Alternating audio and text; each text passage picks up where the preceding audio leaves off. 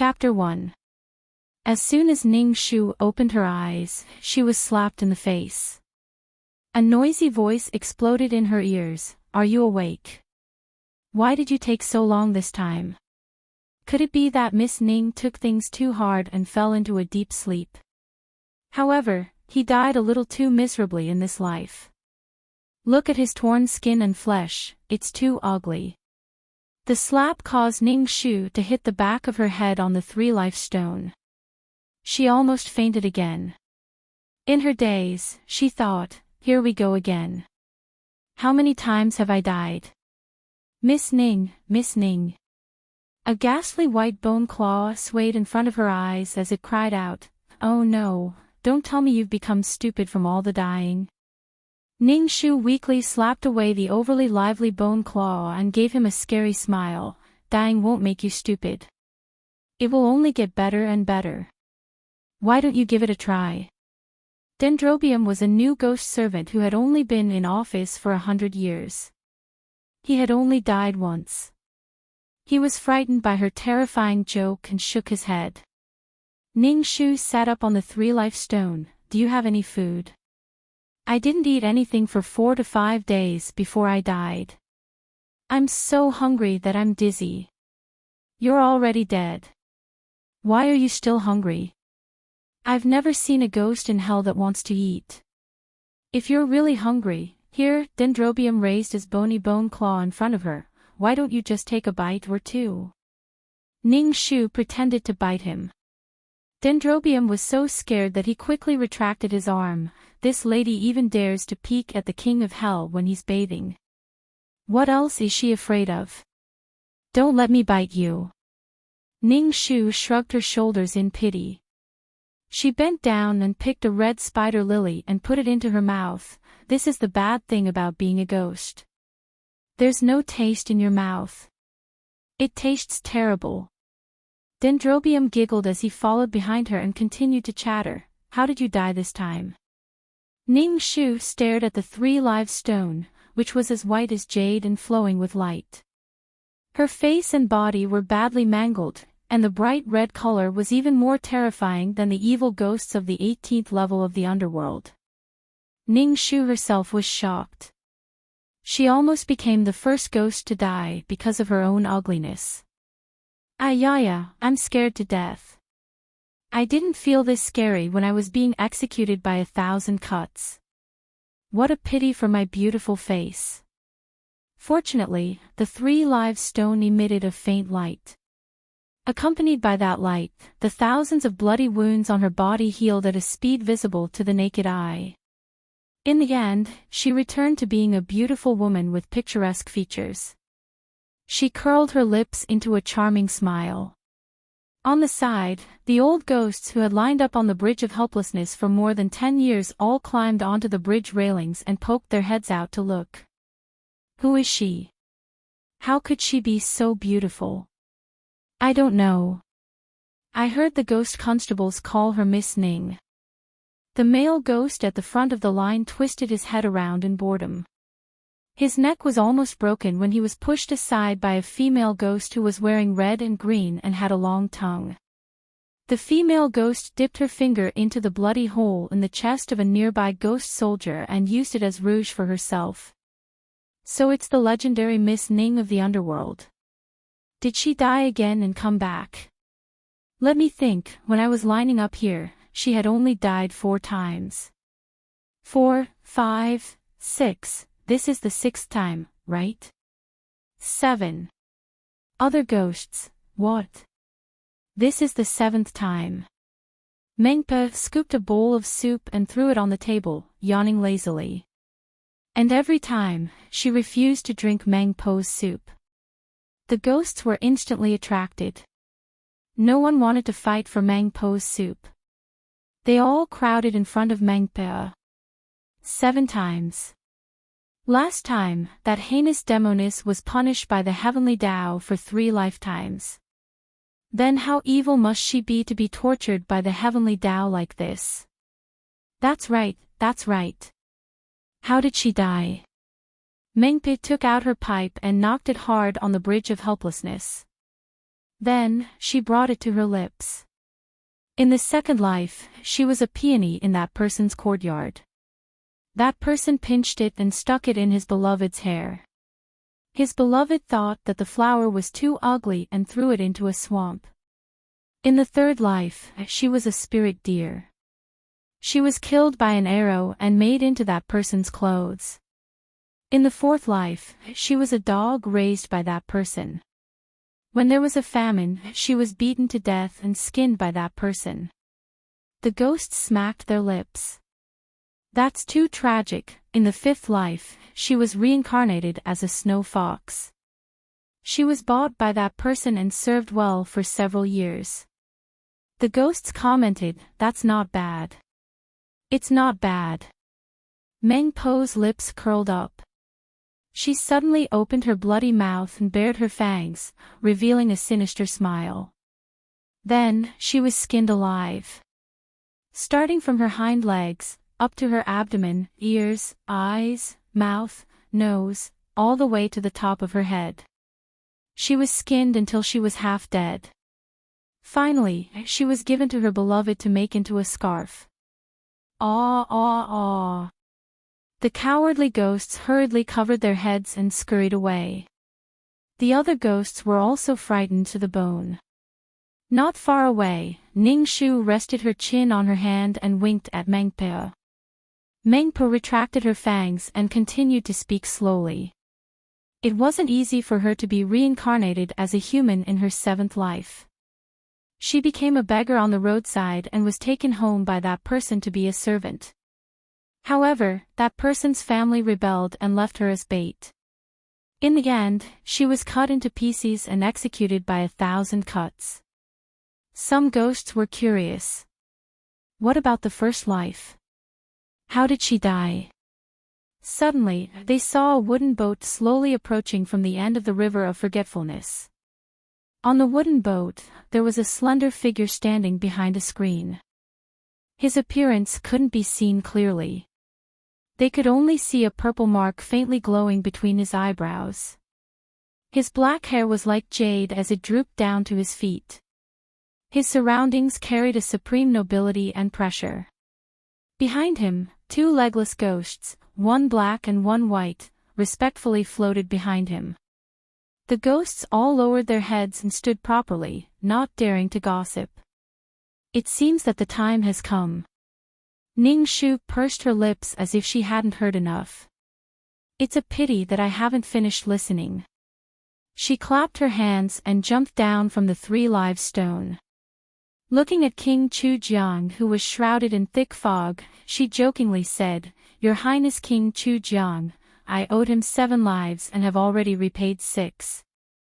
Now, this should be the last time, right? In the future, you don't have to worry about ghosts being bold enough to peek at your sleep."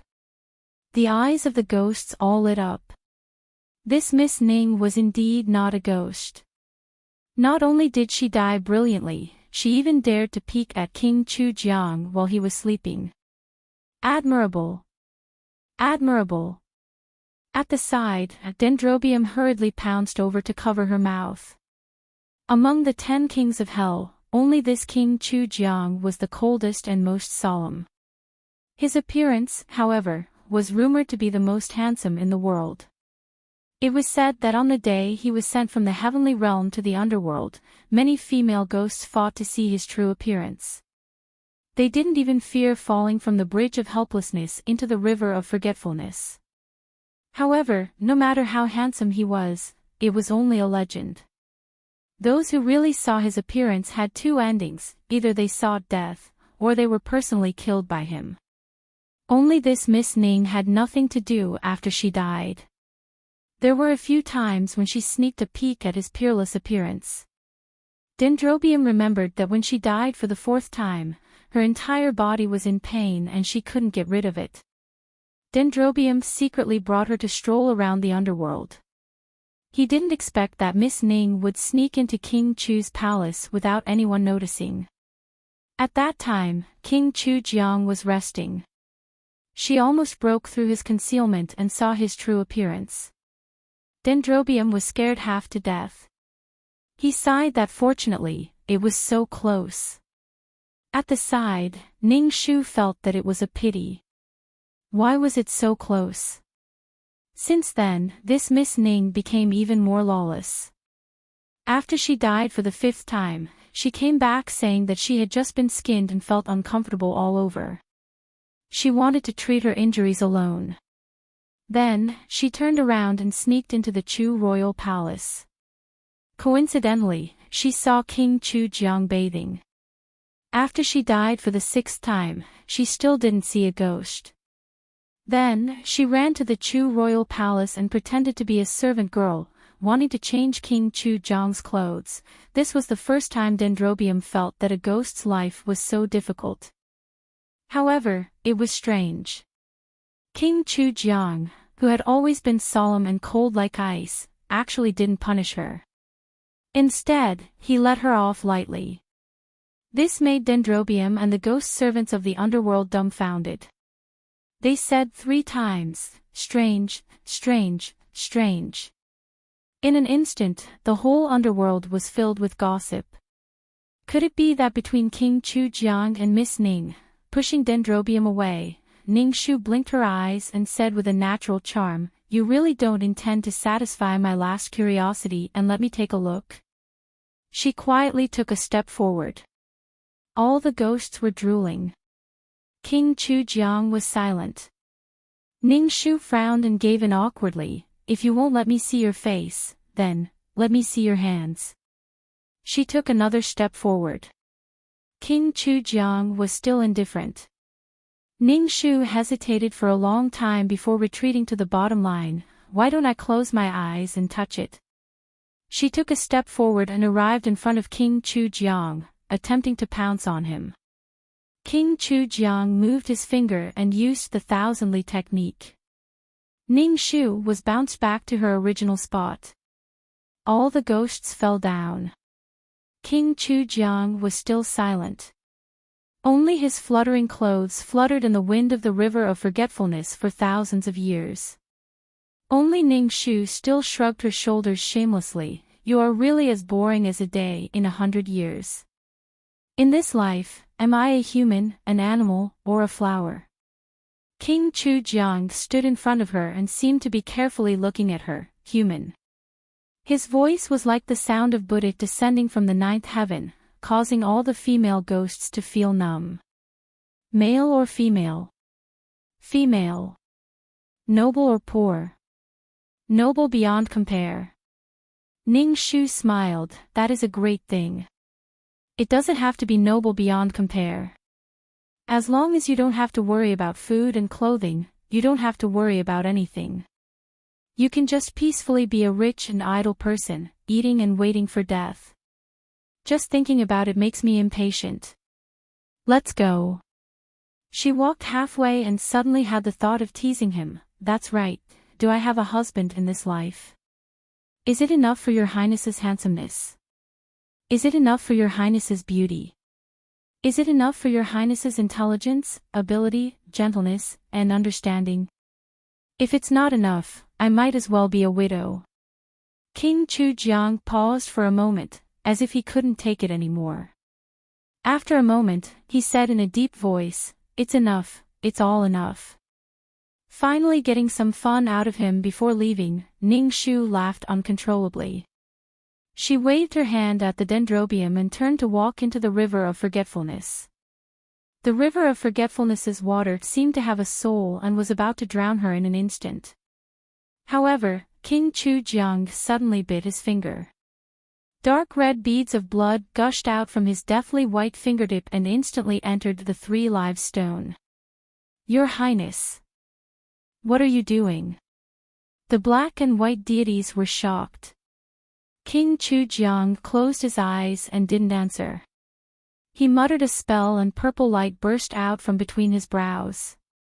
Countless amounts of blood gushed out from his body and dyed the 3 live stone red. Instantly, the river of forgetfulness turned into a sea of blood. The waves surged to the sky and the entire Yama palace shook, turning into a mess. "You!" Ning Shu was stunned. A dark red bead of blood suddenly dripped onto her forehead. Lady Ning. The dendrobium rushed to the riverside and shouted. Ning Shu's figure had already sunk into the river of forgetfulness. The bewitching red color quickly returned to normal. When he turned back, King Chu Jiang had also disappeared. Only a voice was left hovering in the sky of the underworld. 300 years ago, because of my mistake, I changed your fate and caused you and Emperor Xiao Yuni to become enemies. I caused millions of corpses and rivers of blood to flow. I incurred the wrath of the heavens and punished you to die miserably for 7 lifetimes. I have nothing else to repay you, so I will use my 1,000 years of cultivation to return you a lifetime of happiness and peace. Chapter 2. Ning Shu was slapped again.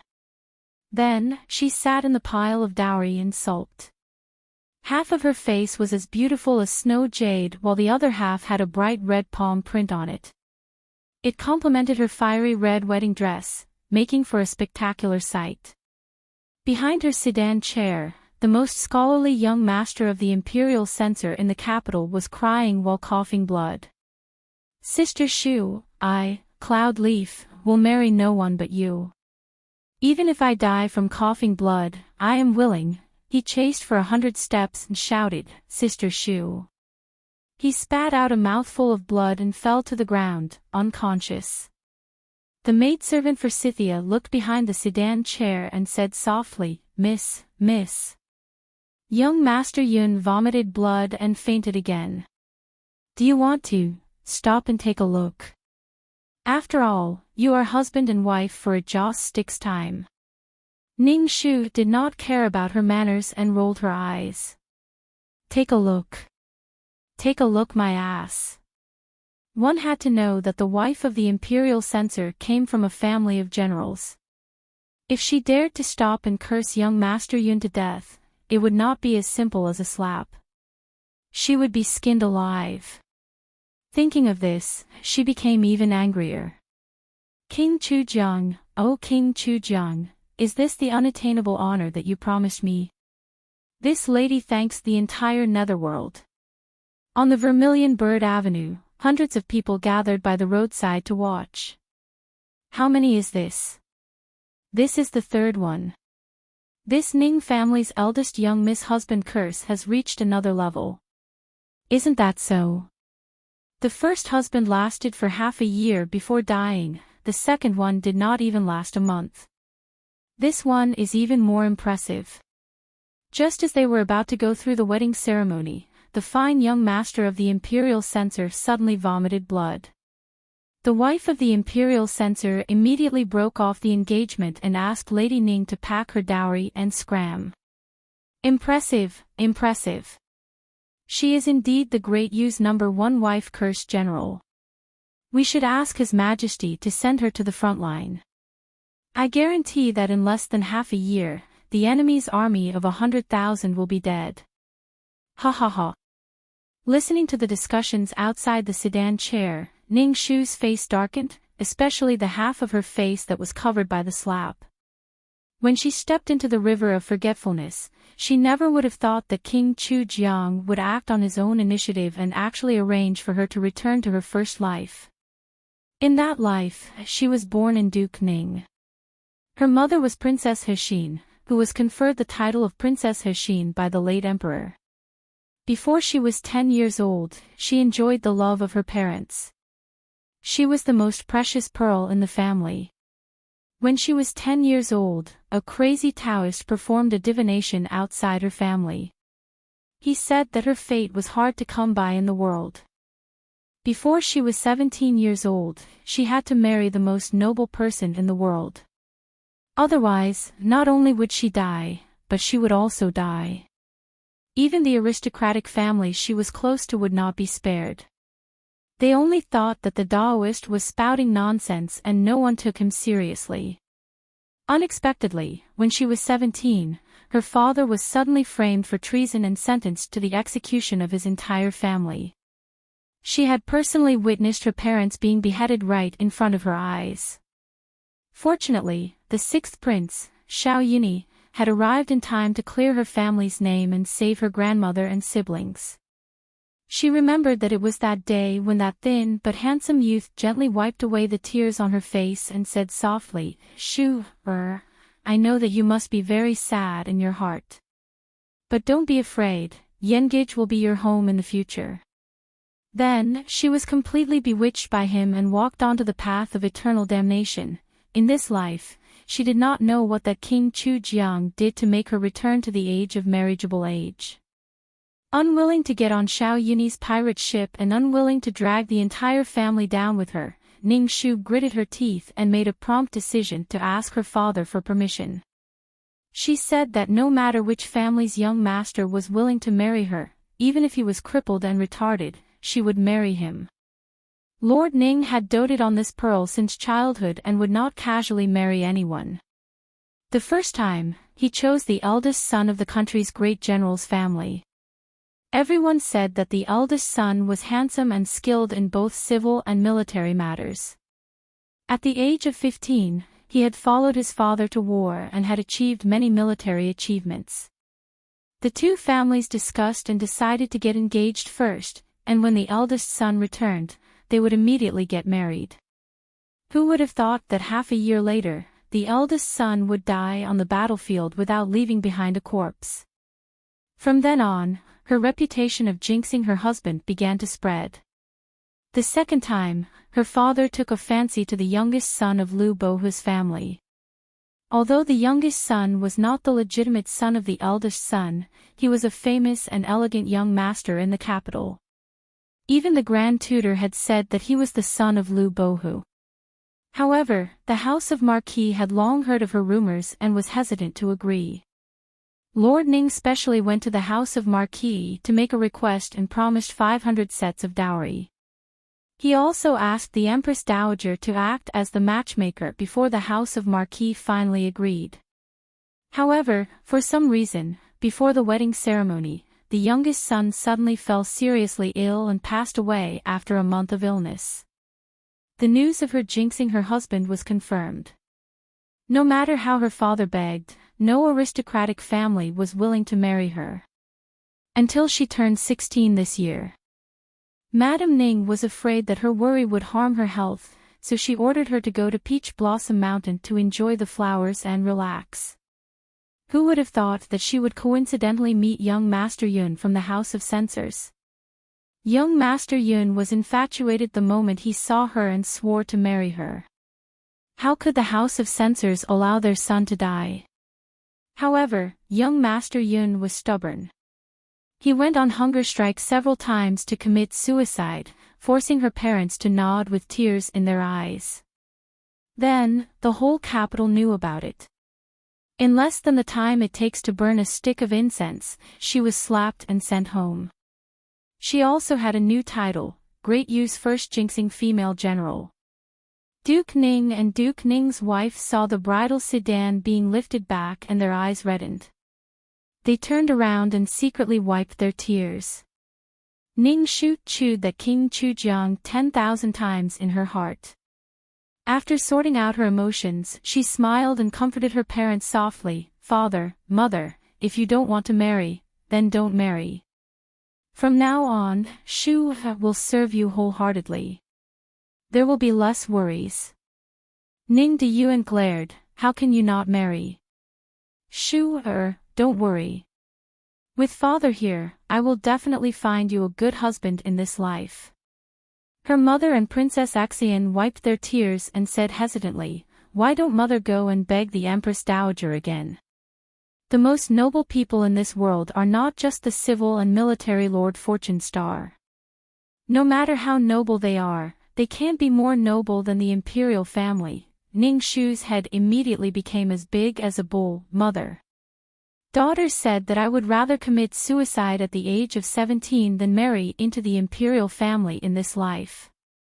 As soon as she finished speaking, she heard a servant report, "His Highness the Sixth Prince has arrived." Ning Shu felt like her back was on pins and needles. She immediately turned around to leave, but she was stopped by someone. The figure wearing a moon-white robe with golden threads blocked her way with a face full of anger. Why would you commit suicide rather than marry this prince?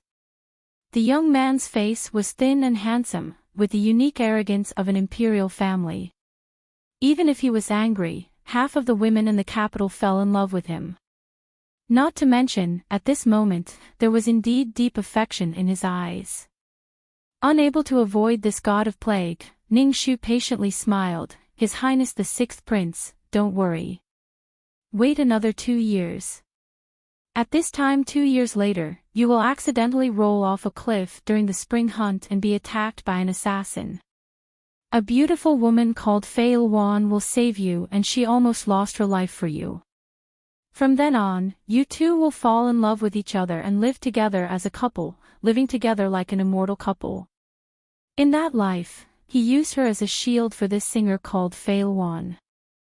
It was only until she used up all the power of the duke's family to help him ascend the throne that he slowly opened his mouth to bring Fei Luan into the palace and made her the empress, while she was demoted to a palace maid. Her brother, couldn't stand it anymore and impulsively killed Fei Luan.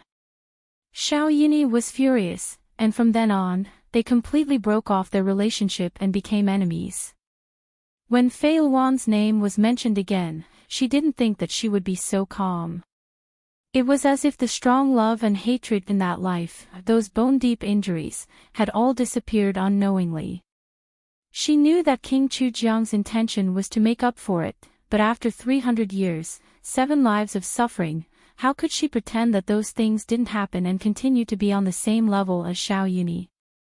The best ending for them was for him to walk his path and she to walk her own path, without entanglement in this life. She was trying to persuade him, but Xiao Yuni's expression became uglier. You don't have to talk nonsense to make me back down. The young prince's heart was higher than the sky. How could he stand being rejected again and again? He clenched his fists, his veins popping, and fiercely said to Ningxu, whether you're willing to marry or not, I'll go ask father to give an edict now, the wedding will be in a month. I said before, you can only marry me as a concubine in this life. Others are delusional. Don't even think about it. After that, he flicked his sleeves and left.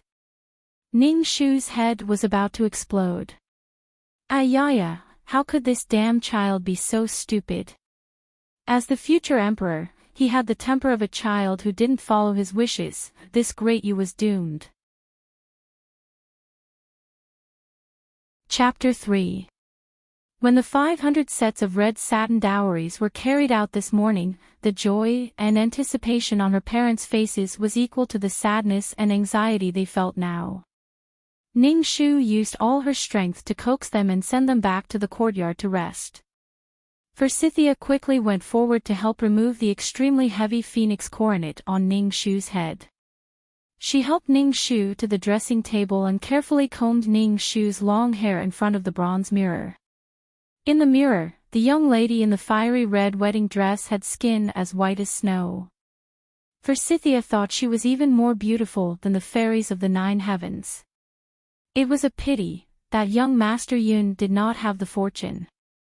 She hesitated for a long time and could not help but say, "Young miss, this servant does not understand." "What do you not understand?" Ningxu concentrated on rubbing her neck that was almost crushed and opened her mouth absent-mindedly. His Highness the Sixth Prince's appearance is one of the best in the entire Great Yu Empire.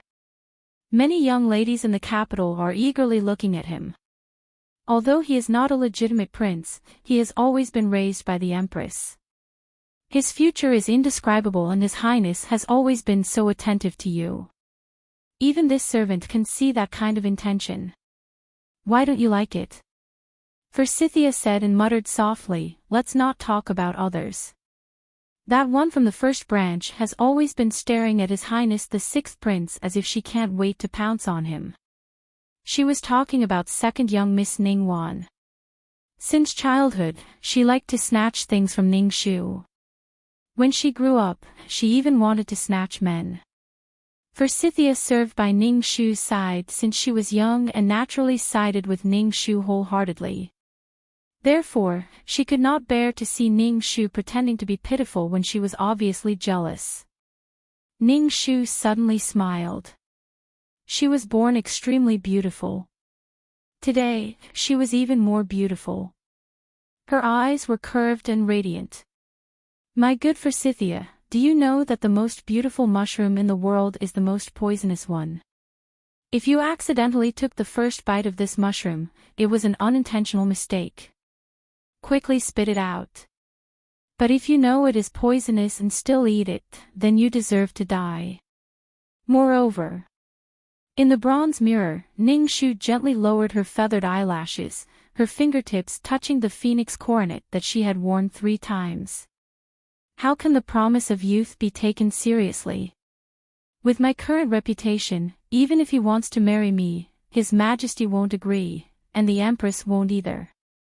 Unless he is willing to give up his position and cut off from his bright future. But was that possible? Ning Shu did not even think about it. Even if he was willing, she would not. She gently touched her swollen cheek. "Tsk, don't bother about His Highness. Your miss is about to die from the pain. Miss Ning, of Yun of Ning, Yun of Ning of Young of Ning, young miss, this servant's young misses." Forsythia picked up her skirt and hurried out. Ning Shu dismissed her attendants and sat in front of the dressing table. She took out a small whistle from the deepest part of the dressing box and blew it softly. A moment later, the small window made a slight noise, and a black figure quietly appeared in the room. The person who came was a woman dressed in tight clothes. Her name was Zigui, and she was a secret guard that her father had sent to her. She looked to be about 17 or 18 years old, and her movements were nimble. She was as cold and elegant as a bamboo after the rain. Zigui knelt on one knee and said guiltily, "This subordinate was negligent and did not stop Madame Yun at the Imperial Censor Manor, causing her to injure Mississippi Miss. Please punish me." Ning Shu chuckled and stopped her. "It doesn't matter. It happened so suddenly. It's not your fault. Moreover, if I hadn't received that slap from Madame Yun at that time to appease her anger, I'm afraid there would have been no end to it. Zigui, I have something more important for you to do. Miss, please give me your orders." Ning Shu said softly, "Go guard the Yun Manor for me. Secretly find out everything about the manor situation." Zigui frowned and pondered. "Miss, are you suspecting that there's a problem with young Master Yun's illness?" "Whether there's a problem or not, we'll only know after investigating," Ning Shu said indifferently. In those long 7 reincarnations, there wasn't a moment that she didn't think about how her father, Ning Deyuan, had always won the Emperor's heart and was entrusted with an important task by His Majesty. That trust was accumulated over decades, so how could it collapse overnight like a sand castle and end up with the execution of the entire family? Even if it was fate, it still needed someone to do it. Someone must have secretly framed him. In that lifetime, she didn't find out the truth until her death. Because of this, she couldn't calm down for 100 years. Now that she was reborn, the hand behind the scenes was like a ghost that she couldn't shake off. It reached out to her once again, and 3 of her husbands met with misfortune in succession. The first one, young General Song, was an armored man who gambled with his life, so when she heard the news of him dying on the battlefield, she only felt that it was fate at that time and didn't think much about it. The second one, young Master Lu Bohu, was clearly fine when he was engaged, but suddenly contracted an illness 3 days before the wedding. There was no cure and he passed away in less than a month. She had a suspicion in her heart, but everyone in the Duke's manor saw her as an enemy and didn't let her get close. Until the 3rd time, she saw Cloud Leaf coming over to hold her hand with a smile after the wedding ceremony, but suddenly her expression changed abruptly and she bent over to spit out a mouthful of blood. If she still couldn't detect the problem, then she was really an idiot. Yes. Zigui immediately took the order and left quietly. Behind her, Ning Shu's face was as beautiful as fire under her bright red wedding dress, but her eyes were calm and unusually determined. In that lifetime, she saw with her own eyes the 372 people in the Duke's manor being beheaded in front of her. Her surviving brother, also died in the water prison before he was 14 years old because of her dispute with Xiao Yuni a few years later. Thinking of his young body soaking quietly in the water prison, his body swollen, Ning Shu's heart was filled with sorrow. Since King Chujiang had given her another chance. Then this time, she would never allow the tragedy to repeat itself. She didn't ask for much. Even if she had to use up her last drop of blood, she would protect the health of her loved ones. Ning Shu changed out of her bright red wedding dress and was about to go and see when she saw Forsythia suddenly running back in a panic, dropping the ice in her hands. The housekeeper, Mrs. Liu, scolded her softly, "You silly girl, what are you doing in such a panic? Be careful not to scare Mississippi." Ning Shu laughed and opened the door to go out. "Mrs. Liu, do you think I'm a porcelain doll? How can I be so easily frightened? Forsythia, if there's anything, come and tell me." Forsythia immediately went to Ning Shu's ear and said anxiously, "Miss, you should go to the old madam's quickly. Old madam is setting up a dragon's gate array inside and has invited the princess and the third madam over. The princess didn't want me to disturb you, but old madam. Anyway, you should go and take a look." Hearing this, Ning Shu's interest was suddenly piqued as she blinked. "Oh. It sounds interesting. It would be a pity if I don't go and take a look." In the banquet room of the old madam's courtyard, the maids came out with their heads lowered after serving the tea, no one daring to make a sound. The room was quiet. The old madam, Mrs. Yang, picked up a handkerchief and wiped the tears that didn't exist at the corner of her eyes. She lamented, "My poor Shu, such a clever child, born like a jade. I only hate that she wasn't born in my womb. I've always treated her like the apple of my eye. How could she have such a fate?" The old madam leaned on the couch and had a bad headache. Mrs. Zhang, who was behind her, anxiously rubbed her head. Princess Hexian sat across from Mrs. Yang. Not long ago, she was comforted by Ning Shu to stop crying, but now Mrs. Yang's eyes were red again. Mrs. Yang saw this and sneered in her heart. She continued to sigh. "Originally, when the Taoist priest gave Shu a fate, I didn't believe it at all. Shu is the pearl of everyone's palm in our house. How could she jinx the 9 generations? But old madam, look, after marrying 3 times in a row, her husband didn't die a good death, but he was half dead. People have no choice but to believe it. She's almost 17, and there's less than half a year left before the Taoist priest's deadline. Old madam, what do you think should be done?" The old duke had 3 sons and 2 daughters. The 2 young ladies had already been married. Now, in the house, there were the first master Ning De Huai, the second master Ning De Yuan, and Ning De Qing. Ning De Huai and Ning De Yuan were both legitimate children. However, when Ning De Yuan was young, he accidentally met with an accident. Ning De Huai broke his leg to save him. According to the ancestral law, those with an incomplete body couldn't inherit the title.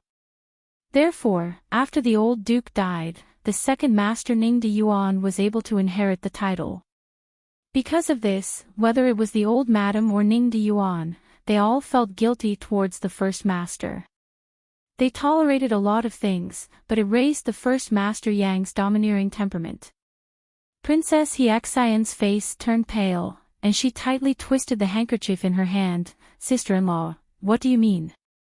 Mrs. Yang sighed and said with difficulty, "I think, the only thing we can do now is to send Shu, to Cishi Nunnery.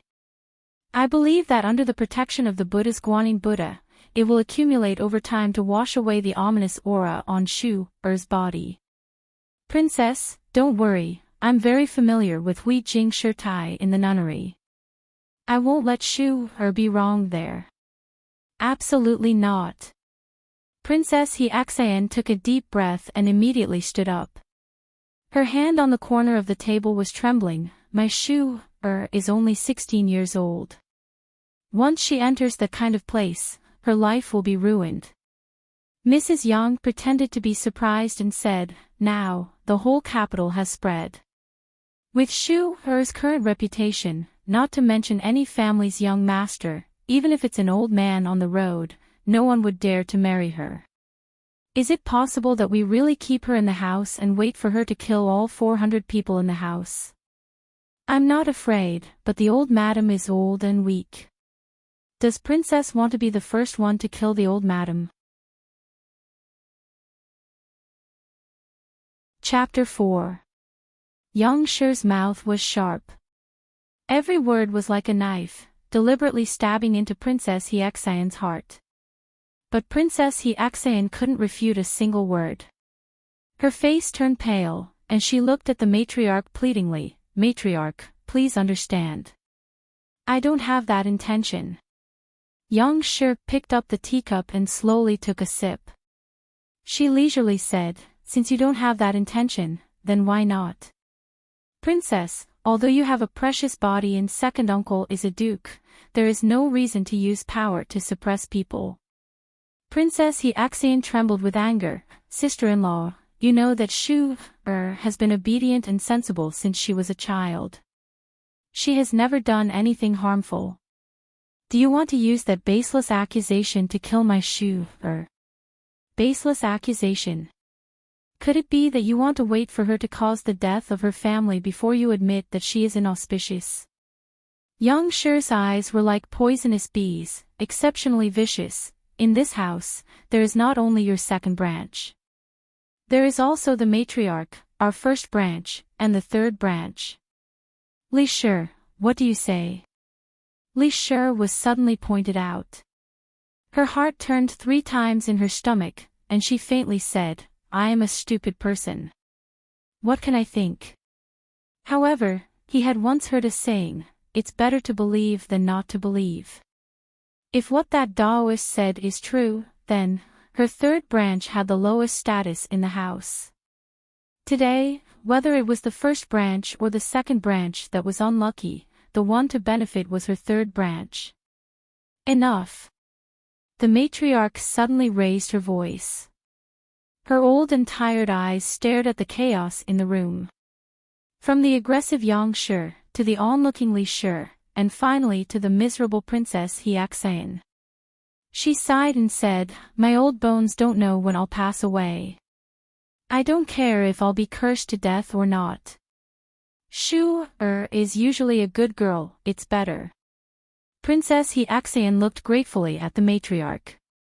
Young Shu's fingernails dug into her flesh. Her face was very ugly. The matriarch still wanted to protect that cheap girl. No, she finally found this opportunity. She couldn't give it up. She carefully hid the coldness in her eyes. Suddenly, with a bang, she knelt in front of the matriarch. Everyone was shocked. She raised her head again, tears streaming down her face. Old madam, we're already useless. Even if we die with Shu, we're willing. But you can't ignore the younger generation in the family. They are the future of our public house. If anything happens to them, our ancestors' 100 years of foundation will be destroyed in a day. The matriarch's voice suddenly stopped.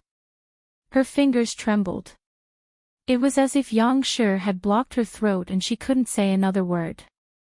She did indeed like little Shu from the bottom of her heart, but the words ancestral foundation were like 4 enormous rocks that suddenly smashed down at her, smashing her to the point she was unable to resist at all. So even if she wanted to protect little Shu, what could she do? Old lady. But the old lady hesitated for a long time, so long that Heartwarming's breathing stopped. However, the old lady slowly closed her eyes and turned her face away. Heartwarming's heart fell to the bottom of the valley. Her body swayed, and she almost fell to the ground.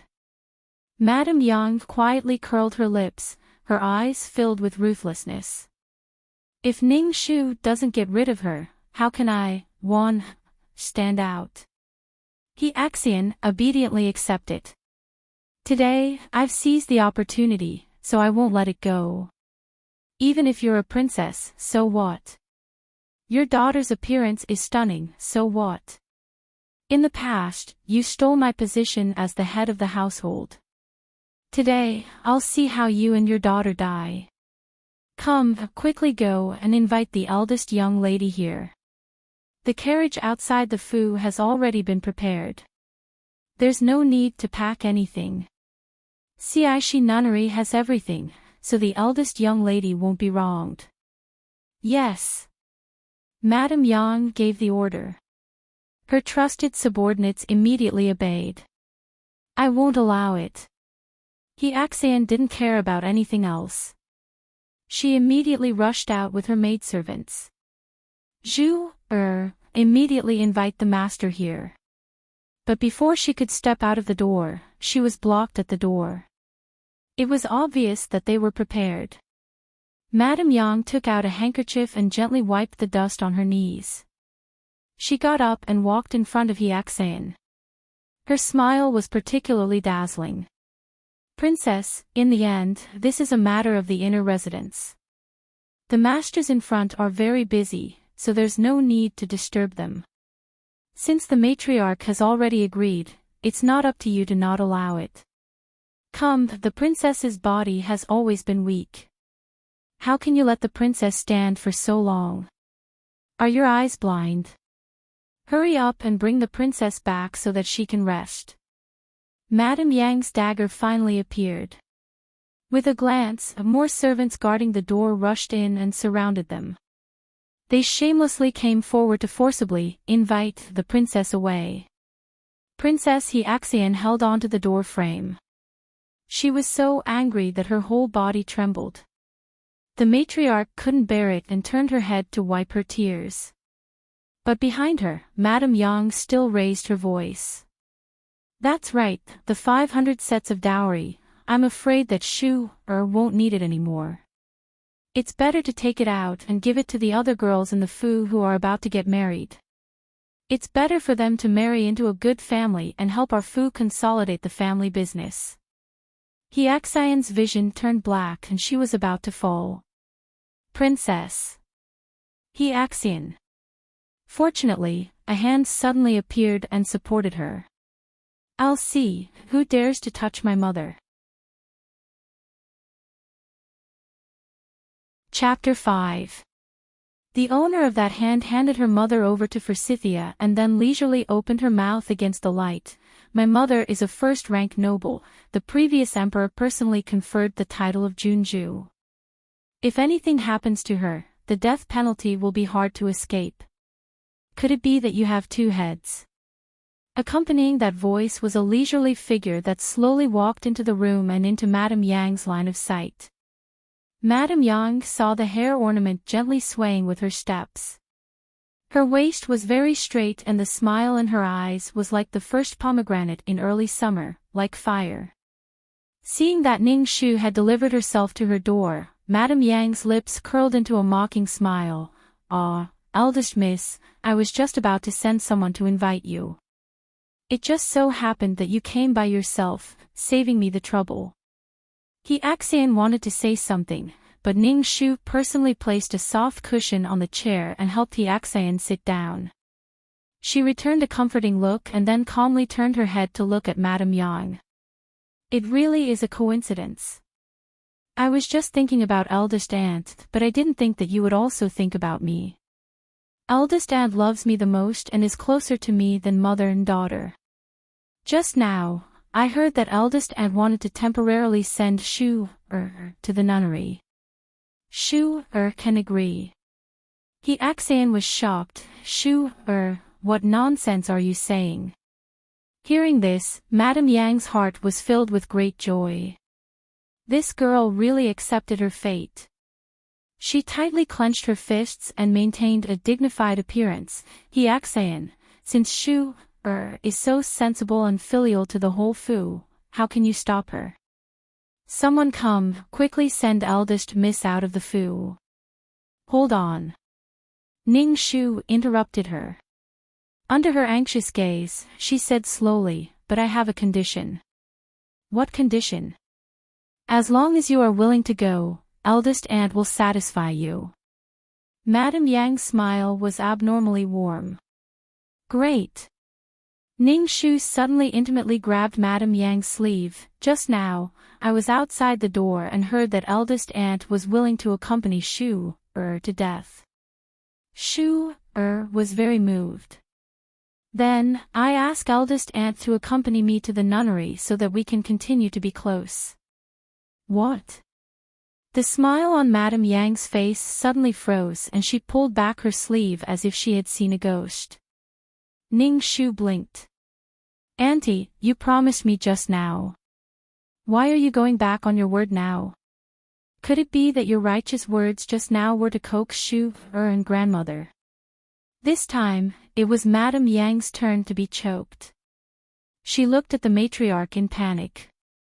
She did want to punish Ning Shu, so that she would never be able to step into the house of Duke for the rest of her life.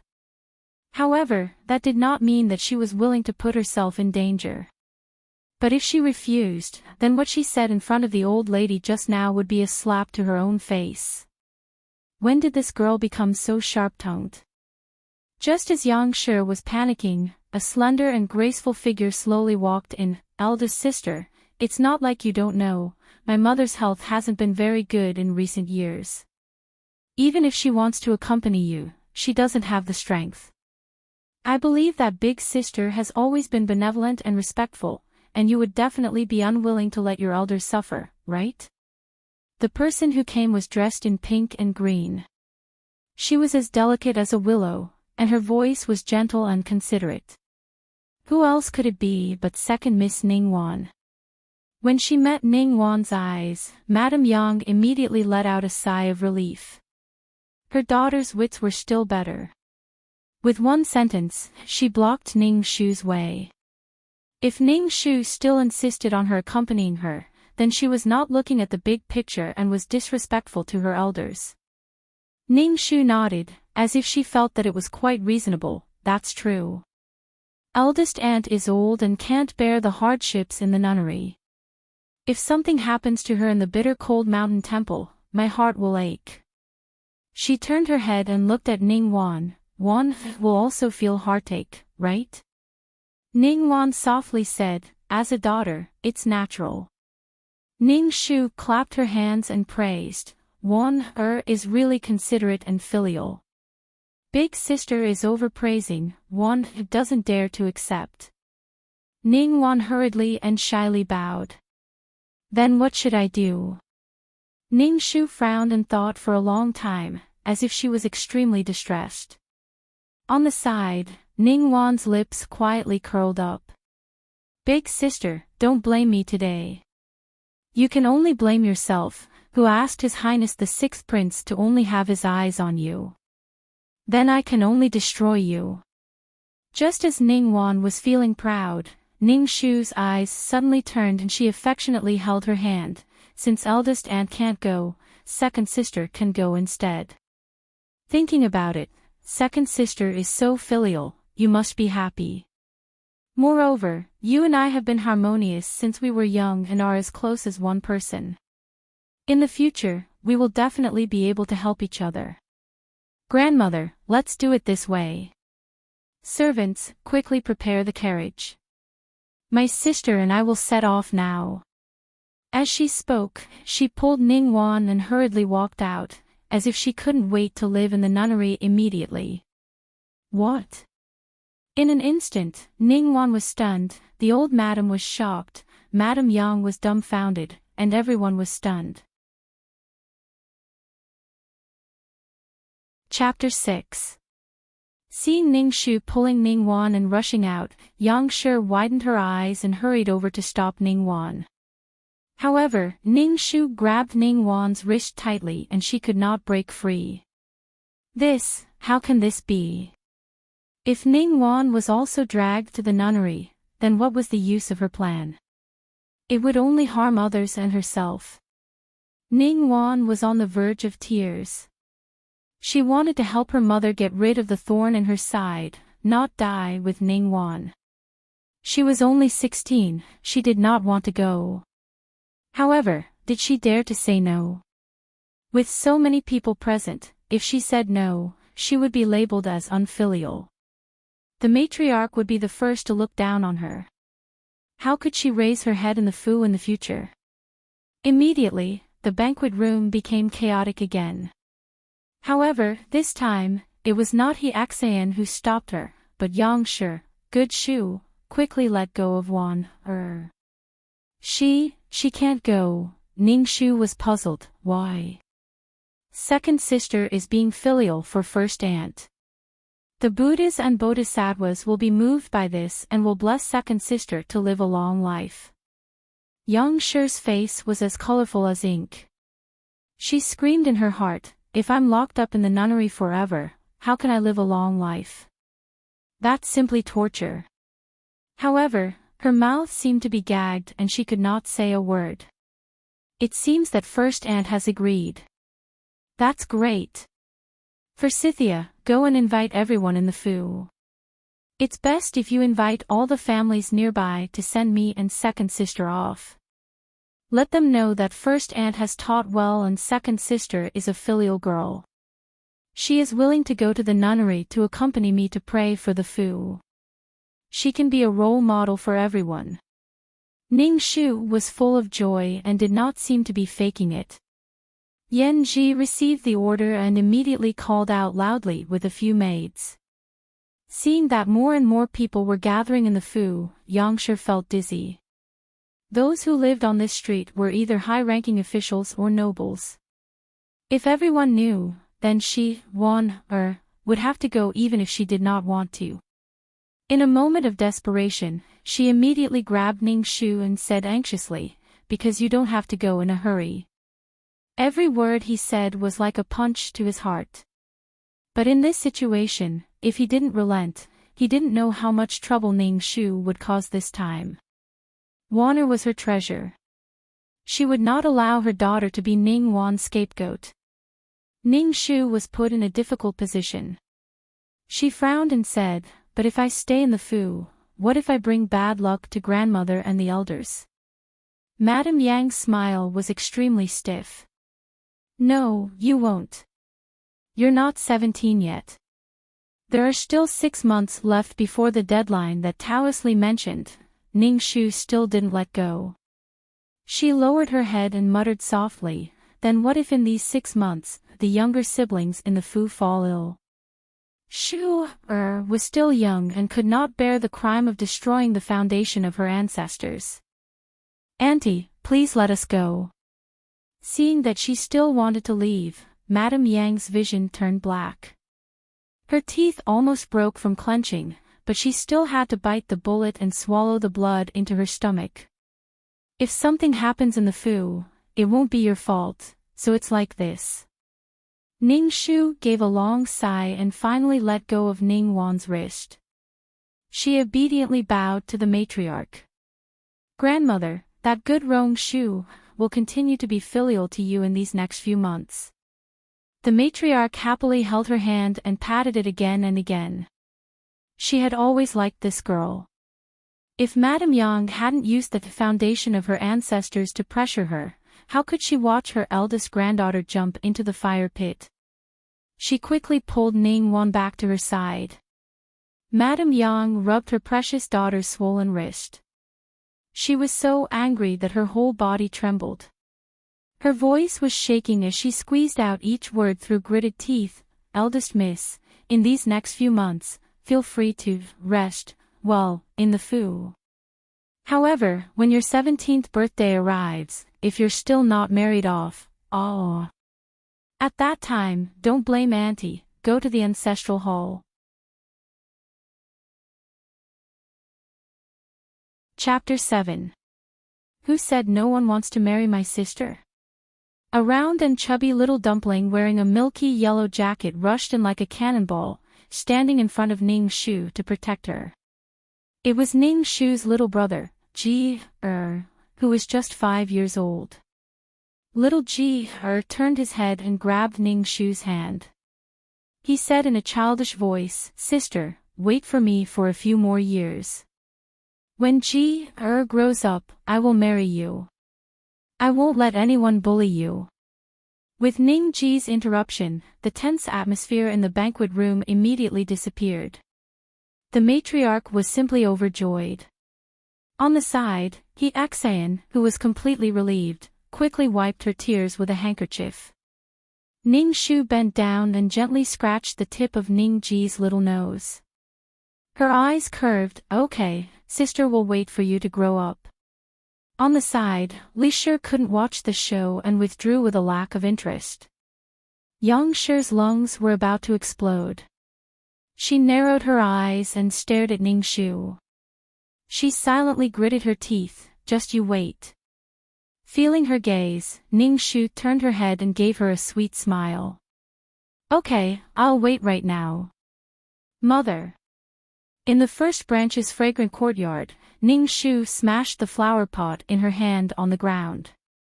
Then, she stepped on the blooming begonia flowers, as if she was stepping on Ning Shu's face. After crushing the petals little by little, she cried and threw herself into Yang Shi's arms. "How can we let that lowly servant go like this? What kind of sorcery does that lowly servant have? Why is she more beautiful than me? Her identity is more honorable than mine.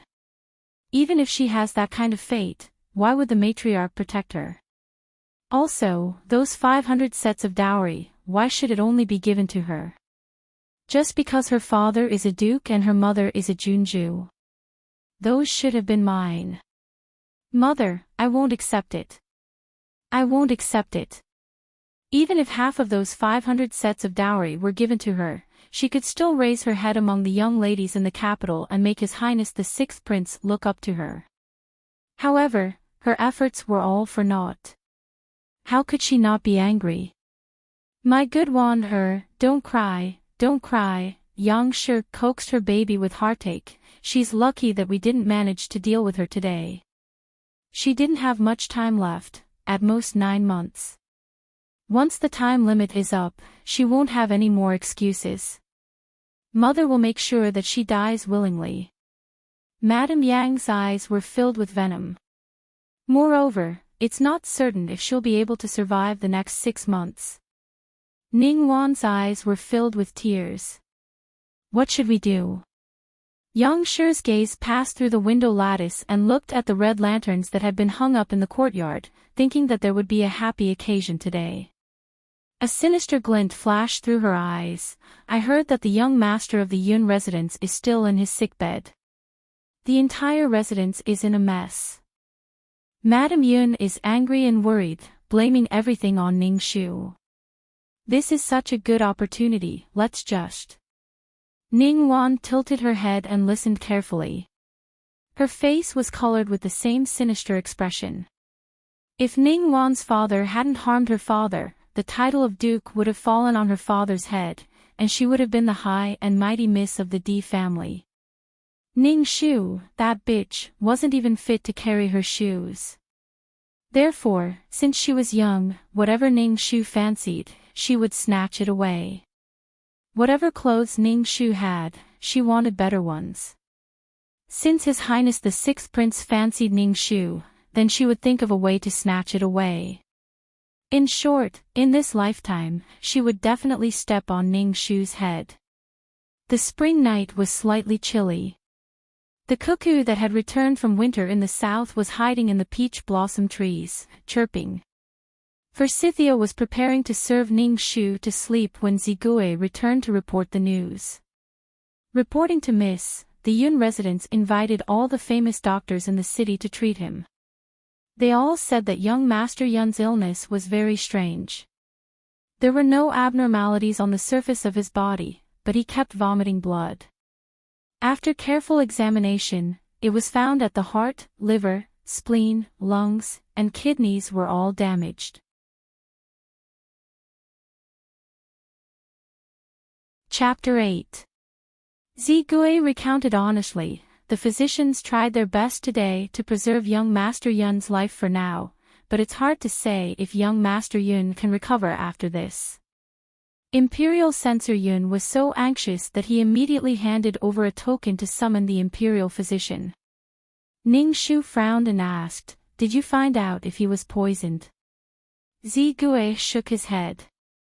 The physician said that they did not find any signs of poisoning, but that it seemed to be caused by someone hitting him hard.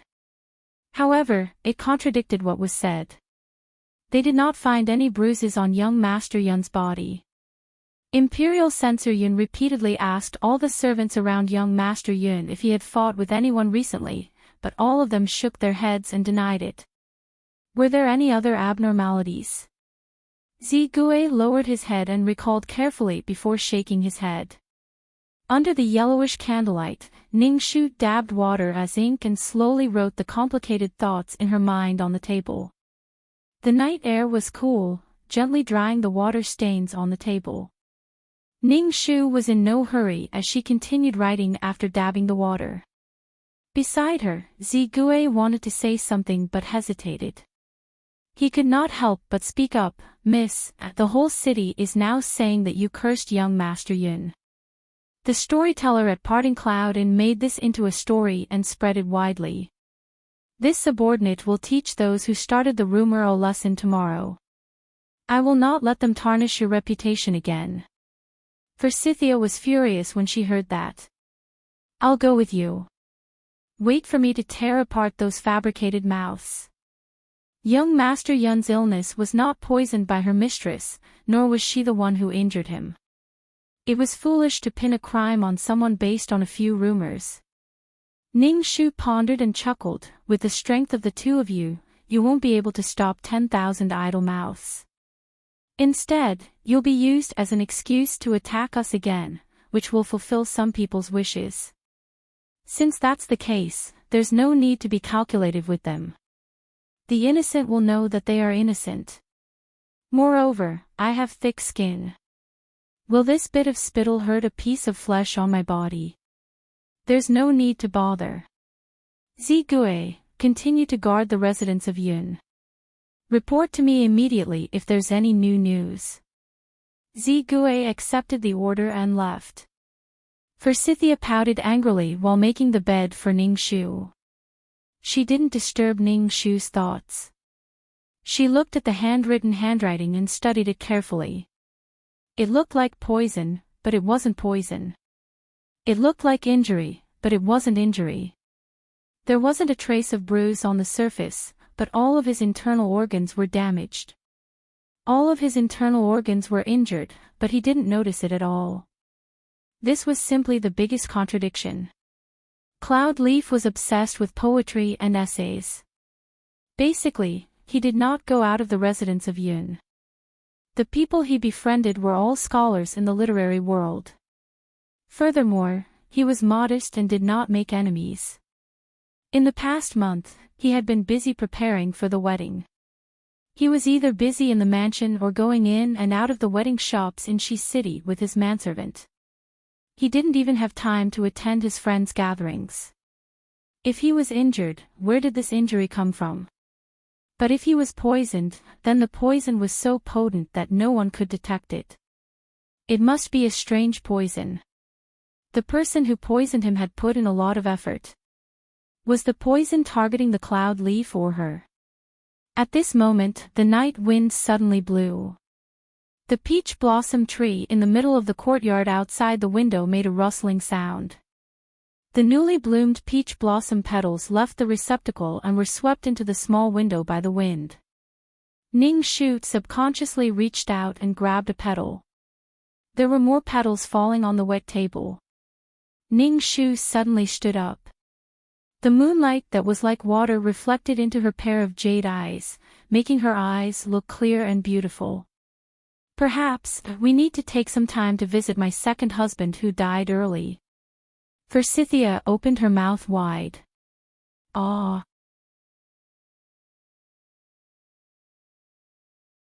Chapter 9. Under the moonlight, two figures sneaked into the ancestral grave of the Qi family. She saw hundreds of gloomy tombstones silently looking at the two strangers who had intruded without saying a word. It was so quiet that it seemed that even the nearby frogs and insects were buried with them. The warm spring breeze in the distance also turned cold here. There was a gloomy air everywhere that made one's hair stand on end.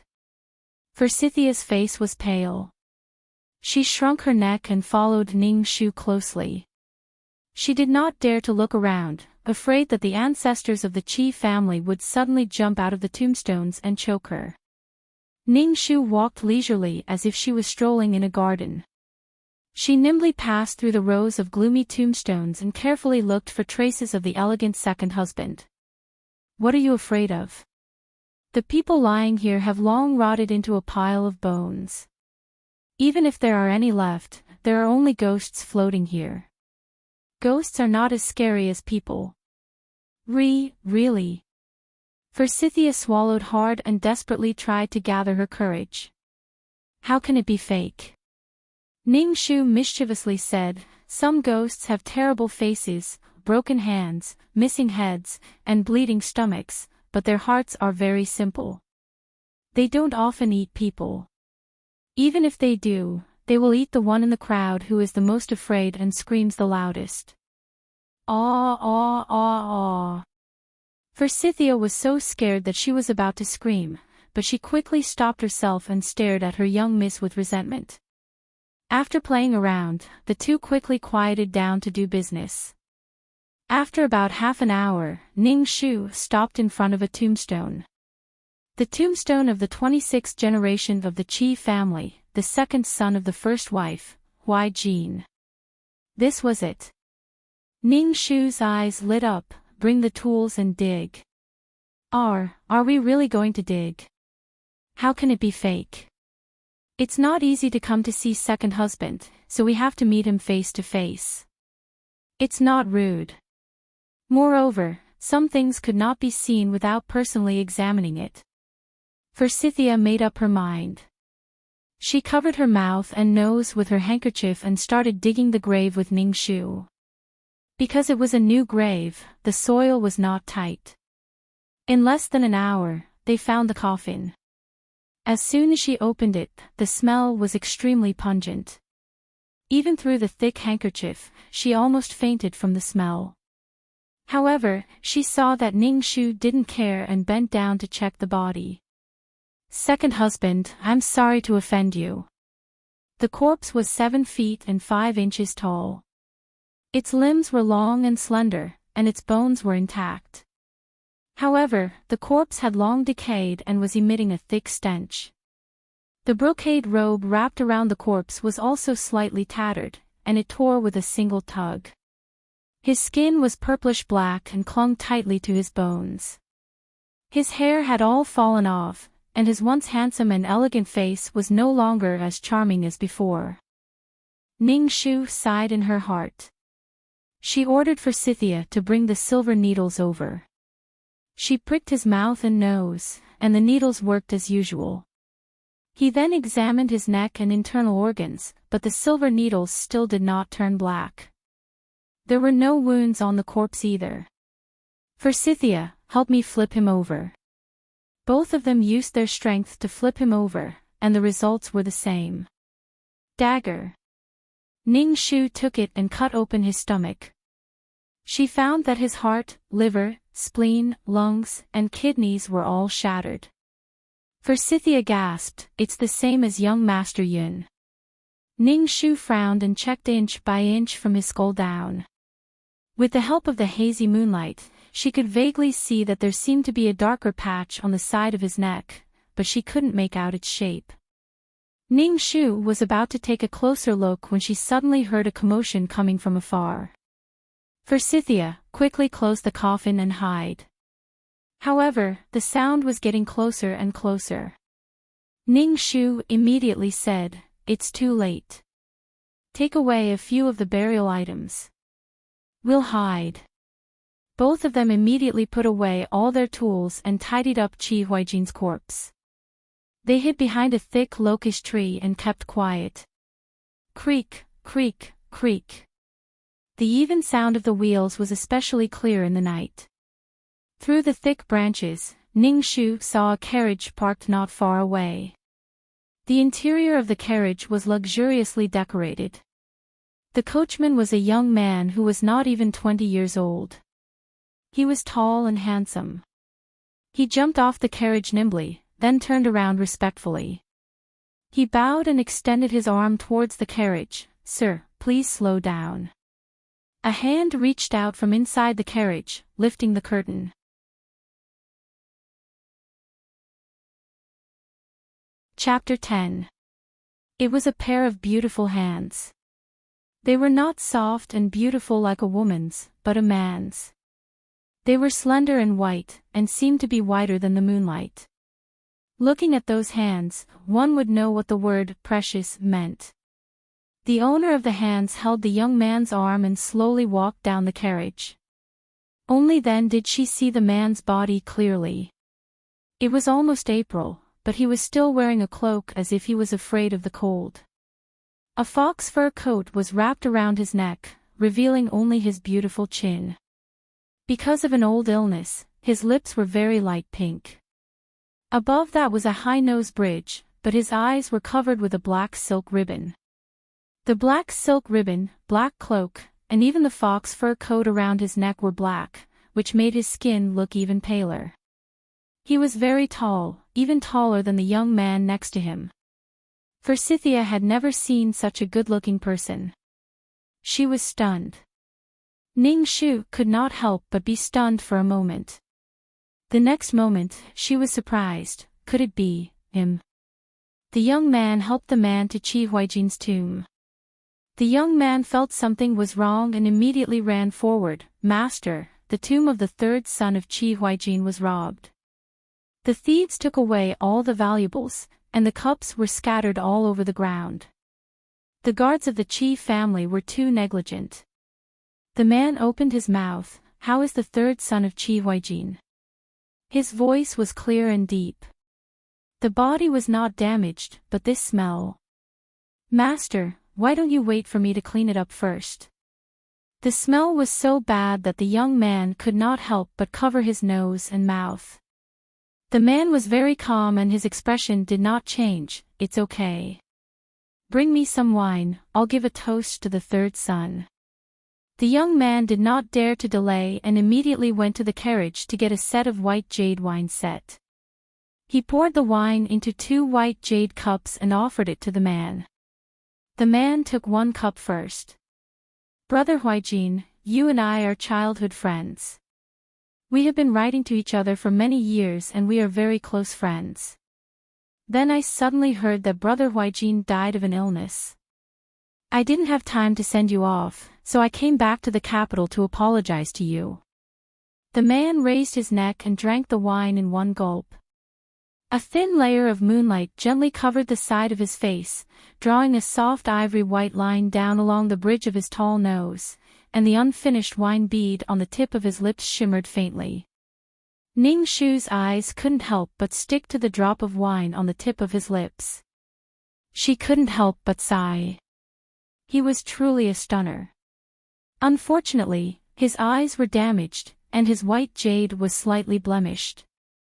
But in the next moment, that person suddenly changed his hand gesture and threw the white jade cup in Ning Shu's direction. The force was so great that the tree branches in front of him were all broken. Ning Shu knew something was wrong and immediately dodged to the side, but she couldn't avoid it. She was forced to twist her body and jump down from the tree with Forsythia. The white jade cup smashed into the tree trunk and shattered into pieces. One of the pieces brushed past her neck and cut off a strand of hair on the side of her neck, landing on her shoulder. She had no doubt that if he wanted to, what was cut off just now would not be her hair, but her neck. "Who are you?" that person asked in an extremely indifferent voice. Ning Shu touched her cold neck and turned her head with a sweet smile. She was very obedient. This little girl has nothing to do and happened to pass by to enjoy the scenery. "The moonlight tonight is really good. It's a pleasure to meet you, young master." That person sneered and mercilessly exposed her nonsense. "It is good. In the middle of the night, the cold moon is cold, the grass is silent, and the lone grave is under the tree. This scenery is too beautiful to be imagined. It's so beautiful that you want to dig up the grave in the middle of the night.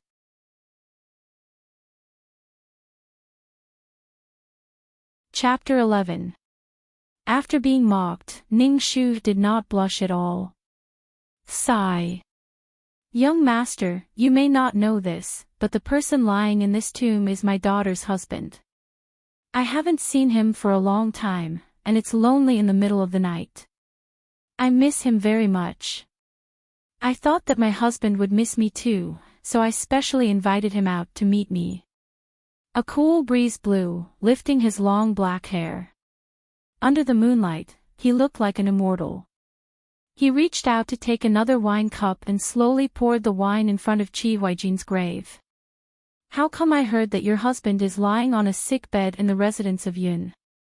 Ning Shu was speechless after being exposed. After a while, she smiled and said, Cloud Leaf is my new husband, but my marriage with the third young master of the Qi family was also decided by the emperor. Now that I have a new husband, I shouldn't forget my old one. Just now, I was being fair, don't you think so? Ning Shu was about to continue talking nonsense but was interrupted by him. There was a hint of impatience between his eyebrows as if he did not want to continue talking with her. Ning Shu, the eldest daughter of the official wife of the House of High Duke, 16 years old, under the tutelage of Master Zhuge Huixi, clever and decisive. When she was 10 years old, Taoist Yunyu said that her life was unlucky. When she was 15 years old, she married 3 people. 2 of them died suddenly, and the last one was unknown. You suspected that someone was secretly targeting you, so you came here in the middle of the night to dig up the corpse to confirm your suspicion. Because you didn't want to expose yourself in front of me, you took away the burial objects in an emergency and led the suspicion to the tomb robbers. But there are hundreds of tombs here, and the ancestors of the Qi family are all buried here. There are many who were buried with more people than the third young master of the Qi family. If it was a tomb robber, he would start from the most luxurious burial place first, and then the others. The more, the better. Even if you did it on the spur of the moment and were unprepared, the safest way would be to find the closest tomb and leave before the guards find out. But the place where the third young master of the Qi family was buried. The man did not bother to continue, and a deep sneer appeared on his lips. You think you were smart. He was blind, but at this moment, Ning Shu felt embarrassed as if she was naked in front of him. It was as if her every secret and thought had been seen through by him. No, it shouldn't be just her. He might even be in control of the entire capital. Ning Shu's shock lasted only for a moment. She quickly calmed down and smiled. Young master, you're extremely intelligent. My daughter admires you greatly. It's just that I'm very curious. Why didn't you come to pay your respects to third young master Qi during the day? Instead, you chose to visit in the dead of night when there's no one around. Could it be that you also have some unspeakable secret like me? Heir of Xiahou. She spat out the last 4 words word by word from her bright red lips. In her previous life, Ning Shu had never seen his real face, but today, she knew that there was no one else but Xiahou Qing in front of her. Because in this huge capital, there were so many noble people, but there was no one whose temperament could make her so amazed. It was extremely gorgeous, but also extremely distant, like a swimming dragon breaking through the Milky Way, sprinkling golden waves all over the sky. It was also like the first snow lying on a green branch, a piece of snow slowly falling down. You immediately reached out to catch it, but when you opened your palm, you couldn't see anything. You knew that you couldn't catch anything, but you couldn't help but desperately chase after it. Even the Empress praised him when she saw him for the first time. When you see Xiahou Qing, the world pales in comparison. She remembered that in her previous life, he died at the age of 24. Before he died, he stayed in Yunzhou in the southwest and did not set foot in the capital. Could it be that because of her rebirth, many things had changed subtly in the unseen world? The corners of Xiao Qing's calm lips finally curled up. The first thing that could be called a smile tonight was shockingly beautiful. But it was cold. So, you have seen through my identity. I can only ask you to die.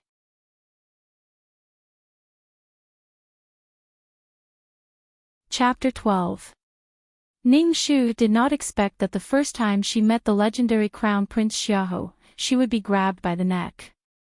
Moreover, her neck was grabbed by the handkerchief. Obviously, he thought she was dirty. The former could be tolerated, but the latter could not be tolerated.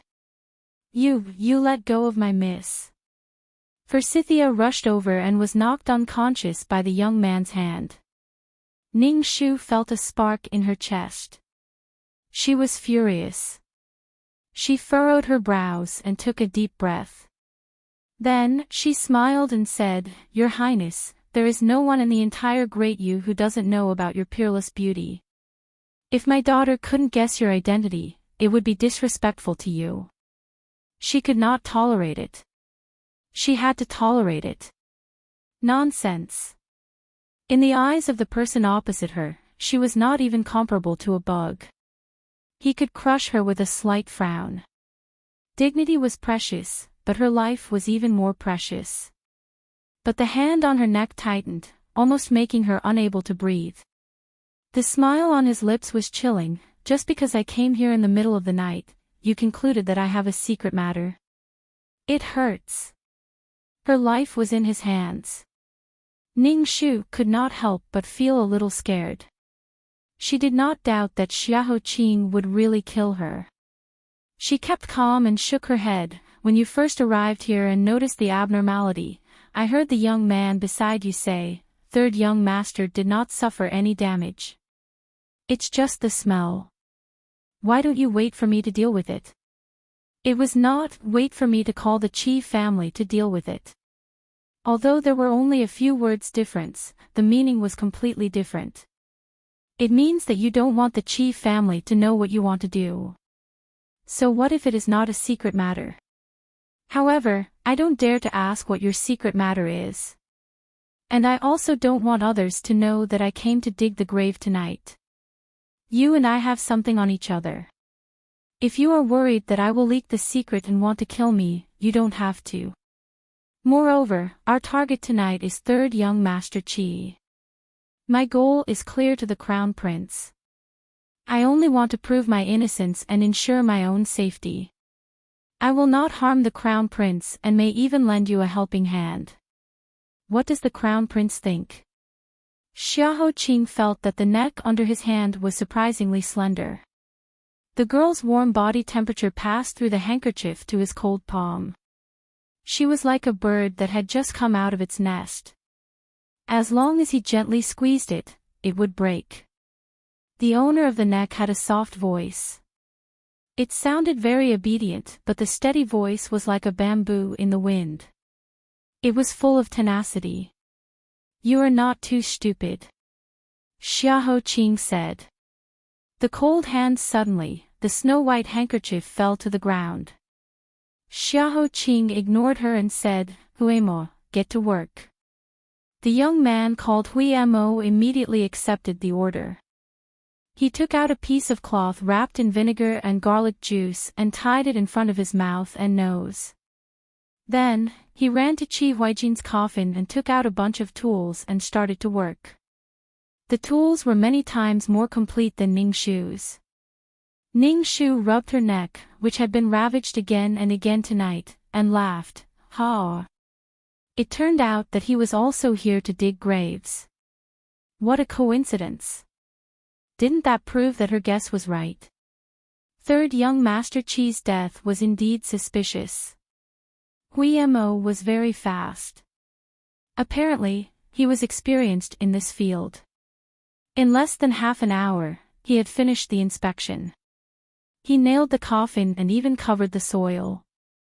Then he ran back to Xiao Qing and whispered a few words to him respectfully. His expression was very serious.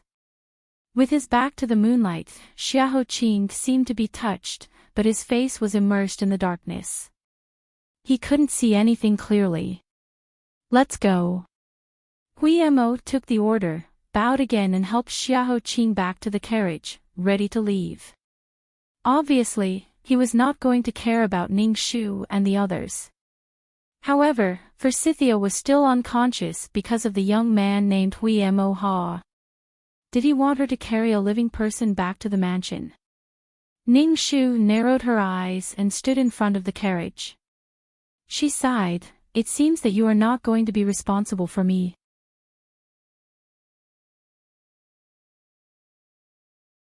Chapter 13. Hui Mo smacked his lips. Why did her words sound so ambiguous?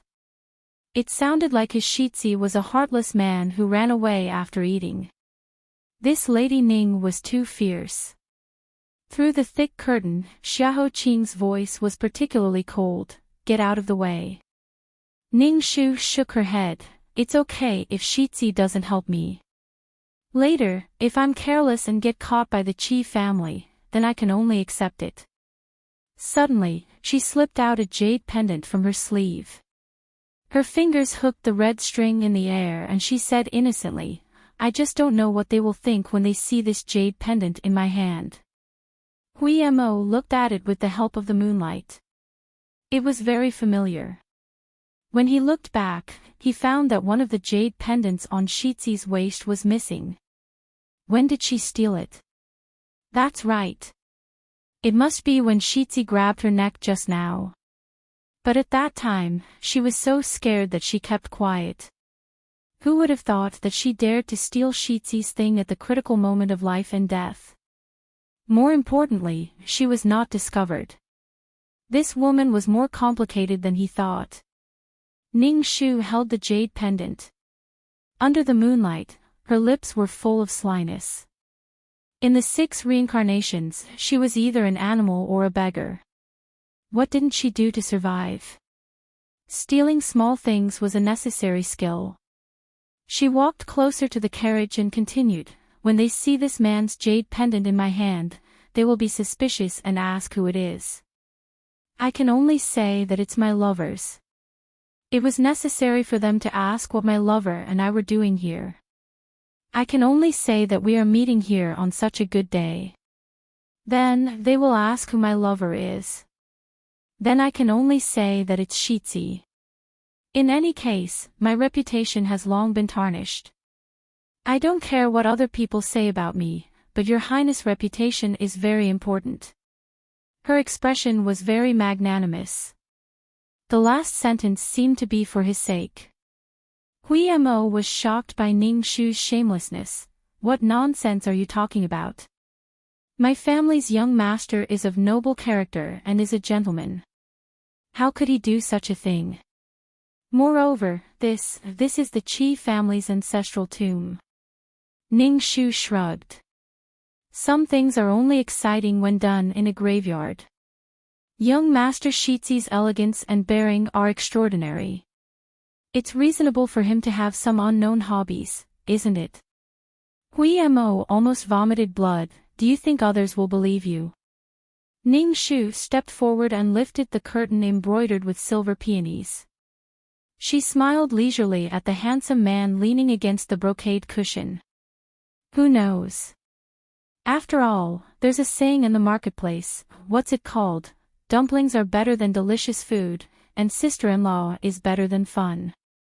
He had just addressed Qi Huijin as Brother Huijin, so wasn't she half a sister-in-law? That was right. Hui Mo's handsome face instantly turned purple and red. He was ashamed and angry at the same time. "Stay away from my young master." In the spacious carriage, a golden copper stove was quietly burning with flames, warming up the interior of the carriage. A pot of wine was being heated above the fire. Xiao Qing's left hand was placed on his knee, gently twirling with an ivory-like toy. His right hand held the pot and poured himself a cup of wine. After he finished drinking, his pale lips regained some color. He raised his head and smiled coldly at her. "Are you sure that I won't kill you?" Ning Shu was not afraid at all. Instead, she got on the carriage and sat opposite him, I just thought, young Master Shitzi didn't kill me just now. It's not because you feel sorry for me. If I die, it's not good for your highness. It's like fishing. Even if you prepare a good fishing rod, if you lose the bait, how can the fat fish in the lake bite the hook?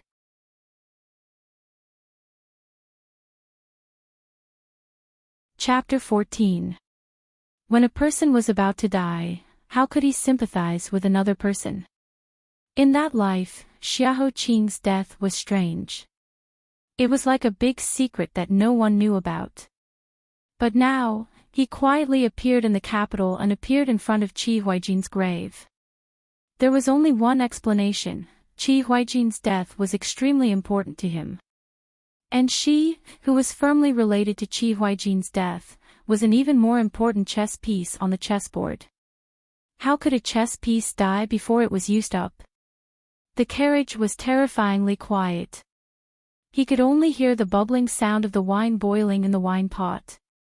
Xiahou Qing's face was as calm as the sea, without a trace of emotion. But this kind of calmness made Ning Shu a little nervous. She didn't know anything about Xiahou Qing. If he was temperamental, it was possible that he would directly chop her up without caring about anything. She secretly thought, in the end, she was too careless.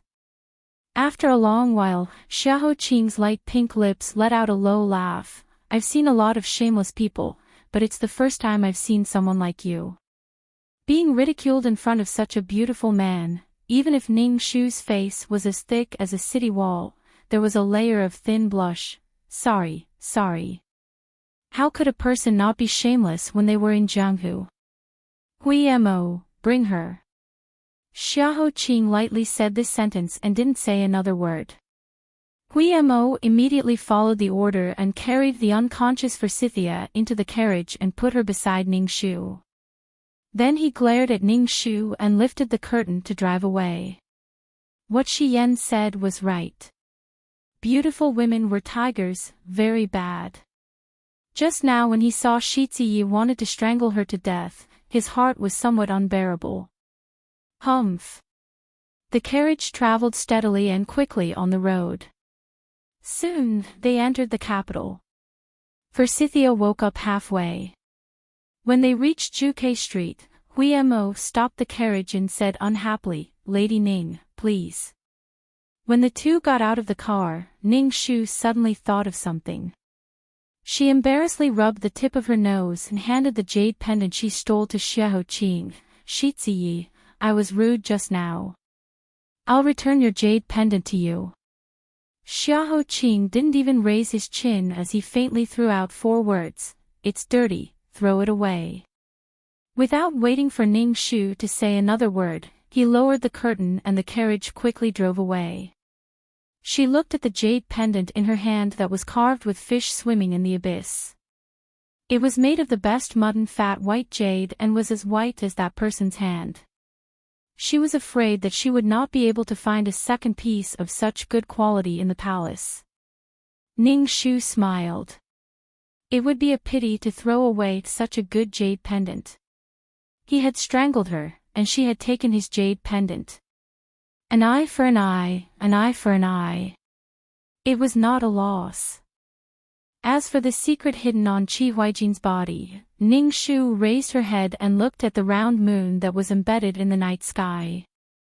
Her eyes were as bright as a mirror. The dagger had finally appeared. If Xiahou Qing did not tell her, she would find out on her own. This night was destined to be an extraordinary night. Duke Dinggua's mansion, carrying fragrant courtyard.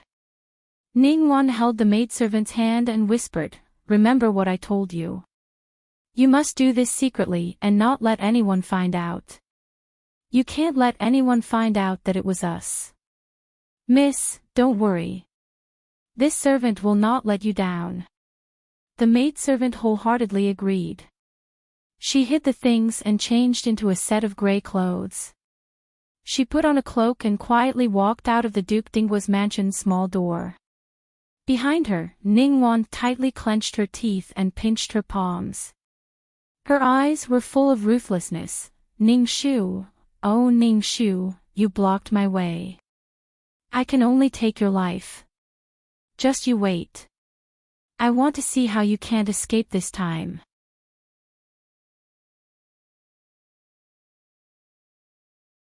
Chapter 15. For the next few days, Ning Wan was so nervous that she could not sit still in her room. She looked forward to hearing about Ning Shu's miserable state after the incident. She waited for 3 days straight. At dawn, Ning Wan had a sleepless night. Suddenly, she heard servant Qin Bai rushing in from outside. "Why are you in such a hurry? Is it done?" Ning Wan grabbed Qin Bai's wrist, her voice filled with secret anticipation. Qin Bai's face was red and white. She immediately whispered into Ning Wan's ear. After listening, Ning Wan frowned and asked in surprise, "How did this happen?" She did not want to harm Ning Shu's life. She only wanted her to die in the nunnery deep in the mountains and never return. Who knew that such an accident would happen? She was extremely shocked. Ning Wan's nails dug deep into Qin Bai's wrist as she asked anxiously, "What I told you to do 3 days ago, will there be any mistakes?" This was already a huge matter. If she was implicated, she would not be able to escape from this disaster. Qin Bai quickly replied, "Don't worry, Mississippi. I followed your instructions and did it secretly. I guarantee that no one will find out about us." Ning Wan was relieved. She raised her chin and revealed an agitated and ruthless expression. "It seems that this is an order from God to take her life. Don't blame me. My good sister, when you die, I will send you off properly." At the same time, Ning Shu was still in her dream. Zigui came in through the window with the morning dew and immediately woke Ning Shu up. "Miss, something bad has happened. Please leave with me." Forsythia, who was on night watch, was startled awake. She immediately asked, "What happened?" Zigui spoke quickly. "Last night, after young Master Yun vomited blood again, he suddenly fainted and was on the verge of death.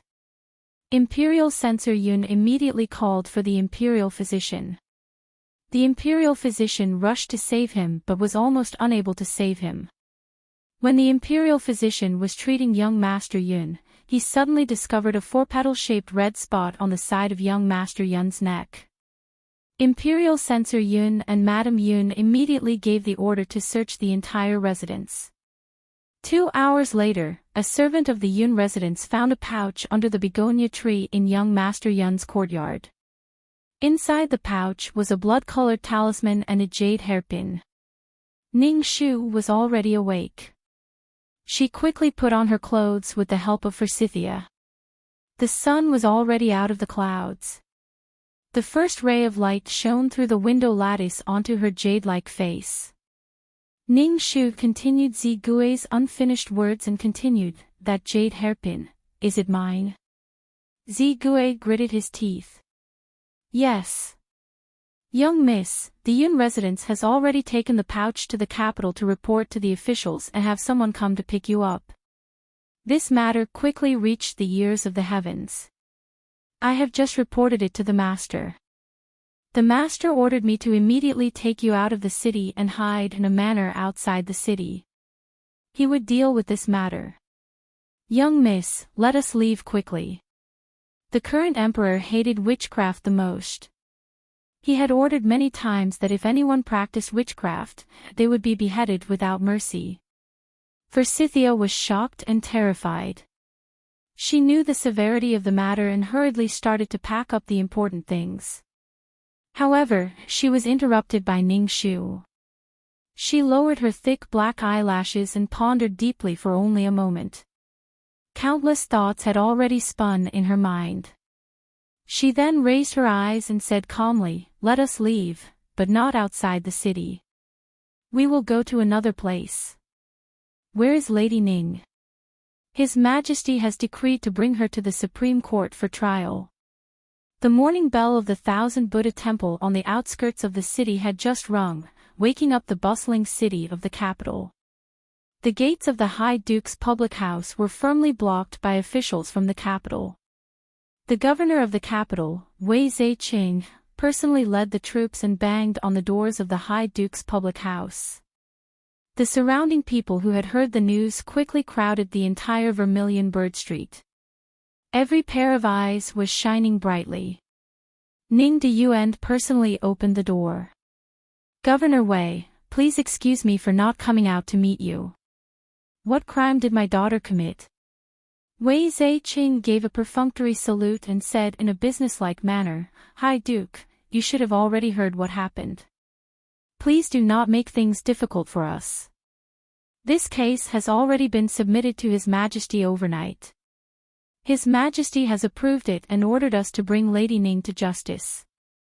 Please come out immediately and follow us to prison." His tone clearly indicated that he would not be kind today. Ning Deyuan did not beat around the bush and said directly, "My daughter felt unwell a few days ago. I have already sent someone to send her back to her hometown in Jiangnan. If there is any crime, I will bear it for her." Wei Zhe-Qing sneered. "High Duke, what you mean is that Lady Ning has already escaped. She must have received the news this morning. She can't have run far. Men, immediately send a message to the guards to capture the fugitive. The rest of you, follow me and invite the High Duke to the prison to catch up."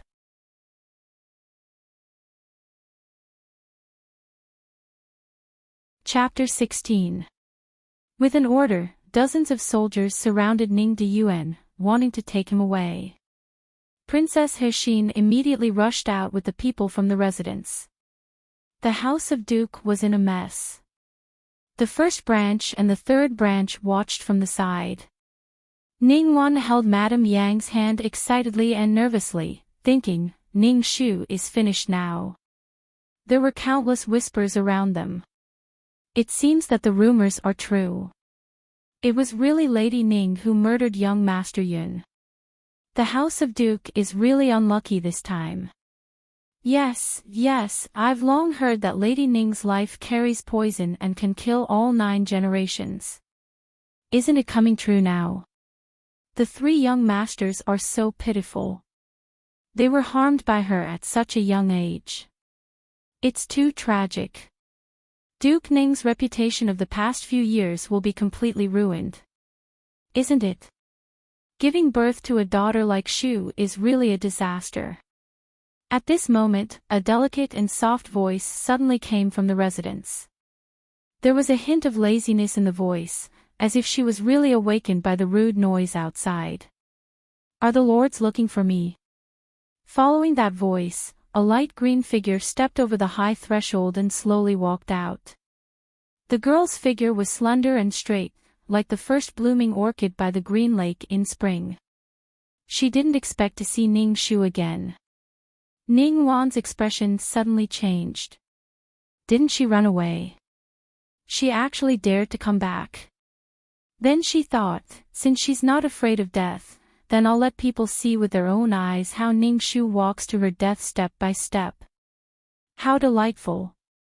Shu, Ning Deyuan and He Axian also didn't expect her to come out.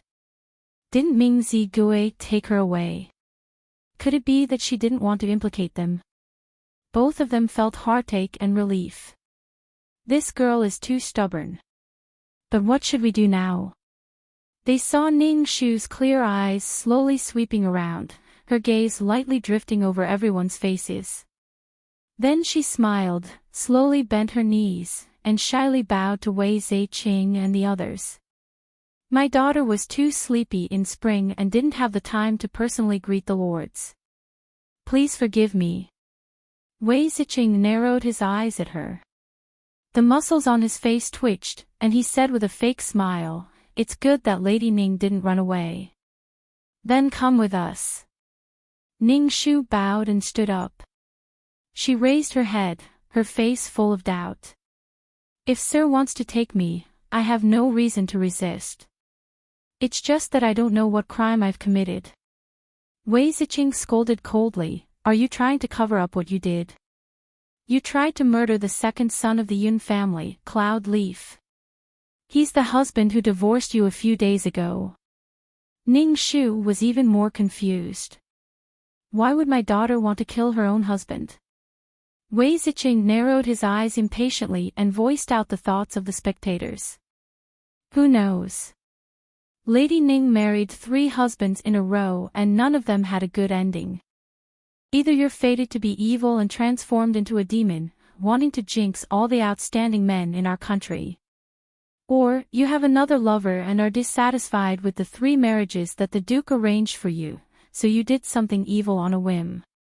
You wanted to kill the 3 of them and then have illicit relations with your lover. Or, there might be other unspeakable reasons that we don't know. There are witnesses and evidence in this matter. I advise Lady Ning not to waste our time. Witnesses and evidence. Ning Shu bowed again. Her posture was very humble, and it was obvious that she was sincerely asking for advice. My daughter doesn't know it all. Please enlighten me. It seems that Lady Ning won't give up until all hope is gone. Wei Ziqing snorted coldly. He took out a pouch from his chest and raised it above his head. He said loudly, this pouch was dug out from under the begonia tree in young Master Yun's courtyard. Does the jade hairpin inside belong to you? Ning Shu examined it carefully and nodded. Yes. Wei Ziqing's eyes widened. Then this pouch and the talisman inside belong to you without a doubt. The evidence is irrefutable. Do you still want to deny it? The people around them nodded. How could they deny it when the evidence was irrefutable? If Lady Ning continued to deny it, she would be too shameless. At this moment, the sound of a few horses galloping on the ground broke the deadlock. The one sitting on the leading brown horse was the current 6th prince, Xiao Yuni. He urged his horse to rush over and shouted, no one can touch her.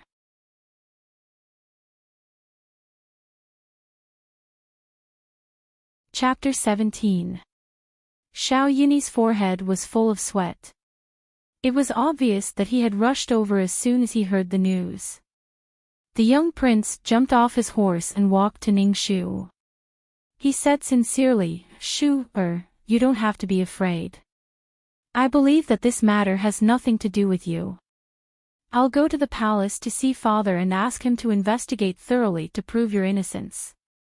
The moment she saw him, Ning Wan's heart clenched.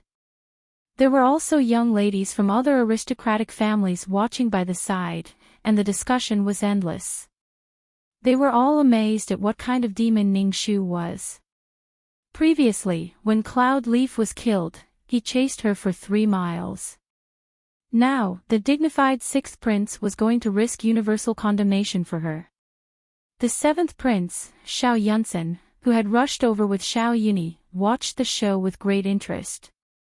The 13th princess, Xiao Zhangping, snorted coldly and rolled her eyes.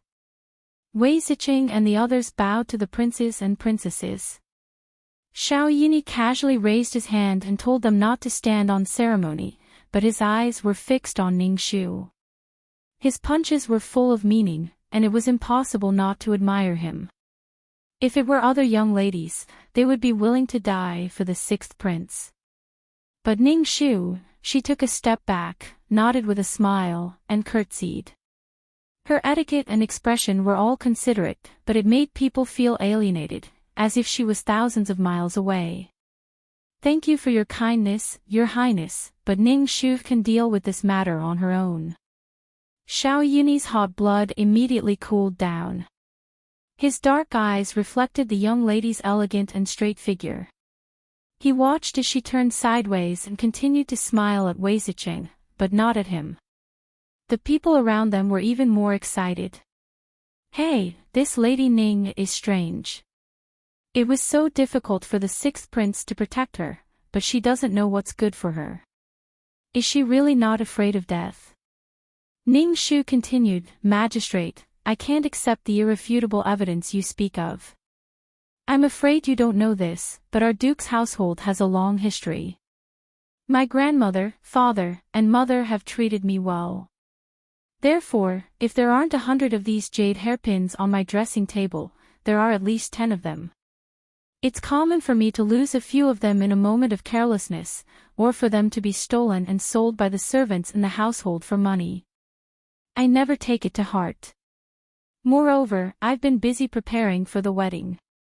Countless pairs of eyes are watching, so how could I sneak into the residence of Yun and plant something like this in young Master Yun's courtyard to harm him?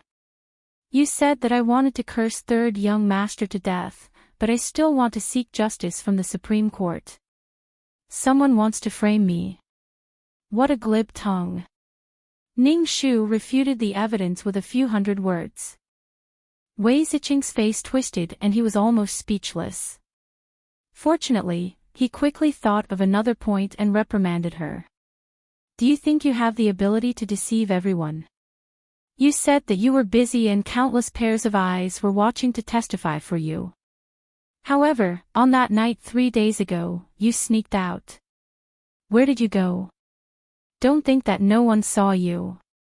Ning Shu quickly followed. Who was that person? It was Wang Enyang, the woman who was on night watch in your household. After the incident, this woman couldn't help but feel guilty. She ran to the Jingji prefecture at 5 in the morning and confessed everything. This official on the Supreme Court didn't disappoint the emperor and successfully pinned your crime. What else do you have to say? Ning Shu's eyes were firm. I still have questions. You said that Wang Enyang saw me sneaking out on the night 3 days ago. First, how would she know why I went out? Second, if she suspected me of doing evil, why didn't she report it to the authorities for a total of 32 hours in the past 3 days? Why did she only report it this morning? Third, I heard that young Master Yun's illness acted up at 5 in the morning and that the jade hairpin was dug out at 5 in the morning. Even my father only heard the news at 5 in the morning. How could a woman who was on night watch in the residence know about this earlier than her master and rush to the Jingji prefecture, which is 10 miles away from the House of Duke, to report it to the authorities at 5 in the morning? There are many suspicious points in this. Forgive Ning Shu for not being convinced.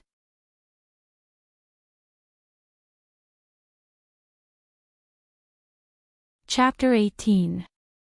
Ning Shu's voice was steady and firm, like lustrous pearls that landed on a jade plate, lightly knocking on everyone's hearts. Immediately, all the discussions quieted down. Even Wei Ziqing was speechless, not knowing how to refute. Everyone had different expressions.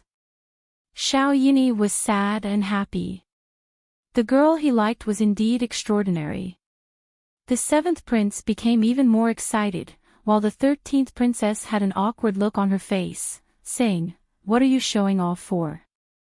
Only Ning Diyuan and Hiaxian's joy was simple and straightforward. On the side, Ning Wan, who had been watching quietly, suddenly gasped, a terrified expression on her face. She shook her head at Ning Shu and said, "Elder sister, I don't know anything." Ning Wan blurted out and hurriedly covered her mouth in fear, but everyone's eyes were already on her.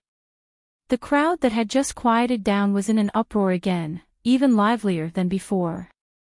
Ning Shu turned back and looked at her quietly. Her eyes were cold and she laughed in her heart. So the ghost beside me was you. Before, she only thought that Ning Wan's little tricks behind her back were just her younger daughter crying out of jealousy and did not really bear a grudge. She was reborn this time to protect the mansion, but she did not think that she would be stabbed by someone in the mansion. Wei Ziqing immediately went in front of Ning Wan and encouraged her, "Second Miss Ning, please tell us everything you know. With His Majesty's protection, are you still afraid of her?" Ning Wan still covered her mouth and did not speak. Her eyes were filled with fear and her eyes were red, looking like tears were about to fall. Wei Ziqing added, "If you don't say it, are you going to let her continue to harm people in the future?" If he had only come to carry out the emperor's orders at the beginning, he had fallen into bigotry now. He was the capital's magistrate and had been an official for 20 years. How many major cases had he solved? Who would have thought that he would be defeated by a teenage girl in front of everyone today? If Ning Shu was really able to get away with it, then he, Wei Ziqing, would lose his face in front of the Duke's mansion today. Ning Wan bit her lips hard. She struggled for a long time before she was convinced. She slowly took a deep breath and muttered, Three nights ago, I was about to go to sleep, but I suddenly remembered that Dejiejia's marriage had been bumpy again and again. She must be feeling uncomfortable and unable to sleep, so I hesitated again and again before going to her room to accompany her and help her relieve the depression in her heart. However, when I arrived at her room, I discovered that there was no one inside. Eldest sister had left at some point. I was afraid that she would take things too hard, so I hurried to ask the servant girl in her courtyard. The maidservants all said they didn't know, until they found an old woman who was patrolling at night. According to the woman, she seemed to have seen her elder sister quietly change her clothes and leave through the small door. As she walked out, she vaguely said something along the lines of, "It's all young Master Yun's fault for ruining her reputation. I must make him pay with his life." When I heard that, I was horrified and hurriedly begged the woman not to publicize it. Because of this, I could not sit still for the past few days. I didn't expect the woman to be so timid and still say it. Originally, for the sake of Dejieji, I would never say it, but if someone else were to be harmed, I would really die of shame. Please don't hold a grudge against me, Dejieji. As she spoke, Ning Wan's tears fell. She bent her knees and was about to kneel in front of Ning Shu to beg for forgiveness, but she was stopped by the people around her. Wei Ziqing laughed loudly and was extremely carefree.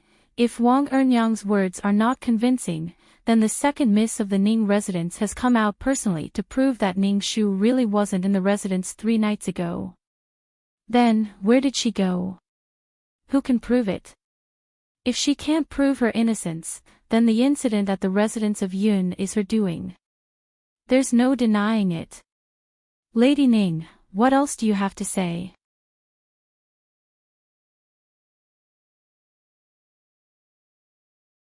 Chapter 19. Forsythia rushed out and said anxiously, "I have always been with my young Mississippi.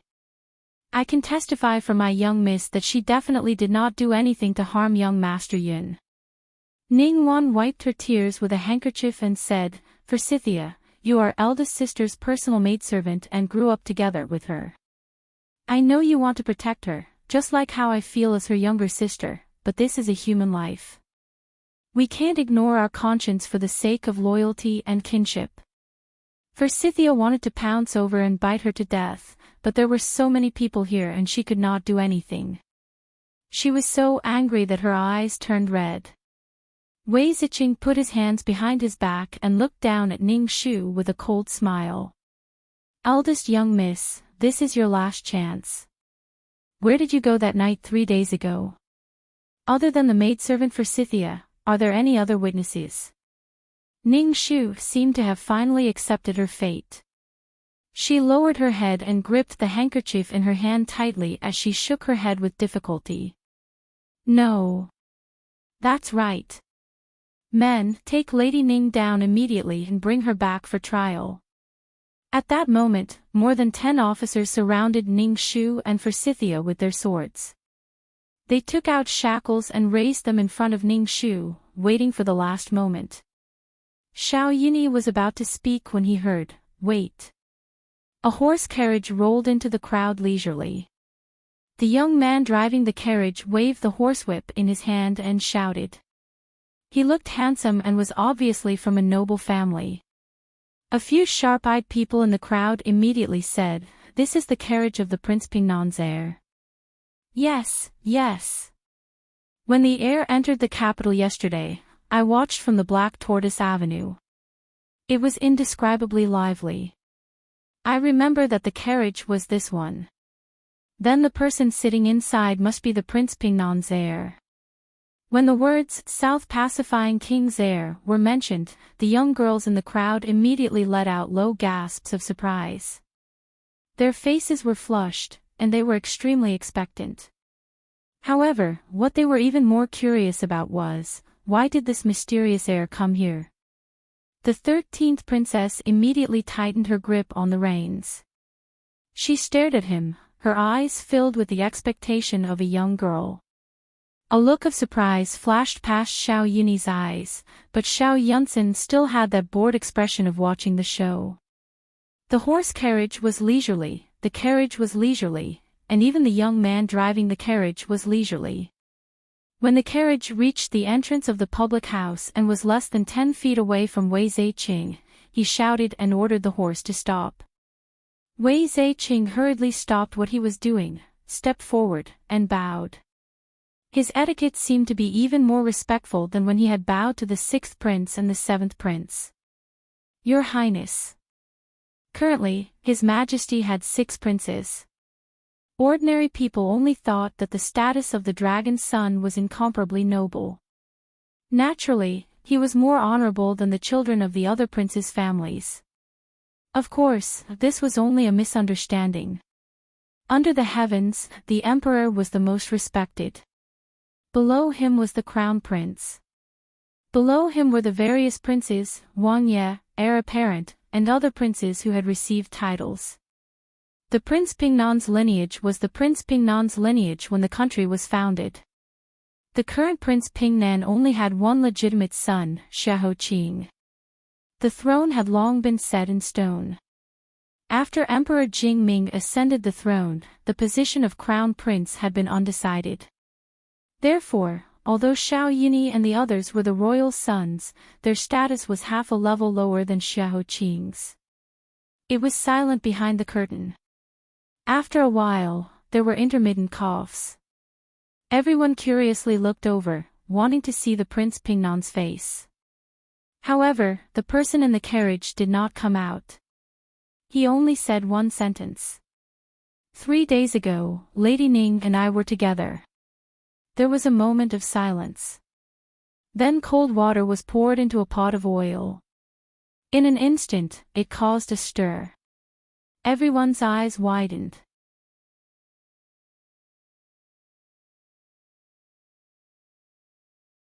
Chapter 20. 2 hours ago, at Prince Nanping's residence. What are you doing here?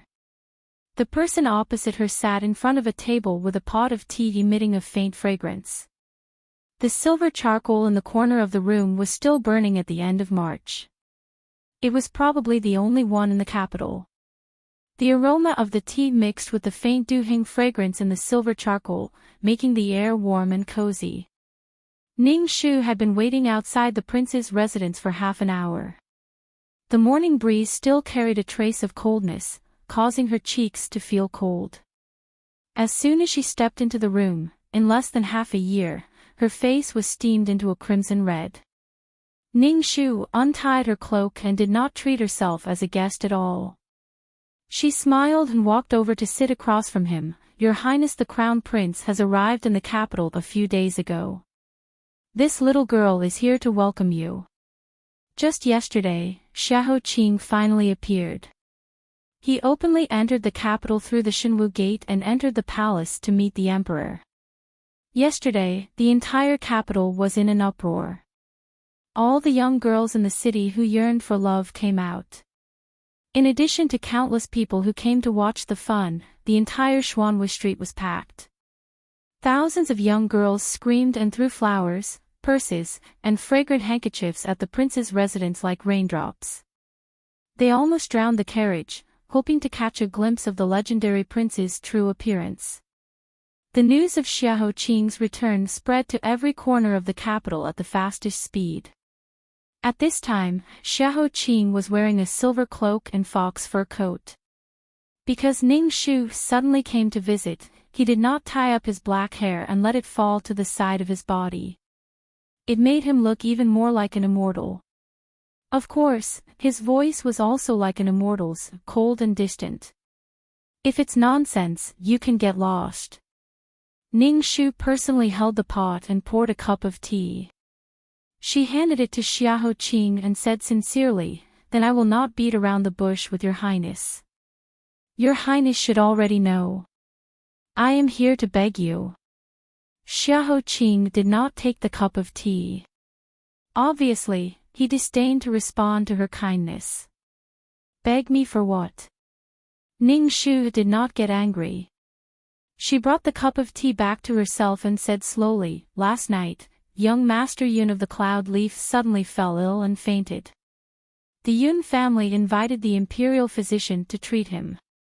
Imperial Censor Yun ordered a thorough investigation of the entire residence and found my hairpin and a talisman under the begonia tree in young Master Yun's courtyard. Her calamity was imminent, but he was not the least bit moved. His fingers gently twirled the ivory handle, and his expression was very proud. What does that have to do with me?" Ning Shu's eyes unconsciously looked at his hand. She took a closer look and found that the small thing Xiahou Qing had been playing with was not an elephant's tusk, but a human bone. It was the very end of a person's little finger. Ning Shu suppressed the surprise in her heart. Her fingertips touched the blue porcelain cup in front of her after the rain. Her lips curled into a warm smile. "Because 3 days ago, in the middle of the night, I secretly left the residence and met your highness at the Qi family's ancestral grave. We had a pleasant conversation. At that time, there were only you, me, my maid Forsythia, and this handsome little brother Hui Mo beside you. There was no one else." At the side, when Ning Shu suddenly mentioned the word handsome, Hui Mo could not help but blush. He was angry that this Lady Ning really liked to tease people. However, he was even more confused. He didn't understand what eldest young Miss Ning and his young master Shitzi were talking about. What was the connection between the Yun family finding her hairpin and the chance encounter 3 days ago? However, his young master seemed to be completely clear. Ning Shu continued, "I thought that night, someone would use it to attack my weakness and make a big fuss about it.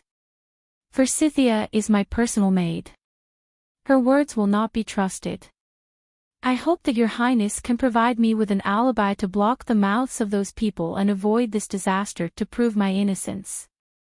Originally, the talisman and the jade hairpin could not be used as the irrefutable evidence that she murdered Cloud Leaf. However, since the Emperor of Yu, countless people believed in God. At this moment, the Yun family's anger must be poured on her.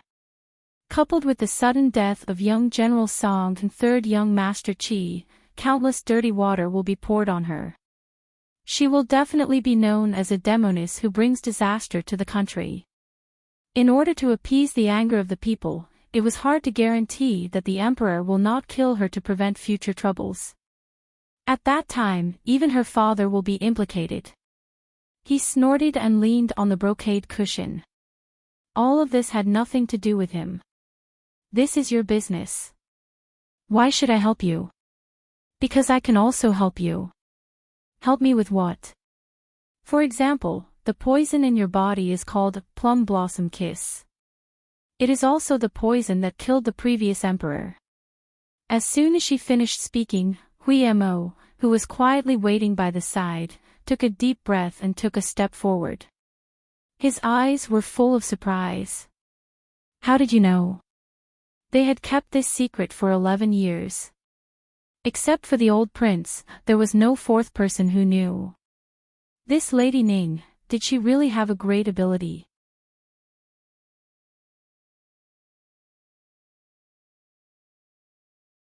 Chapter 21.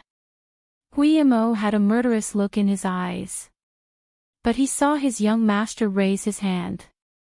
Hui Mo hid his murderous look and retreated behind him. Xiahou Qing's indifferent face finally showed a trace of interest. He was even more interested than 3 days ago. He seemed to see her in a new light. "You didn't disgrace the name of Master Hui Ci. Go on." Ning Shu took a deep breath. "I also heard it by chance.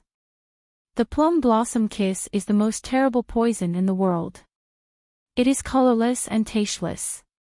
The poison person can't detect it, and only 5 plum blossom petals will slowly grow on the side of the neck. Every time a plum blossom petal grows, it means that the person loses a sense of shape, sound, smell, taste, and touch. When all 5 petals bloom, the person loses all 5 senses. When the stamen finally forms, the person will die due to the loss of internal organs.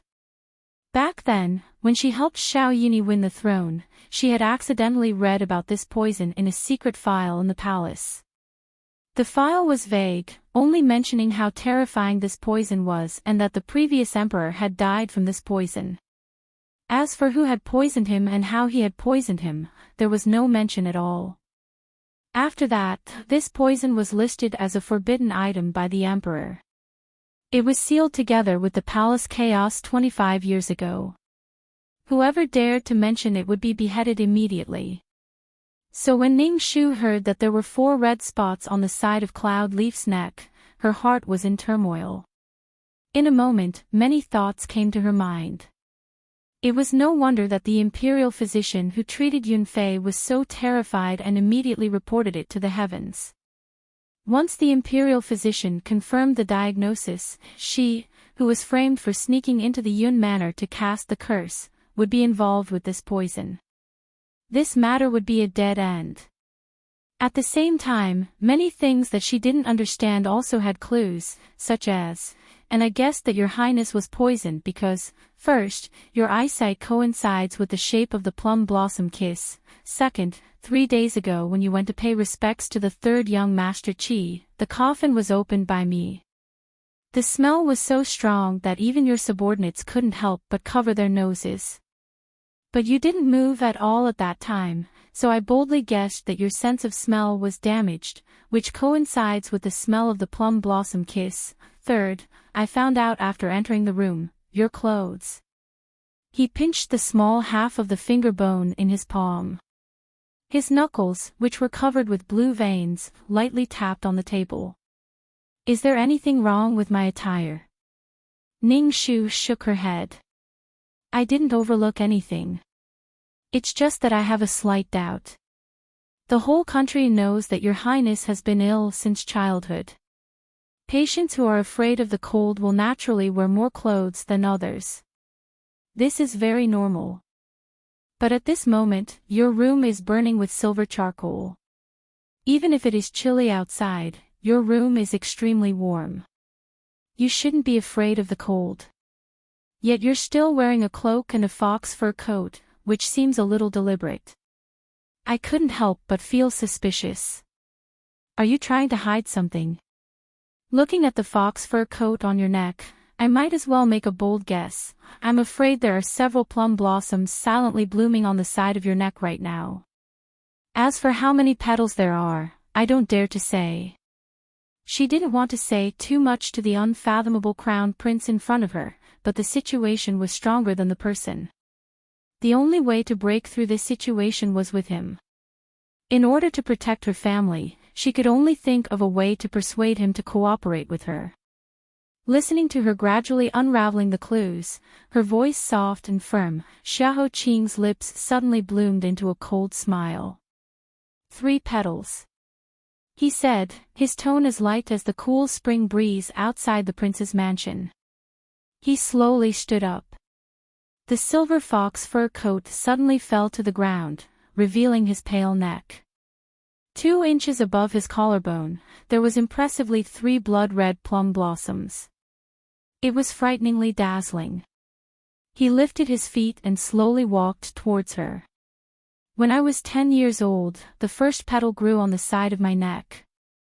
Since then, I have completely lost my sense of smell. Father invited all the famous doctors in the country, but no one could cure me. When I was 17, the second petal grew, and I completely lost my sense of smell. At the end of last year, on the day I turned 20, the third petal began to grow, and I gradually lost my sight. With only 2 petals left, the poison will take effect. Guess, can I live past 25 years old?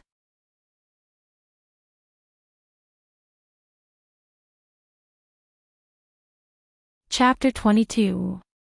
His tone was very calm, but in just a few short sentences, she could hear the stormy waves that made her heart tremble. A person could only watch as they lost their five senses bit by bit without being able to do anything. This kind of hopeless feeling of helplessness could easily crush a person. Not to mention him. Even the Empress had praised the Xiahou Qing that when she saw him, everything in the world would pale in comparison to Xiahou Qing. The more arrogant a person was, the more unbearable it would be. But he could still remain so calm and even ridicule himself.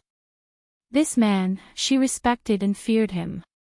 After a few steps, he walked in front of her. His eyes seemed to be separated by a layer of black brocade as he looked down at her face that could not be seen clearly. "Today, I can help you. But what do you have to trade with me?" She knelt in front of the desk and tilted her head to look at him. This posture made her seem weak, but she didn't care.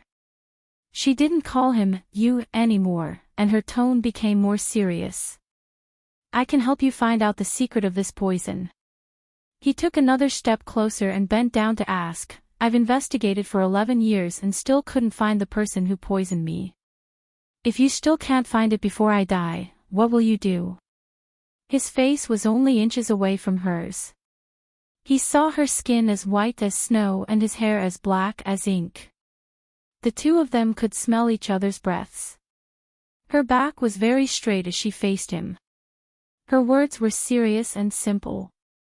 "Then I'll be buried with you." At this moment, Ning Shu looked at the carriage that had arrived just in time and her slightly worried heart slowly relaxed. She thought, this man really doesn't want to waste any time and came at the right time. Isn't he afraid that I'll be worried half to death? No, maybe this is his bad taste. She cursed in her heart, but she put on a polite smile on her face. She curtsied to the person in the carriage.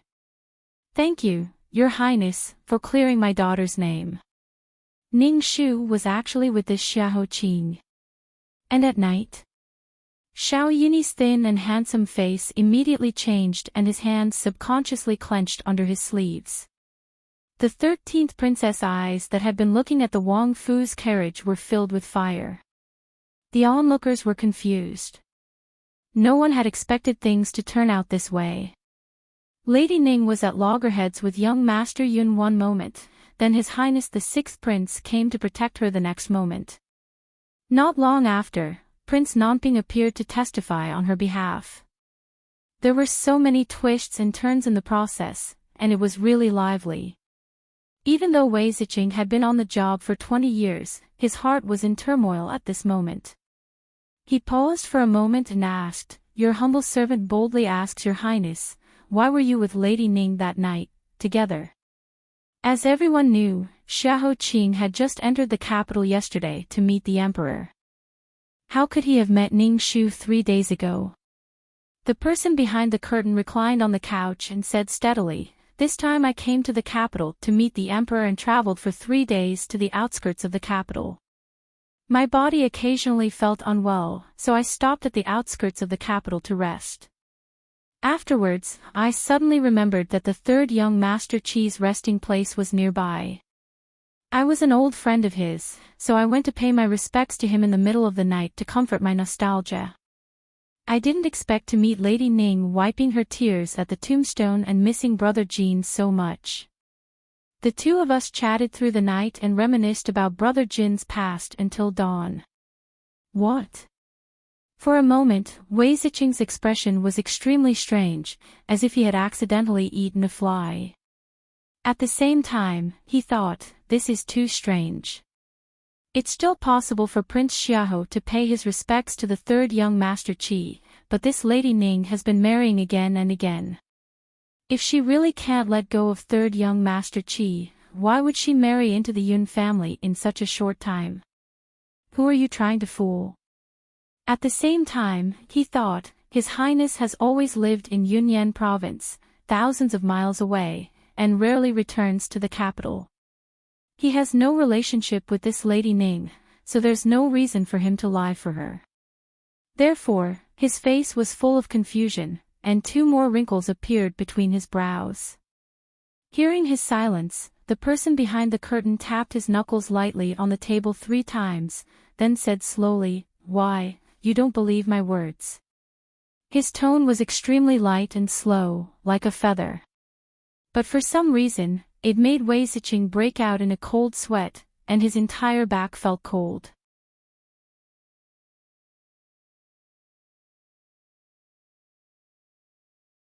Chapter 23. Wei Ziqing hurriedly stepped forward and bowed. "How would I dare?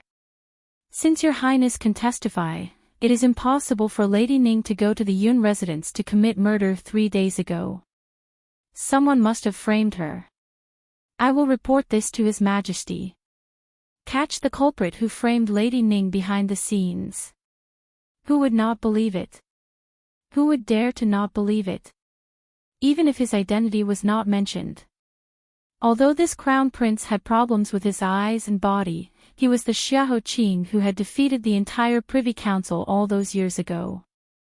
His Majesty had praised him as an unparalleled talent after he offered a single plan to force the Xiongnu to retreat.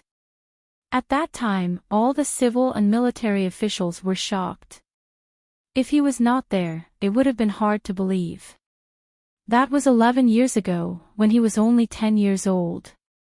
A large group of officials came in a grandiose manner, and in less than 2 hours, they returned in a grandiose manner. The onlookers smacked their lips as if they hadn't had enough yet.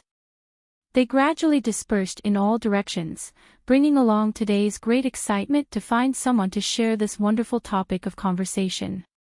There were also many young girls who did not want to give up. They tiptoed and desperately looked into the mysterious carriage. Then, they were slapped back home by their parents and brothers. Ning Shu pressed her right hand against her left hand and raised it to her forehead. She politely bowed to Xiahou Qing in the carriage and said in a sweet voice, "Today, I thank your highness for telling the truth and proving my innocence.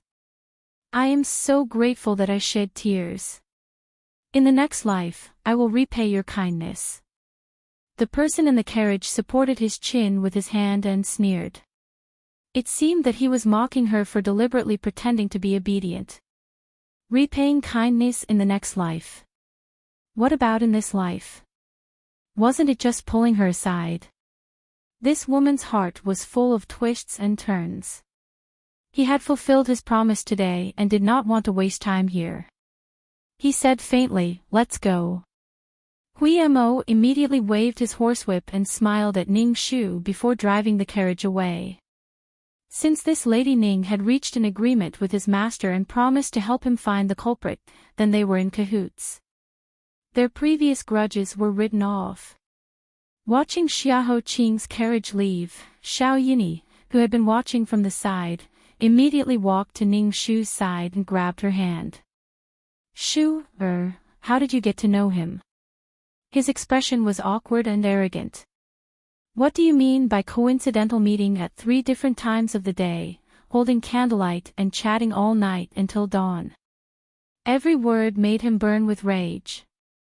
Ning Shu calmly turned around to avoid his hand and walked to her mother's side. She smiled at him and said, "Your Highness has misunderstood. I'm not familiar with His Highness the Crown Prince. Everything is just a coincidence. I think your Highness is kind-hearted and doesn't want to see an innocent person being wronged, so you came to speak up for justice. Then why did you go to Qi San's tomb so late at night? Don't tell me you still..." Xiao Yini was still young and had not learned to be as shrewd as he was back then, so he immediately asked. Could it be that she was still thinking about that dead person? It shouldn't be like this. Before Shu became of marriageable age, the two of them were so harmonious and could be considered childhood sweethearts. At that time, Shu Er's eyes were shining when she looked at him. But he didn't know why she suddenly changed a year ago. From young General Song to Qi Huijin, and then to that crying cloud leaf who couldn't even protect himself. She could accept anyone, but she just didn't want to choose him. Ning Shu shook her head softly. Although third young Master Qi and I haven't gotten married yet, we were still engaged. It's my duty to visit him often, and it's also my private matter. I won't disturb your highness from worrying. Xiao Yunyi's expression darkened even more. He clenched his fists until the veins on the back of his hand popped out. He gritted his teeth and looked at her stubbornly. Do you think that I didn't help you just now, so you're deliberately saying this to anger me? That's not it. Remember, even if that Xiahou Qing didn't come just now, as long as I, Xiao Yunyi, am here, I won't let anyone hurt you. If you don't believe me, look behind you. With that said, he turned and got on his horse, urging it to leave. The scarlet cloak fluttered and the dust raised by the galloping horse's hooves was like the young prince's tumbling heart. The 13th princess walked in front of her, narrowing her eyes and saying domineeringly, I hope you remember what you said just now. You're not familiar with Prince Xiahou at all, and I'm warning you, you're not allowed to be familiar with him in the future.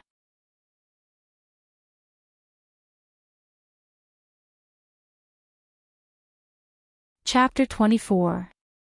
The three highnesses left one after another and the commotion at the entrance of the Duke's manor finally dissipated and it was quiet again.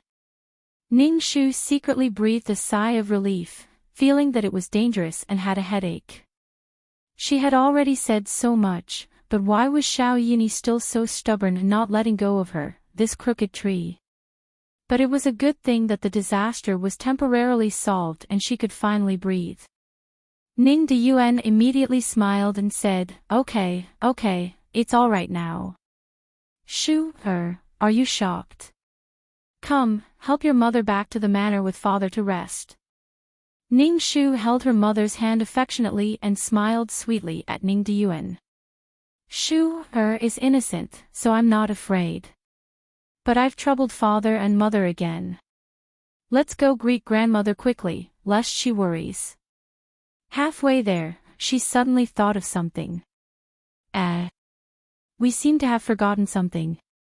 She carefully pondered for a moment and suddenly came to a realization. Then, she turned her head to look at Yang Shi and her daughter, who were desperately trying to reduce their presence in the corner. Her pink lips curled up, and her eyes were like water as she smiled sweetly. Second sister, I almost forgot. There seems to be some debt between us sisters that hasn't been settled, don't you think? Ning Wan's face paled immediately. The three branches of the Duke's manor were all present in the main hall. The old madam was in the first position, followed by Ning Deyuan and the other branches. It was so quiet in the hall that you could hear a pin drop. Everyone had different thoughts and their expressions were not good, but no one said anything. Only Ning Shu picked up the fresh March fruit that had just been sent up from the farm with a normal expression and carefully peeled the skin for the old madam and Princess Hixin to enjoy, smiling faintly. But the more she was like this, the more uneasy Ning Wan, who was standing beside Madame Yang, was. She held Madame Yang's hand tightly, as if this was the only way she could let Madame Yang keep her safe. After a short and long silence, Madame Yang secretly took a deep breath. She seemed to have made up her mind, and in an instant, she put on a big smile, walked in front of Ning Shu, and affectionately held her hand. Shu, you can't blame your second sister for what happened this morning. It was all because of that traitorous Wang Ernyang. Your second sister was also deceived. She didn't really want to harm you. You mustn't misunderstand. When first auntie brings that Wang Ernyang back, I will definitely teach her a lesson to appease your anger. Her words and gestures were full of indignation for Ning Shu, as if she could not wait to give Wang Ernyang 100 beatings on the spot. She was good at acting, and Ning Shu was even better at it. Ning Shu tilted her head slightly and asked suspiciously, Eldest aunt, what are you talking about? How could I misunderstand second sister? Then she glanced at Forsythia. Forsythia immediately repeated what Ning Wan had said in front of everyone this morning without missing a single word. I heard from the old woman that she seemed to have seen eldest sister quietly changing and leaving through the small door. When she walked out, she vaguely said something like, it's all young Master Yun's fault for ruining her reputation. I must make him pay with his life. When I heard it, I was shocked and quickly begged the old woman not to spread the news.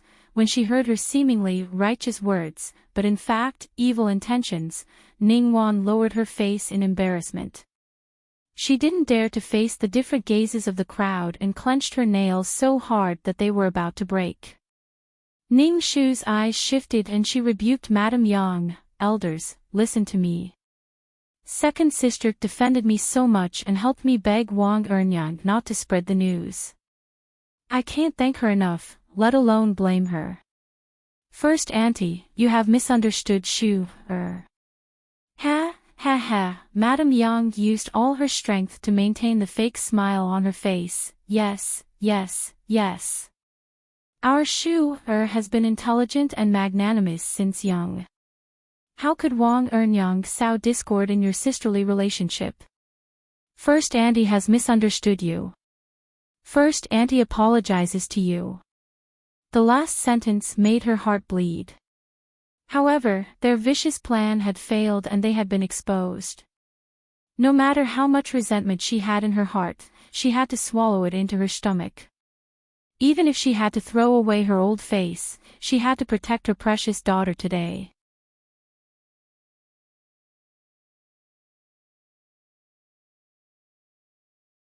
Chapter 25. I knew eldest aunt understands me the best. Ning Shu intimately leaned on Madame Yang, causing Madame Yang to feel as if she had been pricked by a needle, but her heart was slightly relieved. However, Ning Shu quickly spoke again. However, there are a few points that I really don't understand. Would eldest aunt please enlighten me? Madame Yang's heart, which had been half relieved, was raised again. She said with trepidation, please speak. Ning Shu pondered for a moment and frowned. With a puzzled expression, she said, Shu is also insensible and often makes small mistakes that make the people around her worry. However, I have no enmity with that Wang Ernyang, so why would she lie and say that she heard I wanted to harm young Master Yun? She even spread the news everywhere, first deceiving second sister, then deceiving the Jingji Provincial Guard. Madame Yang pretended to think for a moment and said, that Wang Ernyang is not young, more than 50 years old. At such an old age, it is normal for her to be deaf and blind. Furthermore, her eldest son was an idiot.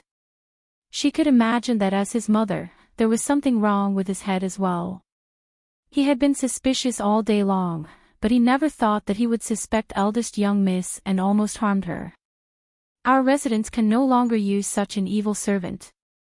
Later, eldest aunt will make the decision for you and sell off her entire family. Don't you think so, old madam? Madame Yang smiled weakly at the old lady, hoping that this would be over soon. Ning Shu suddenly exclaimed and clapped her hands. Ah! There are more than 300 servants in the residence. I have been in the residence for more than 10 years, and there are still many that I am not familiar with.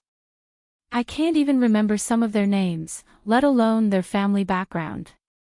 I didn't expect eldest aunt to be able to tell Wang Ernyang, the most inconspicuous person in the residence, everything about her family.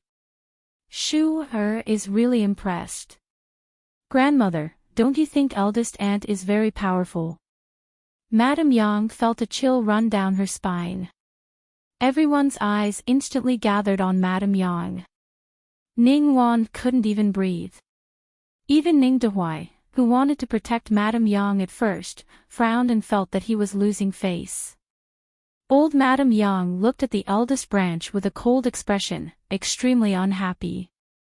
Staring at dozens of icicles, even Madame Yang's skin of copper and bones of iron felt weak. But in the next moment, she fiercely gritted her teeth. Even if everyone could see that it was her and her daughter's doing, so what? She had secretly sent someone to pass a message to Wang Ernyang and took away Wang Ernyang's precious daughter. Even if Wang Ernyang was a fool, she should know what to do. As long as none of them had any evidence, then no one could do anything to her and her daughter. She raised her chin and sneered, there are so many servants in our manor. It's hard to guarantee that there won't be a few with malicious intentions to harm their master. I just had the extra thought to understand every servant in the manor. See, isn't it useful now? Does Shu have anything else to say? If not, eldest aunt is feeling a little dizzy. I'll take Wang back to rest first. She walked back to her seat, took Ning Shu's hand and was about to leave. Ning Shu immediately went forward and begged, Aunt, don't be anxious. There's still another matter. Shu can only ask you to solve the case. Madame Yang could no longer maintain her composure. What else do you want? That is, who stole my jade hairpin? Ning Shu frowned, her eyes full of worry. That jade hairpin was made for me by my mother when I was of age. It's a unique design in the capital, so I cherish it very much. I don't wear it often, but I often play with it. I clearly remember seeing it 5 days ago. How could it suddenly appear in the Yun family and be dug up? There's only one explanation, there must be a thief in our manor. This thief is extremely vicious and good at hiding. If we don't find her quickly, she can steal my jade hairpin and plot against me today. Tomorrow, she can secretly harm eldest aunt, second sister, and even grandmother. Eldest aunt just said that you know all the servants in the manor like the back of your hand. You're the best person to help Shu solve this case. I beg eldest aunt to help. Otherwise, Shu will be frightened every day and have difficulty sleeping. What? She wanted her to find the person who stole the jade hairpin. That person was personally selected and bribed by her. She stole Ning Shu's jade hairpin to help her and her daughter set up the most important part of this plot. Now, she actually wanted her to find that person and then have that person identify her and her daughter. This girl was simply trying to take her life.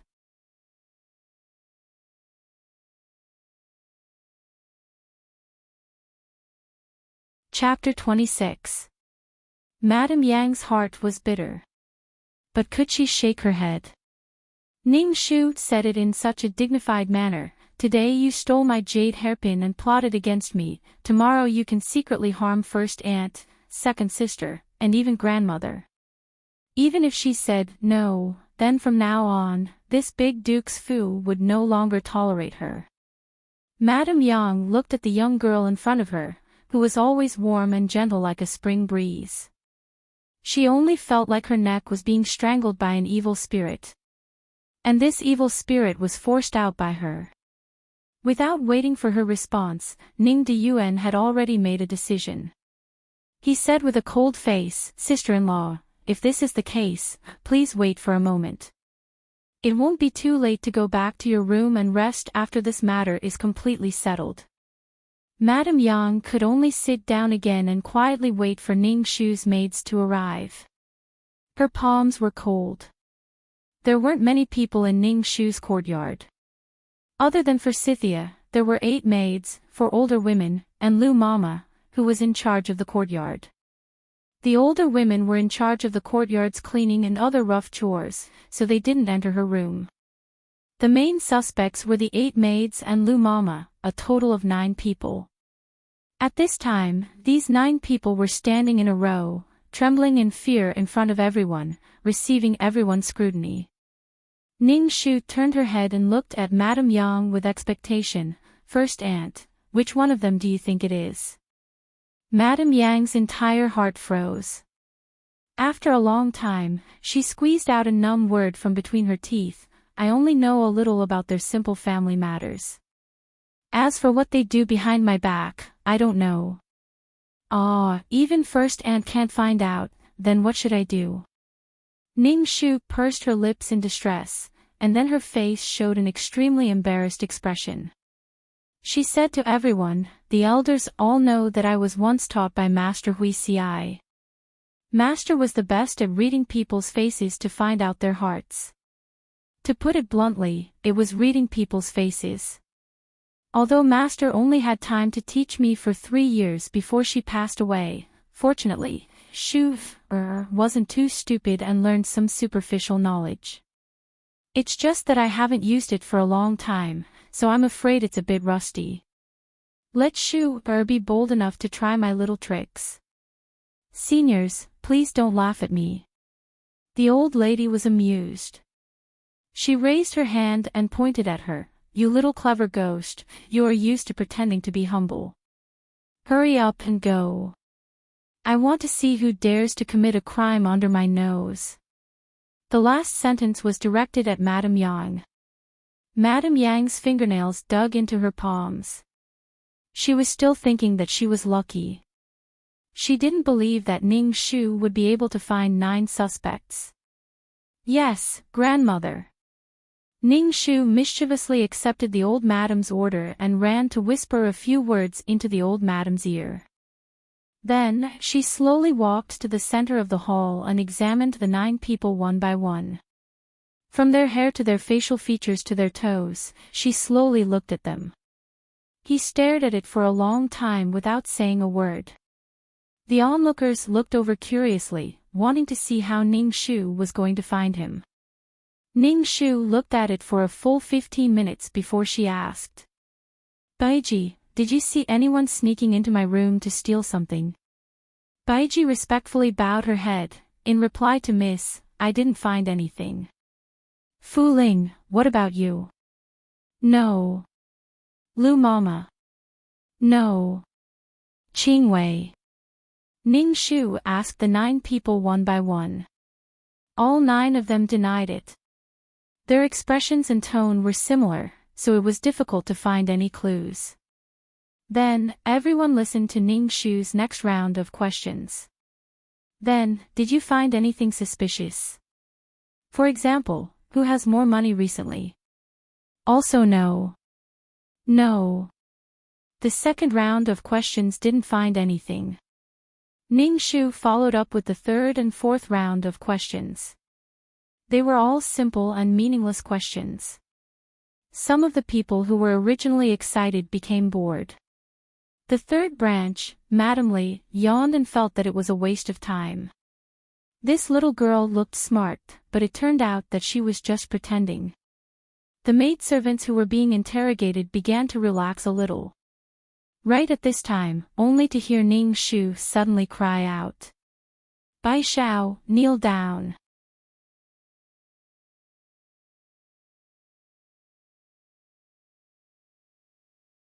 Chapter 27.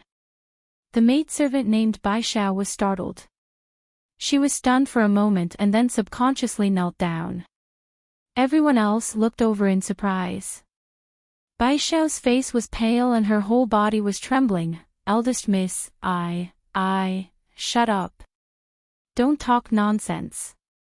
Ning Shu coldly looked down at her. Let me ask you, if it wasn't you, why is your face so pale, your palms so wet, and your back so sweaty? Bai Xiao seemed to be at a loss for words. After a while, she tearfully said, Please, master, please investigate, it really wasn't me. Her tears flowed down and her whole body was trembling.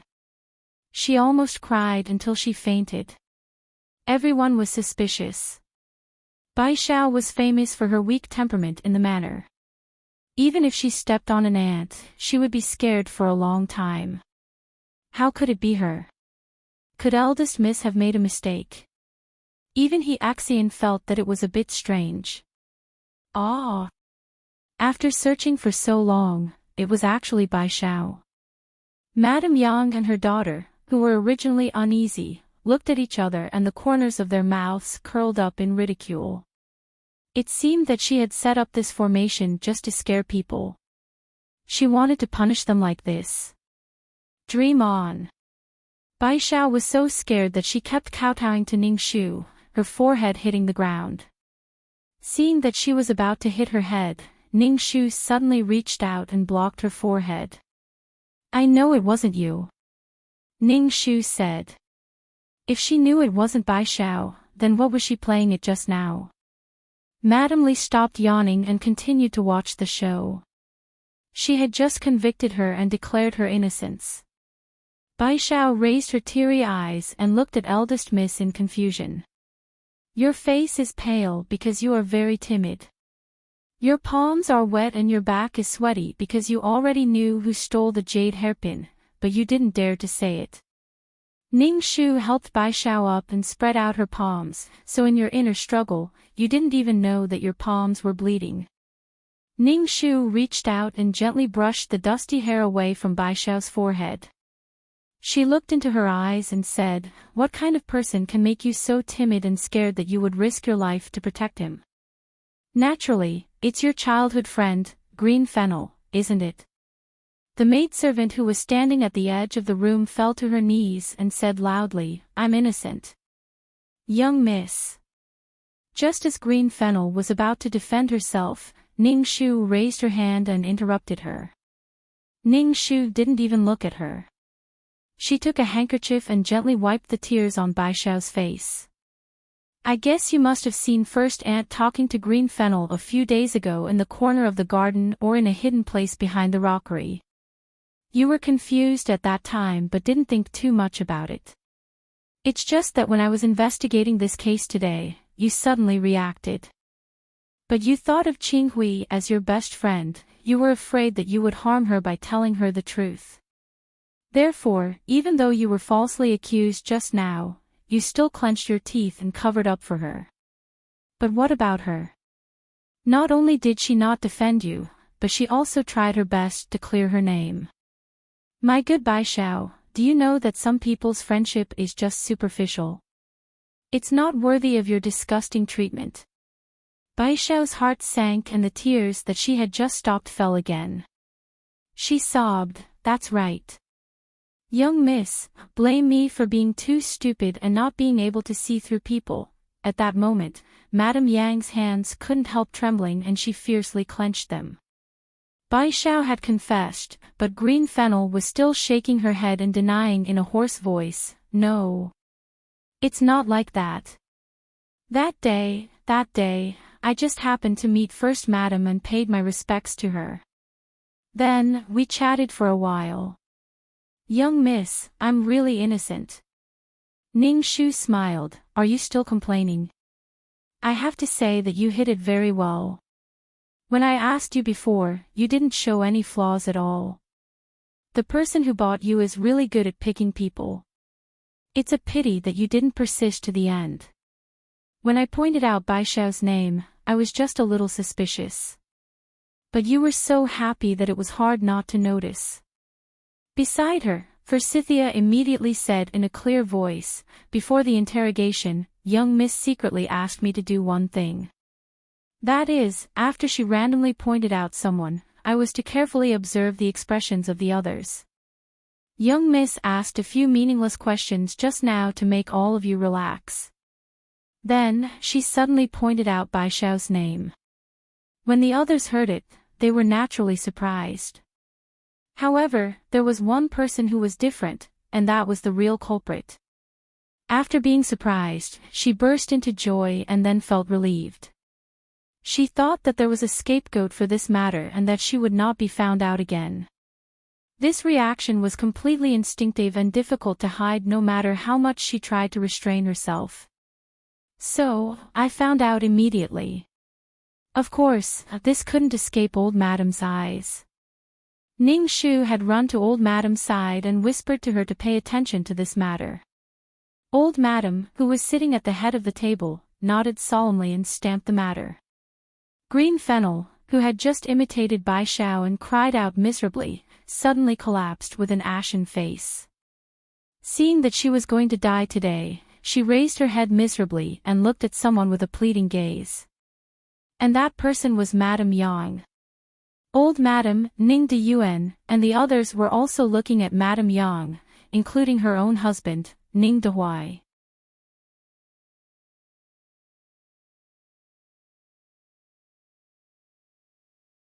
Chapter 28.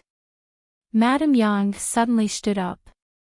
Her whole body was trembling as she cursed, "You lowly servant, you did something wrong, and you still want to falsely accuse me.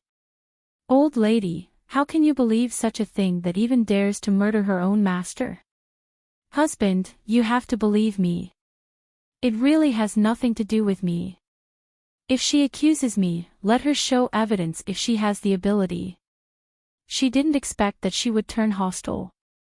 Qing Wei crawled to Madame Yang and said, Madame Yang, it was you who found out that I had an affair with Bai Zhou, who was by the eldest master's side, and used this to bewitch me. You also promised that if I stole a personal item of the eldest miss and gave it to you, you would find a way to transfer me to your side and fulfill me and brother Zhou. Nonsense. That day, it was you who took the initiative to come to me. I didn't pay attention to you, so where is the promise? You are talking nonsense, but do you have evidence? If you don't have evidence, then shut up. Otherwise, I will take your life. A dignified madam of the first branch of the Duke's mansion actually quarreled with a servant like a shrew. It was simply unbearable. Ning Dehuai lost his face. He angrily pointed 3 times, turned around, and left. Father! Husband! Madame Yang and Ning Wan shouted miserably, but they couldn't call him back. After seeing enough of this rotten matter, the old lady heavily snorted, Madame Yang, you shut up. Now the matter is clear. My Ning family is really unfortunate to have such a scum like you. Today, I will make this decision. From now on, you will kneel in the ancestral hall for 49 days and copy the ancestral teachings 100 times to cleanse your impure heart. Ning Wan didn't learn well from such a mother. She will also be punished to kneel in the temple for 3 days and 3 nights. If you do it again in the future, there will be no mercy. A huge storm started from the first branch and also ended from the first branch. Madame Yang fell down and collapsed on the chair. Like a puppet, she was dragged into the ancestral hall by the servants. Ning Wan wept and knelt in the temple hall, like a weak willow that had gone through frost, miserable and weak. In the empty temple hall, other than the cold golden statue of Buddha, there was only Ning Wan crying on the ground. In front of her, sandalwood scattered on the ground. The door of the temple hall suddenly opened. Ning Wan turned around and was immediately enraged. What are you doing here? Are you here to laugh at me? I'm telling you, that's impossible. Don't think that just because you beat me this time, you can suppress me forever. I, Ning Wan, will definitely step on you in this lifetime. Ignoring her taunts and curses, Ning Shu stepped into the hall and took out 3 incense sticks from the small handful on the table. Holding them in her hand, she knelt on the futon next to Ning Wan and kowtowed 3 times to Buddha devoutly. Then she got up and put the incense sticks into the incense burner. After she was done, she turned to look at Ning Wan on the ground. The rising smoke was gently blown away by the wind outside the window. Together with the light that jumped in through the window lattice, Ning Shu's body was hazy. Ning Shu said indifferently, it turns out that in my heart, the family is one, just like a towering tree, and we are all the branches and leaves of this tree. Even if there are disagreements within the family, it is an internal matter. In the face of external difficulties, everyone still needs to work together. Only in this way can the family prosper and flourish together. But today, I suddenly learned a lesson from second sister. And that is, sometimes, it's not necessarily a good thing to have too many branches and leaves. If a branch or leaf still pops out and wants to steal other people's sunlight and nutrients, or if a branch or leaf has long rotted away and wants to rot into the roots, it's better to cut it off and cut it off with a snap. Second sister, I hope you will remember this.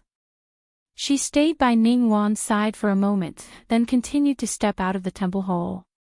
When the door was closed with a creak, Ning Wan's eyes trembled. She gasped and fell down.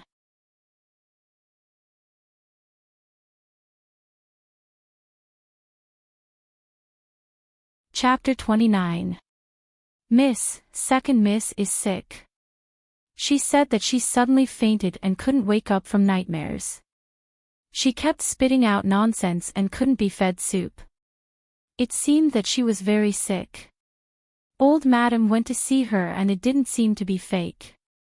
She ordered people to send her back to her courtyard to recuperate. When Ning Shu was accompanying to paint, she heard the news. Really? She picked up the brush and continued to paint her painting, then let her recuperate. Remember to send some tonics for me later. I won't go in person, lest she sees me and becomes more sick. That won't be good.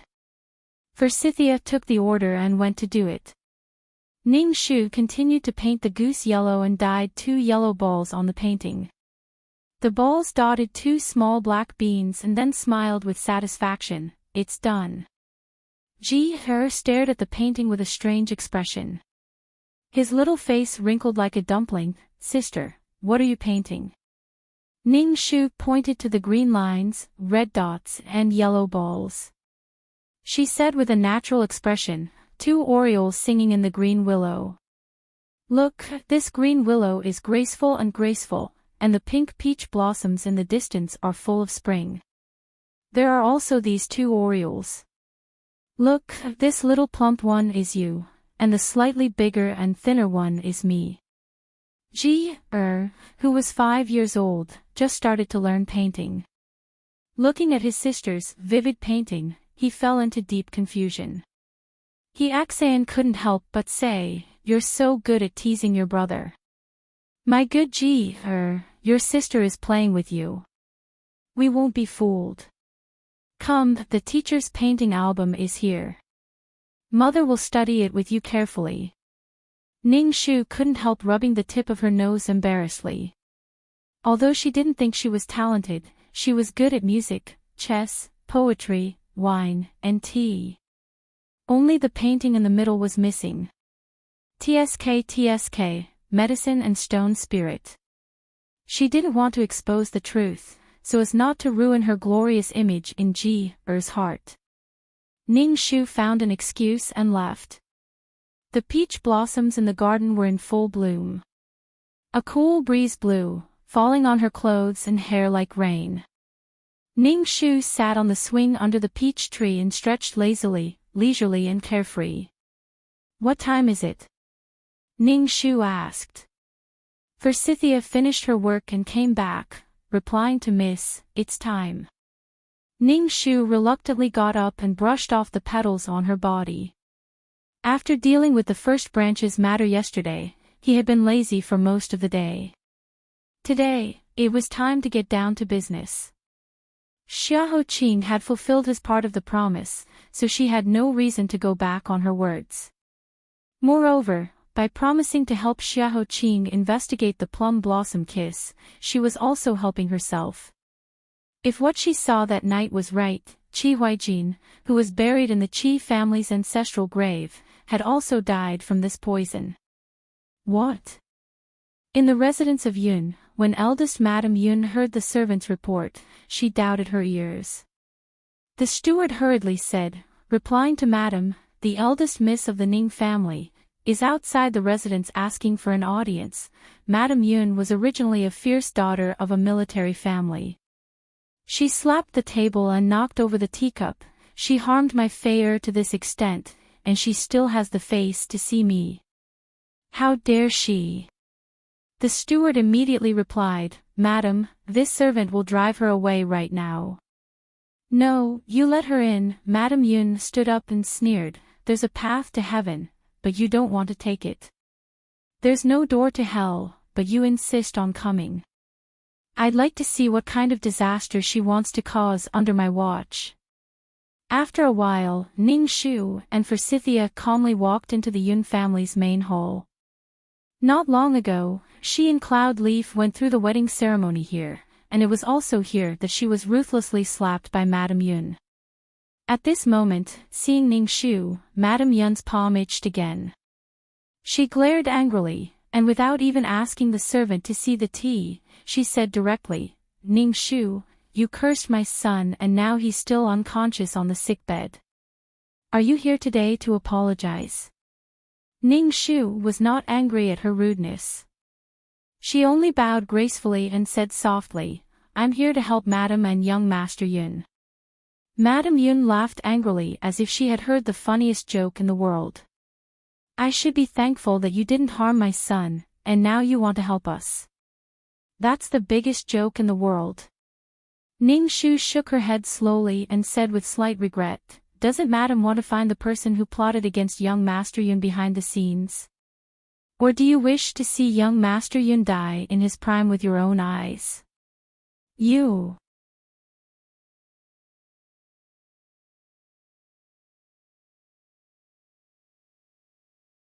Chapter 30.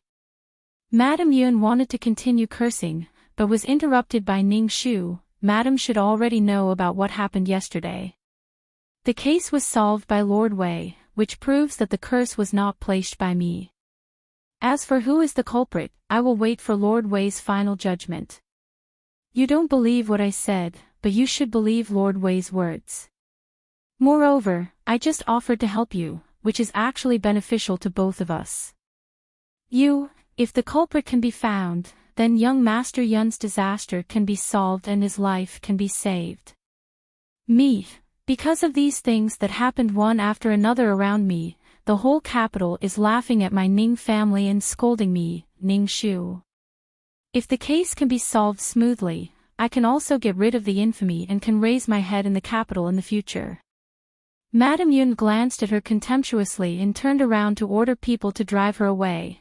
"The Jingji government hasn't found any clues until now. Why should I believe you?" Ning Shu sighed softly. Her regret deepened. Because the Jingji government can't find out. She suddenly stopped speaking halfway. When she walked to Madam Yun's side and was only a foot away from her, making sure that only the two of them could hear her, she said in a low voice, "Even if they can find out, they won't be able to find out the truth." Her voice was soft and gentle, like the clouds in the sky, with the unique sweetness of a young girl, but what she said made Madam Yun's complexion change immediately. "If what I found is true, young Master Yun has a 4-petal-like red spot on the side of his neck. After hearing that Imperial Dr. Su discovered it, he immediately went to the palace to report it to His Majesty. His Majesty ordered the Jingji government and the Supreme Court to jointly investigate this case, but no one is allowed to reveal half of it. Imperial Dr. Su was even more tight-lipped and avoided talking about young Master Yun's condition. Madam Yun wondered how I learned about it. This little girl doesn't want to hide it. Yes, I have sent spies around your house. You are so bold. This little girl has no choice." Ning Shu showed full sincerity. "If Madam Yun is still unwilling to believe me at this moment, I have to share my last secret with you to show my sincerity." Madam Yun stared at her suspiciously, her eyes filled with distrust. "What secret?" Ning Shu slowly walked to the small table next to Madam Yun. Reaching out with her slender white fingertips, she dipped her finger into the teacup that Madam Yun had smashed earlier. Then, she wrote a few words on the small table stroke by stroke. The young girl's fingertips were soft, and the tea was transparent. It was only 7 words, and the wind blew it dry, leaving no trace behind. However, this caused Madam Yun's heart to tremble and she almost lost her composure. She took 3 steps back to put some distance between herself and Ning Shu. "I don't believe it," she shouted. She said she didn't believe it, but she already believed it, because she had already waved her sleeve and chased all the servants out. Because the words Ning Shu had written just now were, "Chi San also died from this disease." It was as if Madam Yun had peeked at a frightening heavenly secret from the 9th heaven. She collapsed onto the chair, unable to make a sound as she gasped for breath. A few months ago, the news of 3rd young Master Chi's sudden death was known to everyone in the capital city. But who had ever heard that there was such a secret behind his death? What did this mean? It meant that her son would follow in the same footsteps as Chi San, who had been sitting and waiting for death. Chi San's cause of death was covered up by the hand of the heavens, and now, her son would also have the same fate. Heavens! Heavens! Cloud Leaf was her only flesh and blood in this life. Just as Madame Yun's heart was filled with grief and indignation, and she had no one to rely on, she heard the slender young girl in front of her speak again. You can think about it now. Are the officials personally sent by the emperor all around your residence to protect the Yun residents, or do they have other intentions? After you have thought it through, you can consider my daughter's suggestion. Madam, please give me 15 days. Madame Yun used all her strength to grab onto her clothes, as if she was grabbing onto her last life-saving straw. Her voice was dry and hoarse as she said, if you can't find the culprit who harmed my son within 15 days, what will you do? Ning Shu solemnly said, I will personally write 1,000 words of self-reproach and paste it in front of the Yun residence's door. I will also kneel for a day and a night to apologize to you.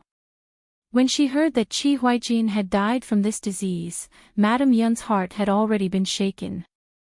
When she heard Ning Shu's promise, her thoughts changed and she immediately gritted her teeth and said, all right. Then I will give you a chance. Not for anything else, but because she had no other choice.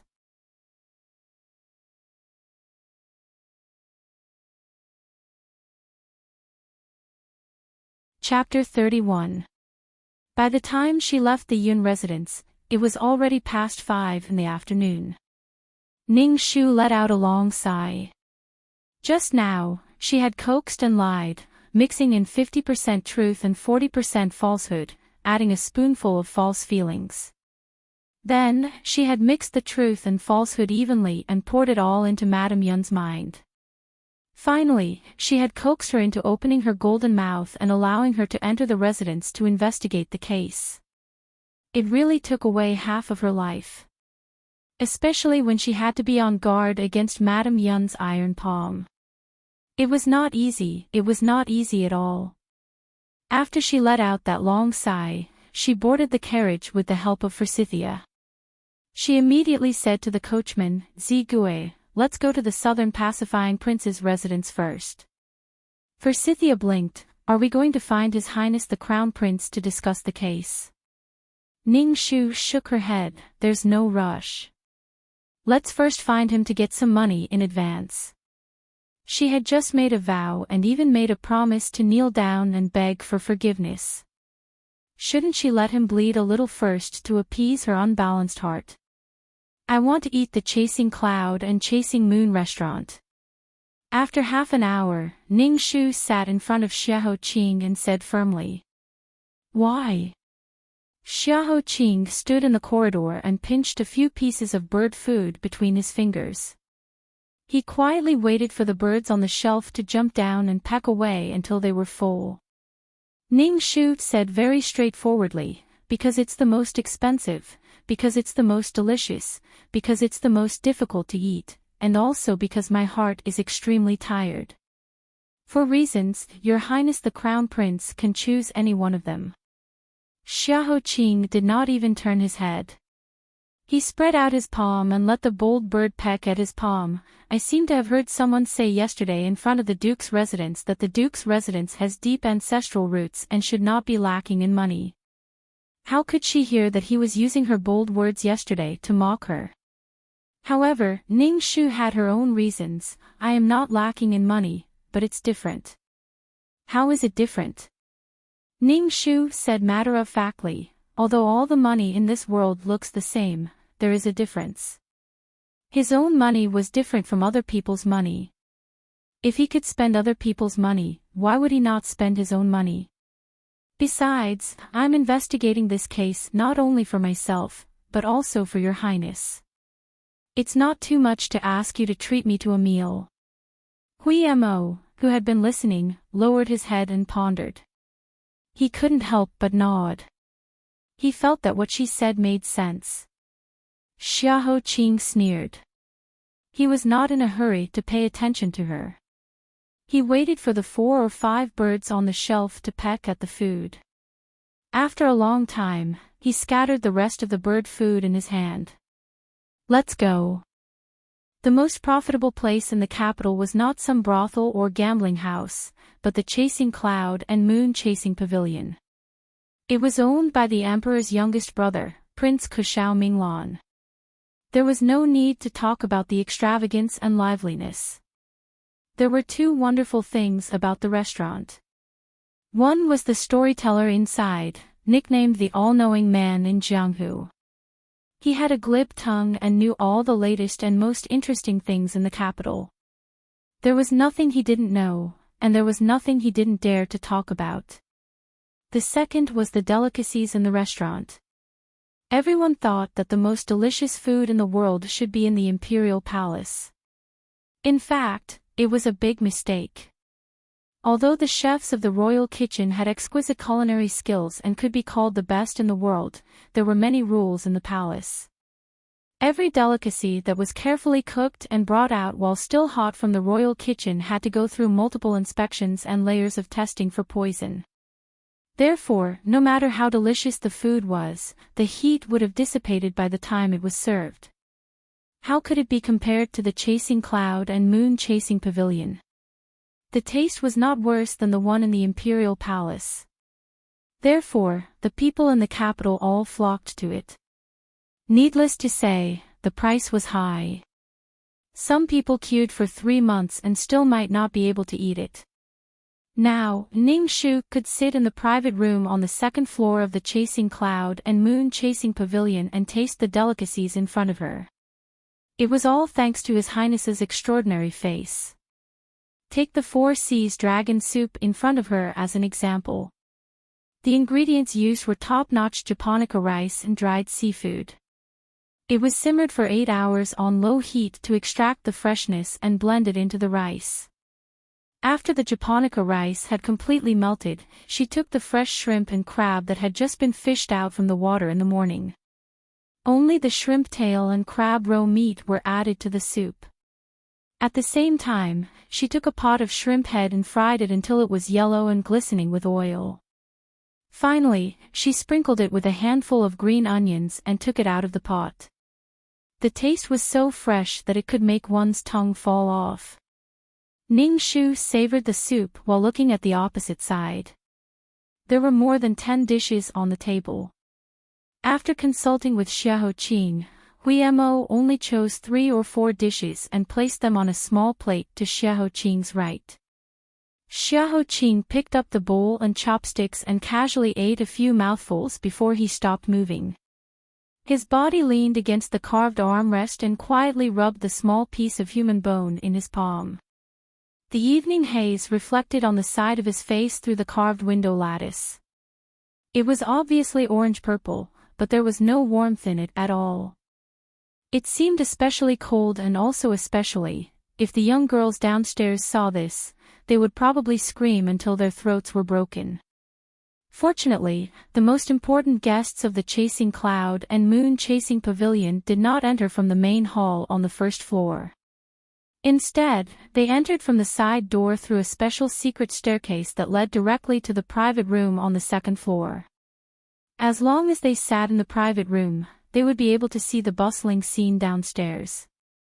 For example, in the main hall, everyone was listening to the storytelling with great interest.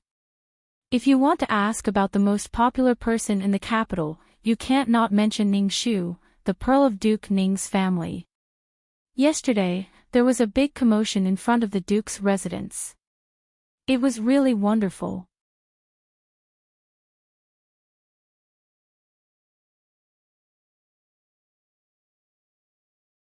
Chapter 32. After the ceremony, young Master Yun vomited blood and fainted. He did not get better these few days. Instead, his condition worsened. Even the imperial physicians could not cure him. Imperial Censor Yun and his wife were about to cry their eyes out. Suddenly, a servant dug out a pouch in the courtyard.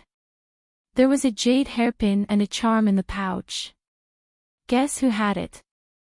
Bai Shaoxing slapped the wooden board. It was Lady Ning. A spectator immediately said she wanted to harm her own husband. There is such a vicious woman in this world. Everyone around him was suspicious. Could it be that her previous husbands all died at her hands?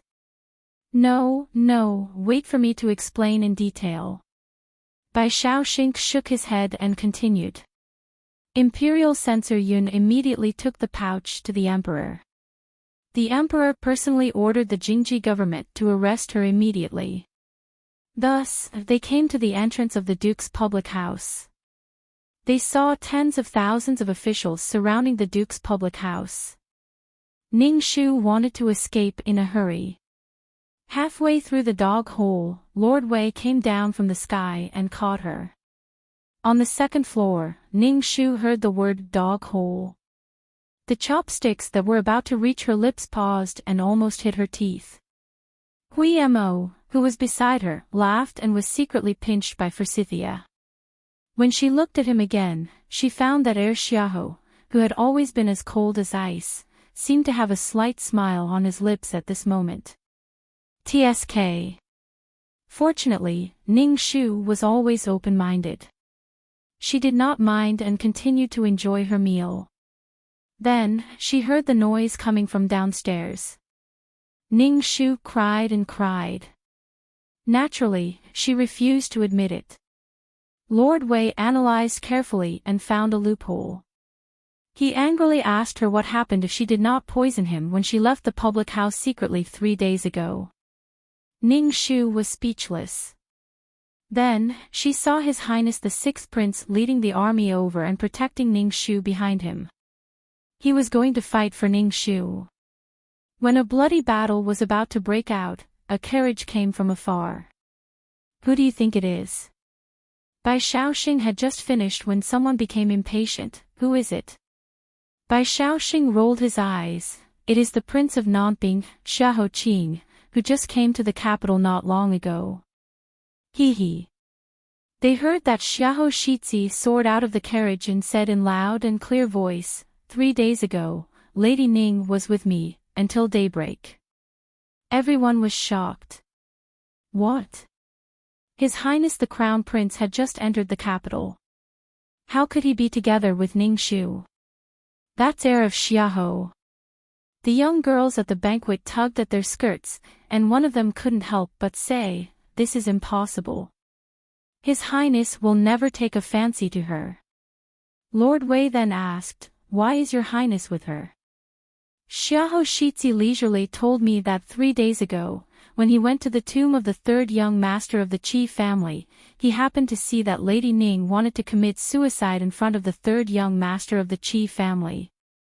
In the end, Bai Shaoxing sighed softly. So your Highness couldn't bear it and decided to lend a helping hand. The young girls who were worried a moment ago were all relieved. Another person asked, then what is the explanation for the case of the talisman in the pouch? Until now, it seems that the culprit who buried the talisman has not been caught. Bai Shaoxing took out a fan and opened it with a swoosh, covering half of his mouth. He pretended to whisper to the guests, that's a mystery. I only heard one thing. The first wife of the Duke's mansion recently moved to the ancestral hall to recite scriptures. You can speculate on the mystery, it's not just me talking nonsense. The guests pondered carefully and smacked their lips. I see. People say that noble families are good, but they don't know how troublesome they are. It's not as good as us ordinary families. A middle-aged man in the corner chimed in, this Lady Ning is really a strange person.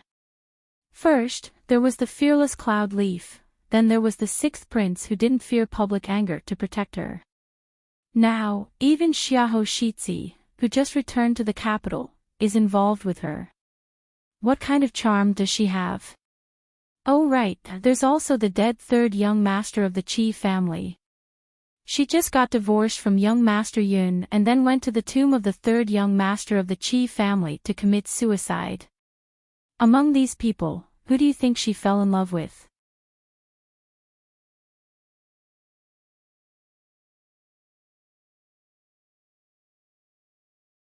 Chapter 33.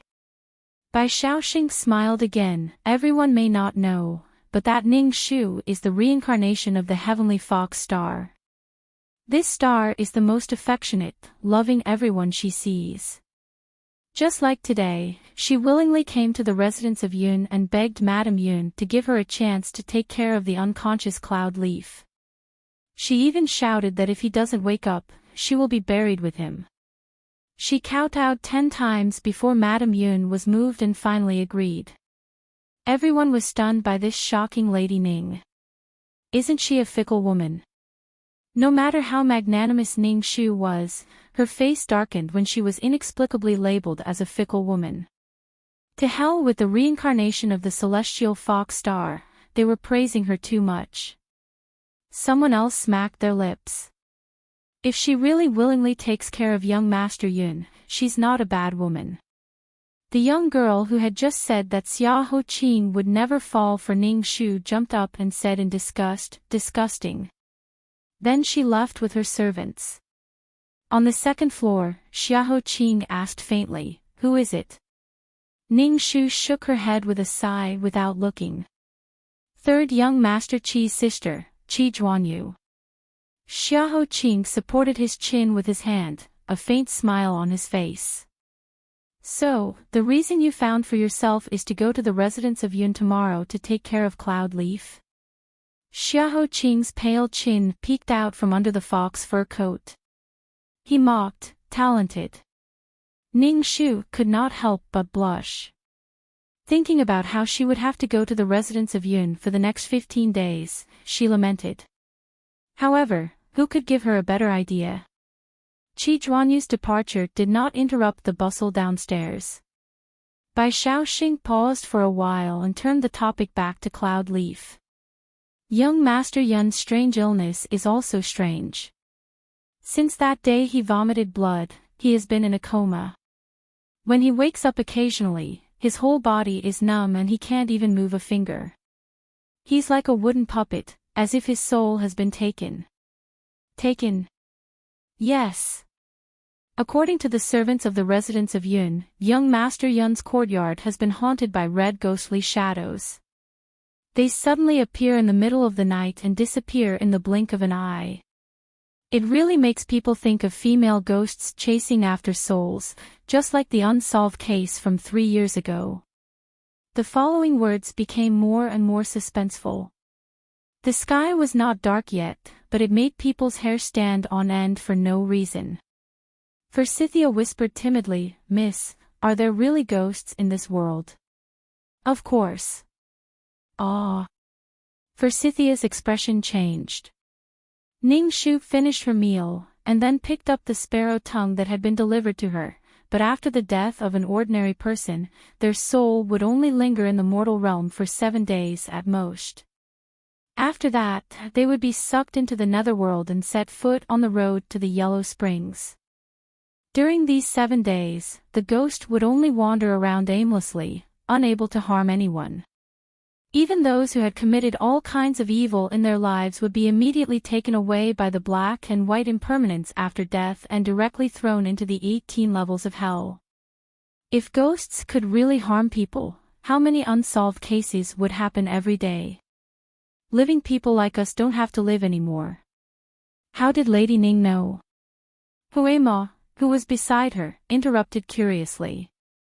Ning Shu tapped the tip of her nose lightly. "Just take it as a guess." She was probably the only person in the world who had the experience of touring the netherworld for 7 lifetimes. Xia Ho Qing kept the bone in his palm and slowly got up.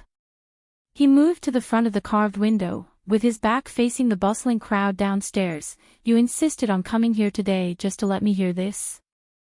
"Yes." Ning Shu stopped joking when it came to serious matters, and immediately said seriously, "Today, after I received Madame Yun's approval, I used the excuse of taking care of young Master Yun to find out more information. Then, I heard this strange incident, and it was even more bizarre than what Bai Shaoxing said. According to young Master Yun's personal servant, Chu He, actually, young Master Yun had symptoms before he married me. He often felt dizzy and weak. Then, a red ghostly shadow appeared in his courtyard.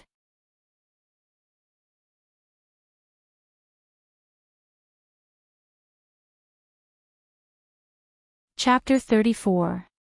Ning Shu said slowly, "At first, no one took it to heart, thinking that it was just a moment of blur. Cloudleaf's dizziness was also treated by a doctor, who said that it was due to being busy recently. He left after prescribing a sedative. But no one expected that the frequency of the ghostly figures would increase, and Cloudleaf's symptoms would become more obvious, until the day she suddenly vomited blood in the wedding hall. That night, a pool of blood suddenly appeared beside Cloudleaf's pillow. 2 days later, the manservant Chu He saw the red-clothed female ghost walk into young Master Yun's courtyard. He was so scared that he fainted. When he woke up, the female ghost was already gone, and there was another pool of blood in Cloudleaf's room. The blood actually condensed into a word, danger. Forsythia's heart still skipped a beat when she heard that frightening situation for the second time. It was also because of this that Madame Yun was so furious when she dug out her young Mrs. Jade hairpin. She firmly believed that the female ghost was attracted by the amulet wrapped around the hairpin. Ning Shu continued speaking in a low and gentle voice. Putting aside whether the female ghost's blood letter is true or not, I have a doubt in my heart. There are so many suspicious points about Cloudleaf's illness that have not been spread, but this one was spread to the Chasing Cloud and Moon Tower. I believe that it will soon spread throughout the capital from here. I don't believe in ghosts and gods, so... Outside the tower, the sun had already set, and the lanterns had just been lit. The warm orange light leaped into her eyes, like stars and the moon. I suspect that someone is trying to cover up the truth about Cloudleaf's poisoning, using the story of the female ghost to divert attention. The noise behind him was noisy, but in contrast, the girl's voice in front of him was low and gentle. It tickled his ears. Xiahou Qing frowned. He paused for a moment, then raised his hand and gently knocked on the window frame. There is a second possibility, which is the exact opposite of your guess. He put forward his own point of view. After His Majesty heard about young Master Yun's murder, he sent the Supreme Court and the Jingji government to investigate. The relevant details must not be leaked. Only the word haunted is harmless and will not cause fear, so it can be spread. Ning Shu lowered her eyes and thought for a moment. She quickly understood what he meant. I understand. What you're trying to say is that someone was afraid that the Cloudleaf incident wouldn't be noticed, so they purposely spread the female ghost story to attract attention and attract people to investigate further. This is another way of thinking, and it makes a lot of sense. She raised her head and said solemnly, but no matter what, the Cloudleaf case is more complicated than I thought. So... Xiahou Qing guessed that she had something to say next. Ning Shu's eyes lit up. She immediately put on a smile and looked at Xiahou Qing. Her eyes were full of eagerness. I would like to ask Your Highness to temporarily lend me this highly skilled and quick-witted brother Huimo. She still remembered that Huimo's autopsy speed and skill that night were both excellent. She was afraid that she couldn't find a better one in the entire capital. As for those who were proficient in autopsy, their medical skills would not be bad. The capital that she wanted in advance was exactly this.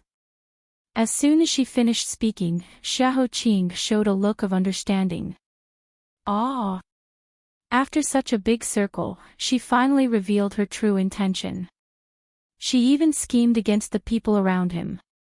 He was wrong before. This woman's heart was full of twists and turns, not 3,000, but 30,000. Ignoring her, he waved his hand and asked Huemo to help him put on his cloak.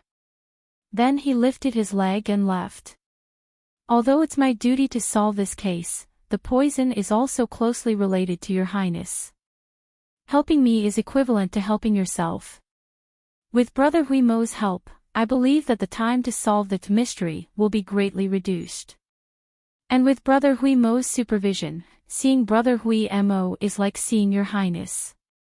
I will do my best to live up to Your Highness's trust. Ning Shu hurried to catch up with him and used her flowery words to the extreme. But his pace was very fast. In the blink of an eye, he had already boarded the carriage from the threshold of the VIP passage. Ning Shu sighed in her heart. Just as the carriage was about to move, she heard the person in the carriage say, "Let's go. Within 3 days, Huema will appear in front of you." The carriage drove away leisurely, taking the people in the carriage with it into the waning lights. At the end of the night, Ning Shu's lips, which had just drooped, quietly lifted, revealing a sly smile. The slightly cool night wind blew the various colored lanterns on the street. After leaving the Chasing Cloud and Moon Chasing restaurant, Forsythia carefully put a watercolored cloak on Ning Shu. The color was actually very specific, but Ning Shu's skin was very white. It was like a soft red seeping out of the snow jade. Under the contrast of the watercolored cloak, it looked particularly fresh. "Miss, are we still going to the residence of Yun tonight?" Ning Shu nodded and smiled sweetly. "Of course I'm going." It took her so much effort to find the opportunity to investigate the case in the residence of Yun. Moreover, she only had 15 days. How could she waste it? Seeing was believing. She wanted to see whether the person hiding in the residence of Yun was a human or a ghost.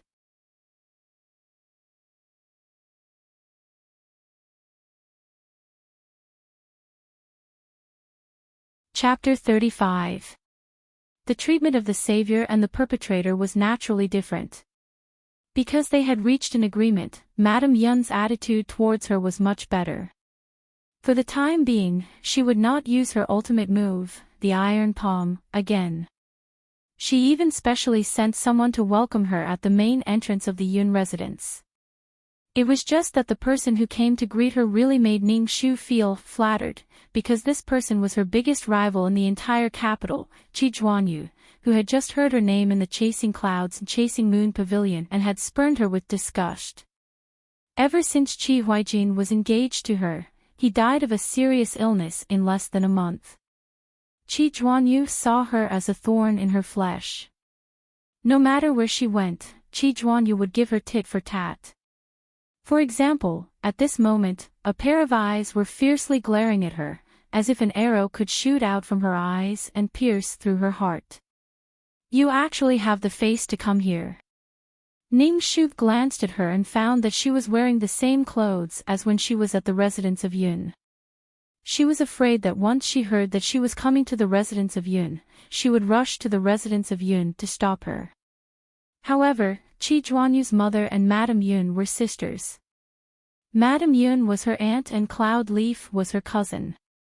As long as she came to the residence of Yun, she would not be able to avoid this. Letting out a sigh in her heart, Ning Shu raised her smiling face and asked doubtfully, "Why, is the residence of Yun some kind of gate to hell? Isn't Miss Zhuanyu also here? Then what's wrong with me visiting the residence of Yun?"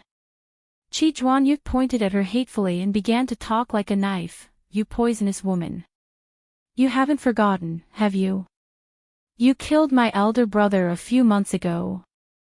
Now you want to continue to harm my second cousin. Your intentions are simply terrible." Ning Shu was not angry at all and shrugged. "If Miss Zhuanyu thinks that I killed your elder brother, you can take the evidence to the Ministry of Justice or the Supreme Court to sue me and ask them to come and investigate. I will wait patiently for the trial." Qi Zhuanyu sneered, thinking that she was simply ridiculous. "Evidence? Who in the entire capital doesn't know that you, Ning Shu, are destined to be a jinx? What proof do you need?" Ning Shu faintly glanced at her and said, "So it turns out that when His Majesty governs my great Yu, he doesn't rely on the law to determine the criminal law, but on the rumors in the marketplace. I've learned something today." "You?" Qi Zhuanyu was caught off guard and choked. If she dared to say yes, it would be a great disrespect to His Majesty.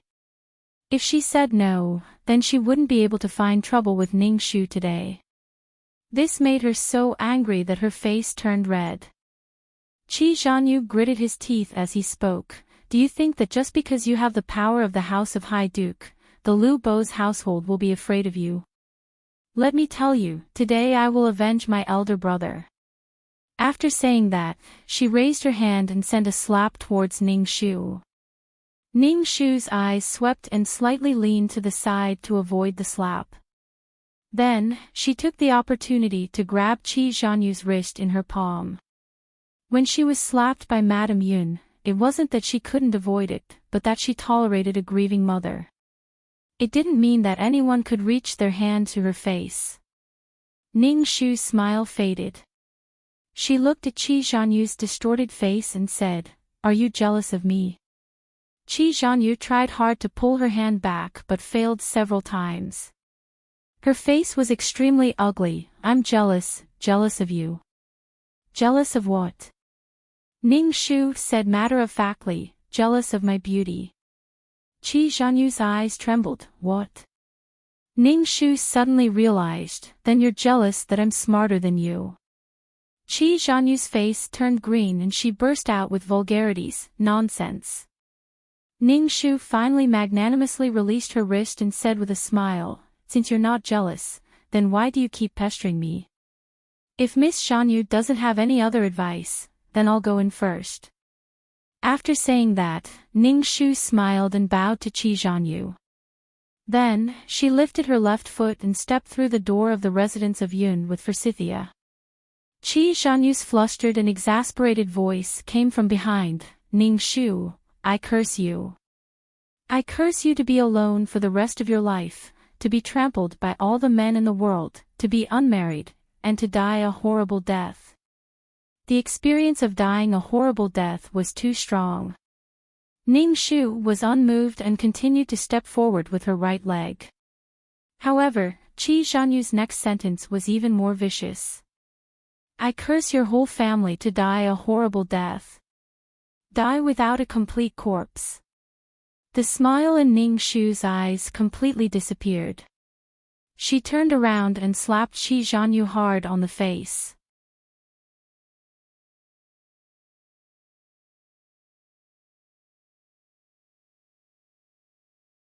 Chapter 36. At the same time as the slap was delivered, Ning Shu exclaimed, "Ah! Ghost shadow!" Qi Zhanyu was distracted for a moment and did not dodge. The other servants who were watching were also shocked by the ghost shadow, and no one reacted to stop Ning Shu. When Ning Shu took her hand away, Qi Zhanyu's face was red and burning. She was stunned for a moment and was about to withdraw her hand when she heard Ning Shu's apologetic and panicked expression, "Miss Zhanyu, I'm really sorry. I just suddenly caught a glimpse of a red shadow floating on your face. I was afraid that the female ghost in the mansion was going to possess your body, so I had to hit you in a hurry. I presume Miss Zhanyu won't bear a grudge against me." Ning Shu looked at her carefully, as if she was sure that there was no shadow of the female ghost around her. Only then did she feel completely relieved. She patted her chest and said, "Look, that ghost has left. That's great." Her actions were perfect and reasonable, all for the sake of Qi Zhanyu. It was impeccable. Qi Zhanyu covered her face and pointed at her with all her strength. She could not say a word and almost fainted. Ning Shu took the handkerchief handed over by Forsythia and carefully wiped the hand that had just slapped Qi Zhanyu. Previously, she had been thinking about Qi Huijin's sudden death and it was reasonable for Qi Zhanyu to vent her anger on her. Every time Qi Zhanyu provoked her, she tried to avoid and did not argue with her. But Qi Zhanyu should not have touched her family. If she tolerated it, then what was the meaning of this rebirth? After wiping her hand, Ning Shu folded the handkerchief and said to Qi Zhanyu lightly, "If Miss Zhanyu is okay, I'm really going in this time." Qi Zhanyu covered her face and roared, "Stop." Ning Shu stood still and looked at her with a smile, looking forward to what she would do next. Qi Zhanyu couldn't hold it in any longer. She clenched her fists tightly and asked with difficulty, "What is your relationship with Xiahou Shizi?" Ning Shu simply didn't know whether to laugh or cry. Today, she had mustered so many people to look for trouble. On the surface, it was to complain about injustice for her brother and second cousin, but in fact, the crux of the matter was here. It really made her speechless.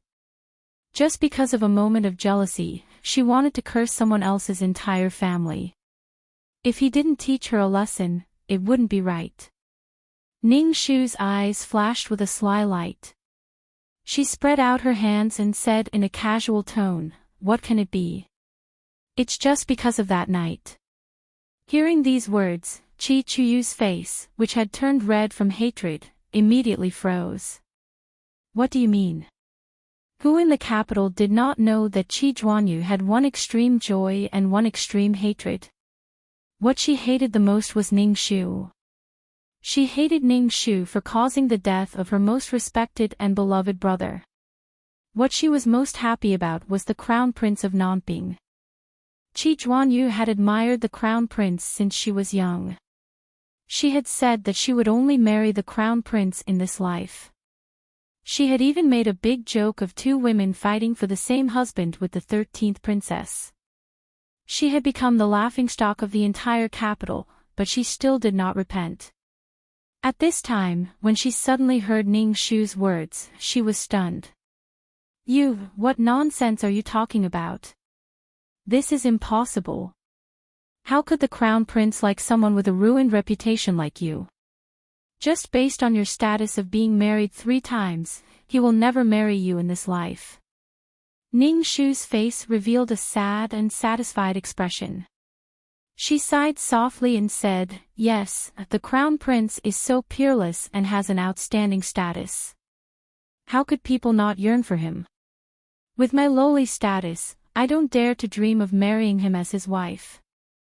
But after that night with him, and yesterday, he stood up for me at the gate of the Duke's estate and protected my safety. I have no regrets in this life." She didn't lie about what kind of night it was. Whether it was a chance encounter while digging a grave or under the moonlight, it was all Chi Juanyu's blind guess.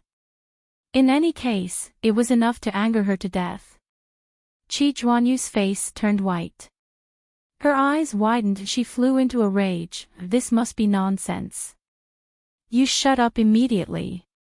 I don't believe anything.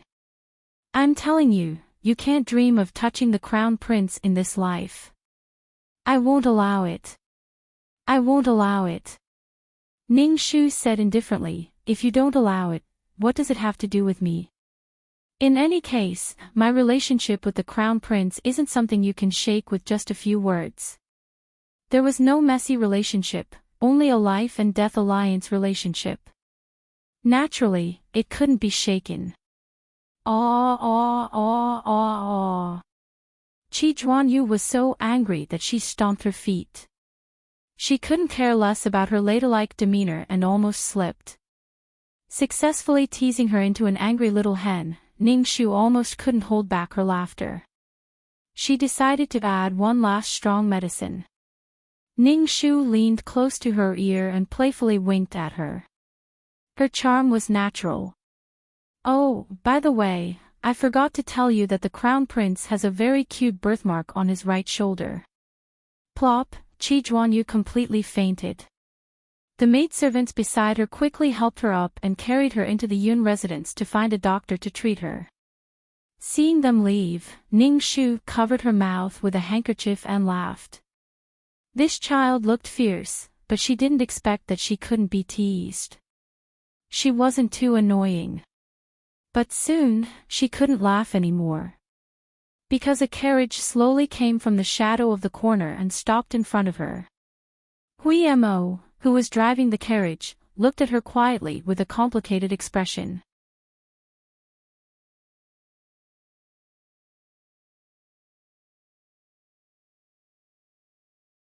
Chapter 37. She had just made up a rumor about him and was caught in the blink of an eye. What kind of luck was this?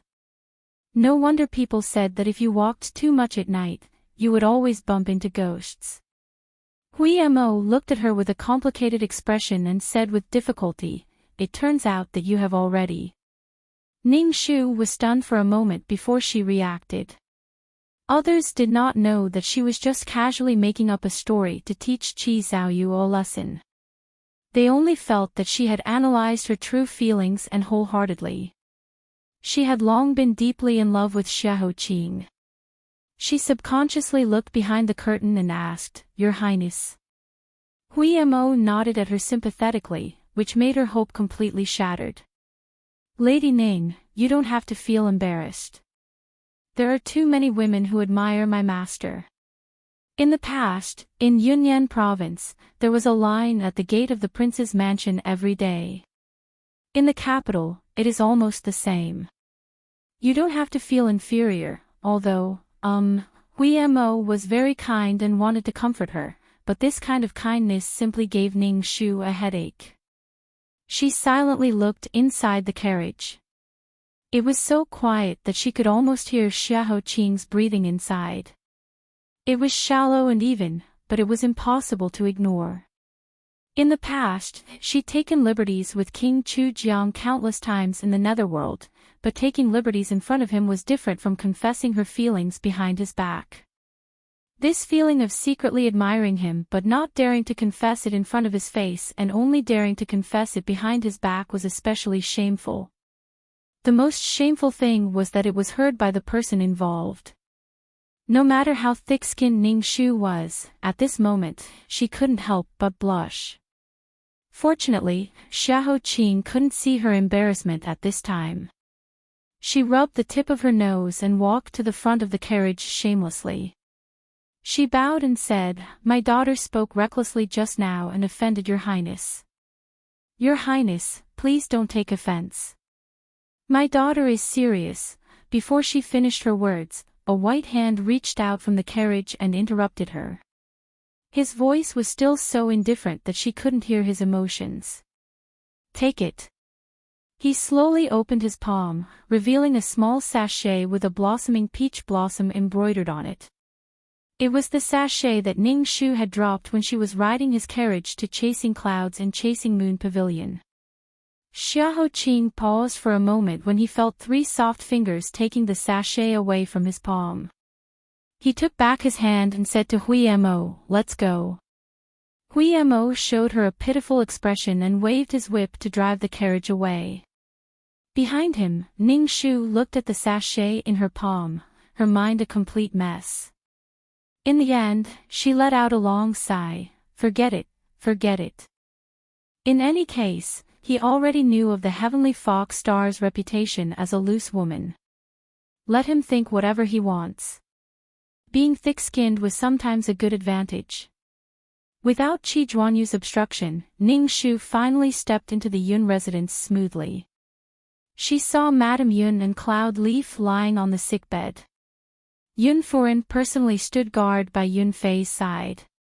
It could be seen that she had stayed up for more than one night as her eyes were already red. When the servants asked her to rest, she refused. She took a hot handkerchief and carefully wiped Yun Fei's face and hands, hoping to wipe a layer of blood from his face that was as white as paper. However, she found that no matter how hot the water was, it was useless. Very quickly, that layer of blood was blown away by the night wind, becoming even whiter. Madame Yun, who had been tough for decades, trembled with her fingers. Finally, she couldn't help but cover her face and squeeze out a suppressed cry from her throat. Ning Shu remembered that in her previous life, her family was sentenced to be beheaded. Originally, after her father was beheaded, it was her and Ji Er's turn to be beheaded. Her mother shouted loudly, wanting to be beheaded before her children. After giving birth to her and Ji Er, her mother, who had been weak and sick and looked like she would fall if the wind blew, smiled at her with blood on the corner of her mouth and said, "Shu Er, don't be afraid. Your father and I will go first. We will pave the way for you in the underworld and then come to welcome you." By the time Xiao Yini rushed over with the imperial edict, her mother's head had already been separated from her body. Thousands of love and thousands of sufferings, but no one loved a child more than a mother.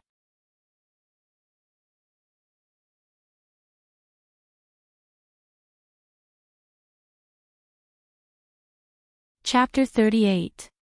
Being sentimental at this moment would not help Cloud Leaf. Instead, it would make things worse. Ning Shu blinked away the jealousy in her eyes and walked to the woodshed where Cloud Leaf's personal servant was locked up. The Yun family was a special family in the capital. Imperial Censor Yun's reputation for being incorruptible was well known in the capital for being henpecked. Ever since he got married over 20 years ago, Imperial Censor Yun had never dared to look at other women. Not to mention concubines, even a hen would need Madame Yun's permission to enter the Yun residence. Therefore, the Yun family had never had any filthy affairs of internal strife. Cloud Leaf himself had always stood aloof from worldly affairs and had never offended anyone. It was said that there must be a cause for everything. However, the biggest problem with this case was that they could not find a single suspect after all the investigations. In the end, only the female ghost could be explained. It was truly laughable. Forsythia followed behind Ning Shu. As she walked, she asked, "Miss, this case is too uncertain. There isn't even a suspect. How can we continue investigating?" Ning Shu shook her head. "I don't believe that there is a watertight wooden barrel in this world. Even if it is made of iron, water will slowly seep out from the gaps. There must be a flaw in this case in an inconspicuous corner." Lien Qiao frowned. "But the Supreme Court and Jingji Province have questioned everyone. Even Imperial Censor Yun himself had brought people to search the entire residence of Yun. Anyone who had come into contact with young Master Yun in the past month, even the old man in the breakfast shop, was not spared. None of them could find any problems." Ning Shu was calm. "It's simple. Someone is not telling the truth." Forsythia was shocked. "This matter has already been reported to the heavens. If they are still not telling the truth, do they not want their lives anymore? Perhaps it's because there are some things that are more important than one's life." The woodshed's iron lock was opened and a choking smell wafted out. Ning Shu was not the least bit squeamish as she walked in. In the corner of the woodshed, two people were tied up. They were Cloud Leaf's personal servants, Peasant and Debate Day. These two had always accompanied Cloud Leaf since she was young. No matter what Cloud Leaf ate or where she went, these two would always accompany her. However, under the watchful eyes of these two people, the Cloud Leaf still got into trouble. The two of them could not absolve themselves from the blame. In a fit of anger, Madame Yun imprisoned the two of them. She threatened that if anything happened to Cloud Leaf, she would allow them to die with her. In just a few short days, the two of them had been working so hard that they had dark circles under their eyes and their faces were pale. They felt as if the gates of hell had already been opened to them and welcomed them with open arms. Forsythia brought a chair for Ning Shu to sit in front of them. Lowering her head to look at the two people who were paralyzed on the ground, Ning Shu's expression was very amiable. "In the afternoon, I asked the two of you to recall if your young master had any disputes, conflicts or physical altercations with anyone. Can you recall anything now?" The two of them raised their heads and raised their heads. The two of them raised their heads, their eyes filled with despair as they said in a daze, "Our young master's temper is the best, he is happy all day long, he likes to recite poems, he doesn't touch mahjong dice, he doesn't enter brothels or gambling dens, at most he would attend a poetry gathering every 10 days. In the entire capital, who doesn't praise our young master for being clean and honest, his natural disposition is pure and kind. Even if we cracked our skulls, we couldn't think of anyone who would harm him." As the two of them spoke, a few lines of tears fell down. Ning Shu continued to guide them patiently. Perhaps he encountered something strange or met some strange person that made you feel slightly surprised and left some impression.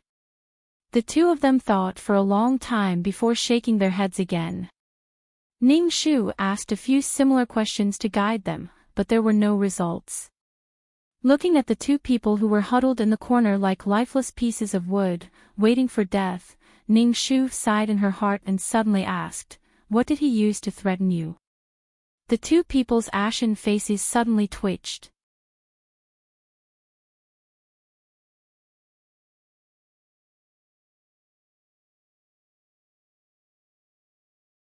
Chapter 39. The two of them were startled by Ning Shu's words and subconsciously wanted to deny it, but they were interrupted by her outstretched hand. "Your lives."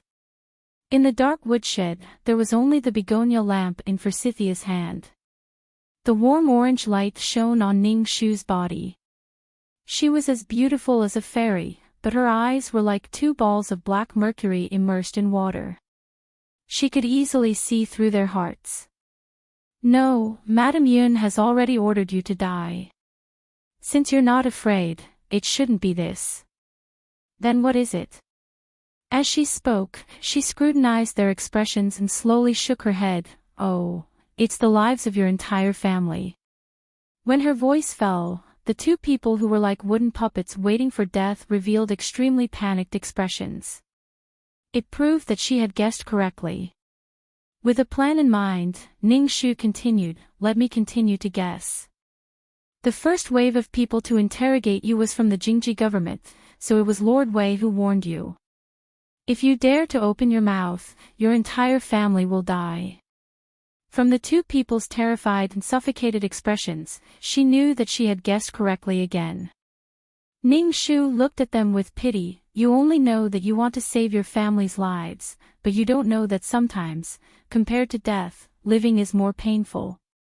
Although I'm just a harem's daughter, I've heard of some punishments that are worse than death. I'll use one of them, burning, as an example. In your impression, burning is nothing more than roasting a person to death.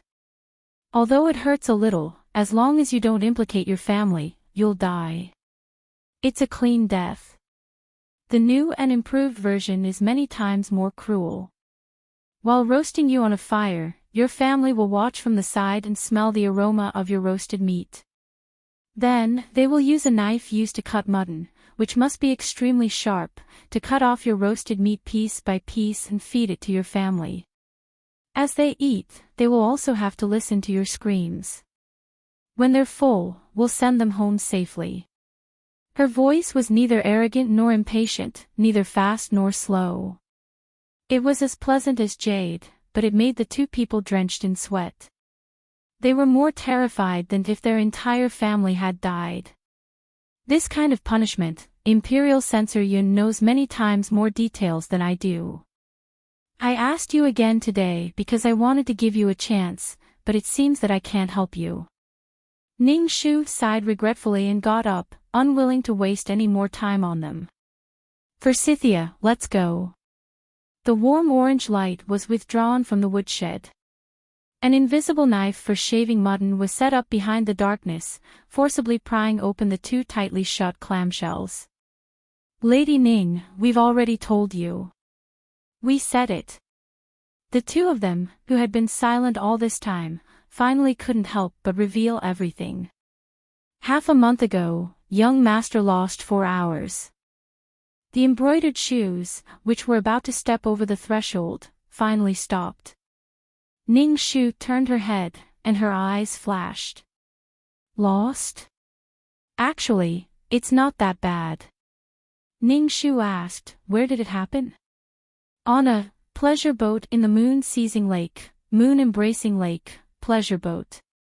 These two words spun around in her heart and Ning Shu faintly had an impression.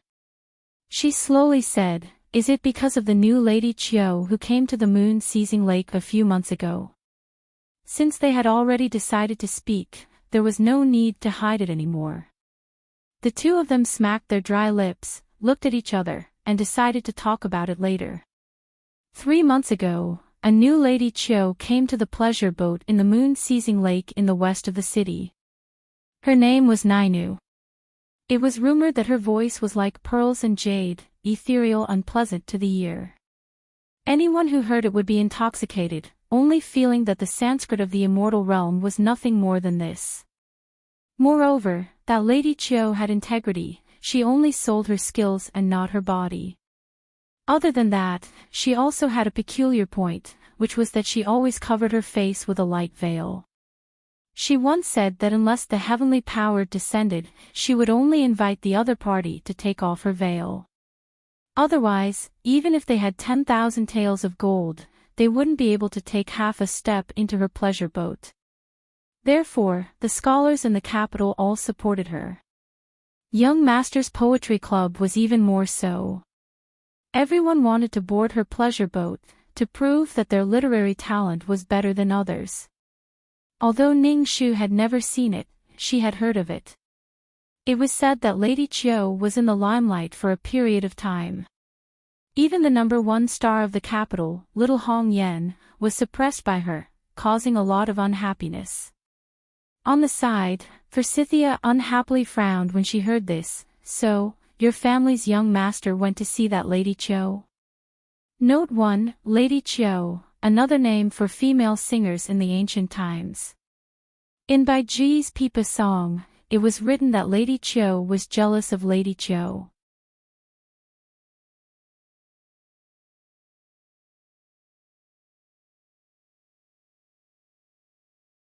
Chapter 40. Chu He hurriedly said, Lady Ning, please don't misunderstand. My family's young master is sincere towards you and has no interest in that Chiu Nyang. Beside him, Bien Reed nodded vigorously and continued, the cause of the matter is this, our young master's good friend in the Poetry Society, the Jiang family's 4th young master, had a conflict with the Sun family's 2nd young master for some unknown reason. The two argued and almost used violence, so they made a bet, whoever can win the favor of Nainu and see her true appearance first, the other person will be willing to be humiliated by Han Xin. However, the Jiang family's 4th young master failed several times and then came to beg my family's young master. At that time, my family's young master was busy preparing for his wedding with you. He was busy every day and didn't want to meddle in this matter. However, many years ago, my family's lord was almost convicted because of his words. Fortunately, Lord Jiang spoke up and helped my family to escape this calamity. Because of his previous kindness and friendship, my family's young master couldn't resist the Jiang family's 4th young master's pleas and agreed. That night, the moon-embracing lake was bustling with noise and excitement. Nearly 100 scholars gathered to compete. Nainu came up with 3 questions in a row and my family's young master came out on top. Nainu announced on the spot that she wanted to invite my family's young master to meet her on the pleasure boat. Everyone was envious, but they couldn't help but admit defeat. Thus, my family's young master brought the Jiang family's 4th young master onto the pleasure boat. We waited by the lake and then heard Miss Nainu's moving singing voice. She was as graceful as a fairy and was indeed extraordinary. The two of them vaguely recalled the beautiful scene and felt that it would be great if they could stay at that moment. Gossip was a refreshing medicine. Ning Shu listened with great interest, and then we waited by the shore for a long time, but our young master didn't come ashore. However, our young master clearly said that he would return shortly before boarding the boat. Thus, we asked the pleasure boat for him. The servant on the pleasure boat said that our young master had already come ashore on the other side of the lake. When we heard this, we became anxious and hurriedly searched. However, we couldn't find any trace of our young master. Even the Jiang family's 4th young master was nowhere to be seen. We searched for nearly 4 hours and almost went crazy. We almost went to report it to the authorities. In the end, we found our young master under a peach blossom tree on a small hill not far away. At that time, I found it strange. I had clearly searched around the peach blossom tree a few times, but I couldn't find it. Why did I only find it after searching so many times? Later on, when I thought about it, perhaps young master ran around after getting drunk and got lost with me. Ning Shu asked, after your young master was found, did he say anything? Peasant shook his head and said, young master was drunk and couldn't recognize anyone. He looked at me and said nonsense about himself. I thought it was fortunate that I was able to find young master, so I carried young master back to the residence. Forsythia interrupted, if that's the case, why is Lord Wei threatening the two of you? Finally, he reached the most terrifying part of the story. Peasant held his dizzy head and mumbled, because when young master woke up, he found that he had an additional jade pendant. Ning Shu asked, what kind of jade pendant? Carved on the back, is a jade token with an azure sparrow. Forsythia didn't know what was so special about the cyan sparrow. How could a jade pendant scare these people like that? But Ning Shu knew it like the back of her hand. Because this azure sparrow was the emblem of the Empress Chao's maternal family, Uncle Chao's family. Peasant's tears rolled down his cheeks. We don't know what happened. After young master regained consciousness, he couldn't remember clearly. Besides a tear in his clothes, there was nothing else, so we didn't take it to heart. The jade pendant was originally on young master's table, but it disappeared without a trace. We really didn't think much of it at that time. Who knew that young master would become like that? They also didn't understand. It was such a small matter at that time, so how did it escalate to such a state? They were still in a daze after being threatened by the official yesterday. But what could they do? Sometimes, everything was just fate. Ning Shu finally understood. No wonder yesterday at the entrance of the Duke public house, Shen Ziqing didn't even care about the reputation he had accumulated over 20 years of handling cases. He just wanted to convict her based on a few flawed pieces of evidence. Whether it was to offend the high and mighty Empress or to offend the little Ning Shu, the latter was definitely more worth it.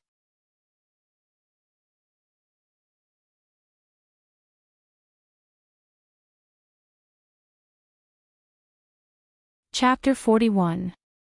Before leaving the woodshed, Ning Shu calmly said, I know you're innocent, but your young master who's lying on the sickbed is equally innocent. Stay here obediently and don't think about anything else. I'll guarantee that your entire family won't die. She locked up the woodshed once more. The people inside froze as they looked in the direction Ning Shu had left. After a long time, they finally dared to cry for the first time in a few days, wailing miserably. The immortals in the heavens only needed to move their feet to casually drop a speck of dust. To the ants on the ground, it was like a mountain. However, even ants had the luxury of wanting to live. After Ning Shu's explanation, they finally saw the huge iceberg hidden in the corner of the jade tablet. Forsythia only regained her senses after a long time, feeling a chill run down her spine. First, it was the invisible poison that killed people. Then, it was the sudden appearance of a female ghost and a bloodletter. Now, it was related to the Empress's maiden family. Heavens, this case was simply too terrifying. Fortunately, Forsythia wasn't a coward as she followed Ning Shu around.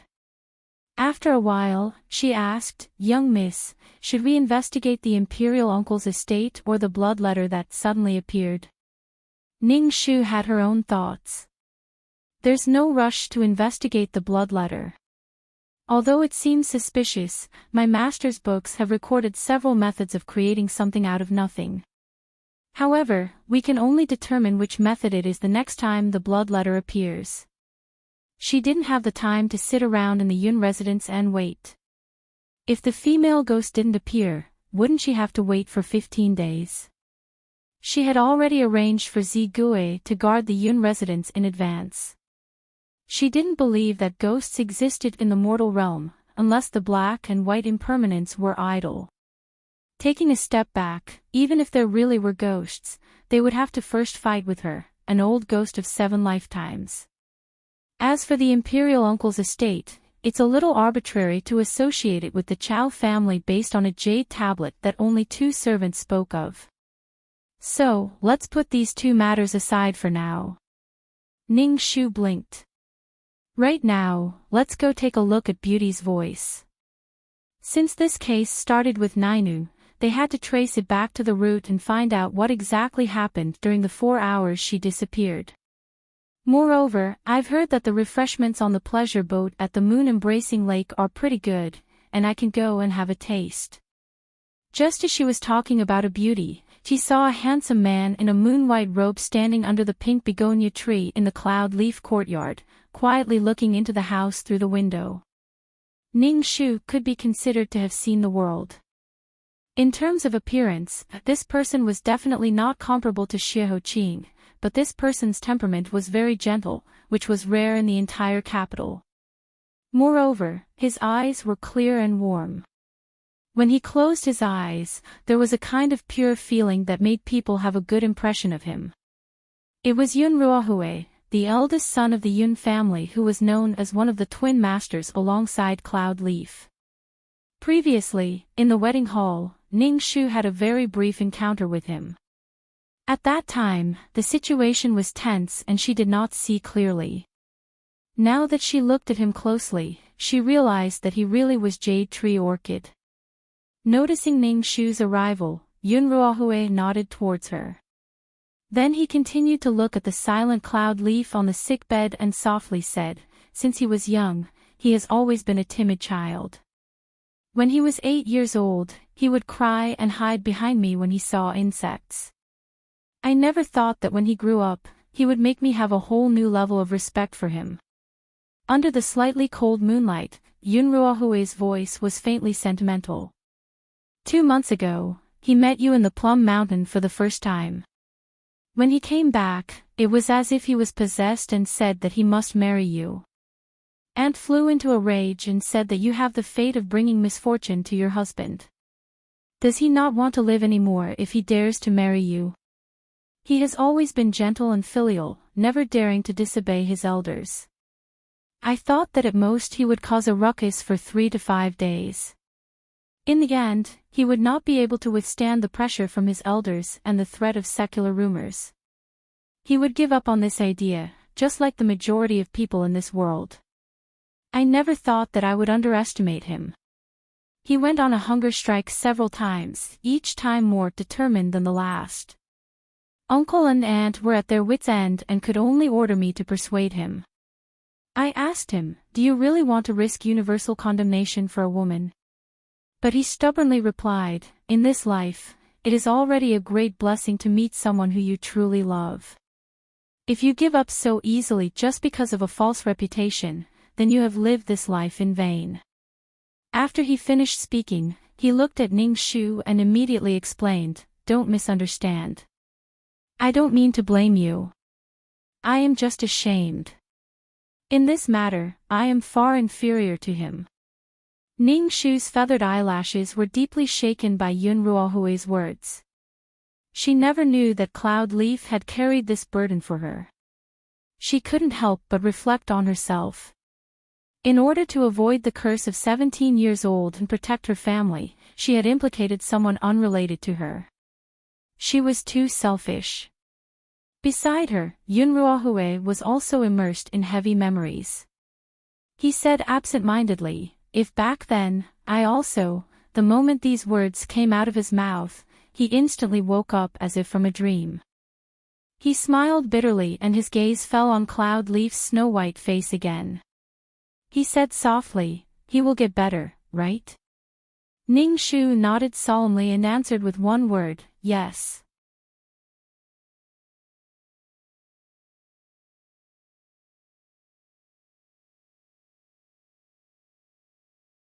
Chapter 42.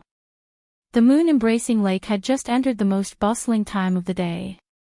On the rippling lake, hundreds of pleasure boats, big and small, were dotted with stars. The pleasant sound of music and the fragrance of the beauties made people who passed by 3 li away intoxicated. Ning Shu changed into men's clothing and opened the flying curtain. She entered the pleasure boat and followed the directions of the girls. She went to the 2nd floor and found the procuress in charge of the pleasure boat. The procuress, who was dressed in red and green, cast a sidelong glance at her. "Who are you looking for?" Ning Shu smiled and cupped her hands. "Excuse me, is Miss Nina here?" "Don't ask, she's dead." When the procuress heard this, she turned and left. When Ning Shu saw that this procuress was really a big shot, she quickly took out a silver ingot from her purse and stuffed it over with a smile. Mother, you don't know. I came from Jinzhou to admire Miss Nian Nu's fragrant name. Mother, please be sure to tell me where Miss is now. Money makes the devil turn millstones. This was an unchanging truth. The procuress's attitude immediately changed when she saw the silver ingot in her hand. Although she was still not happy, she was finally willing to speak. I don't know if she's dead or not, but in my heart, she's no different than dead. Half a month ago, that damned girl asked me for leave. She said she was going out to meet a very important person and would be back in 2 hours. According to the rules, how can a girl on the boat disembark at will? But she begged me that she came to the capital to find this person. If she didn't see him, she might as well be dead. I thought she was really pitiful and she gave me her family's heirloom as collateral. My heart softened and I allowed her to go.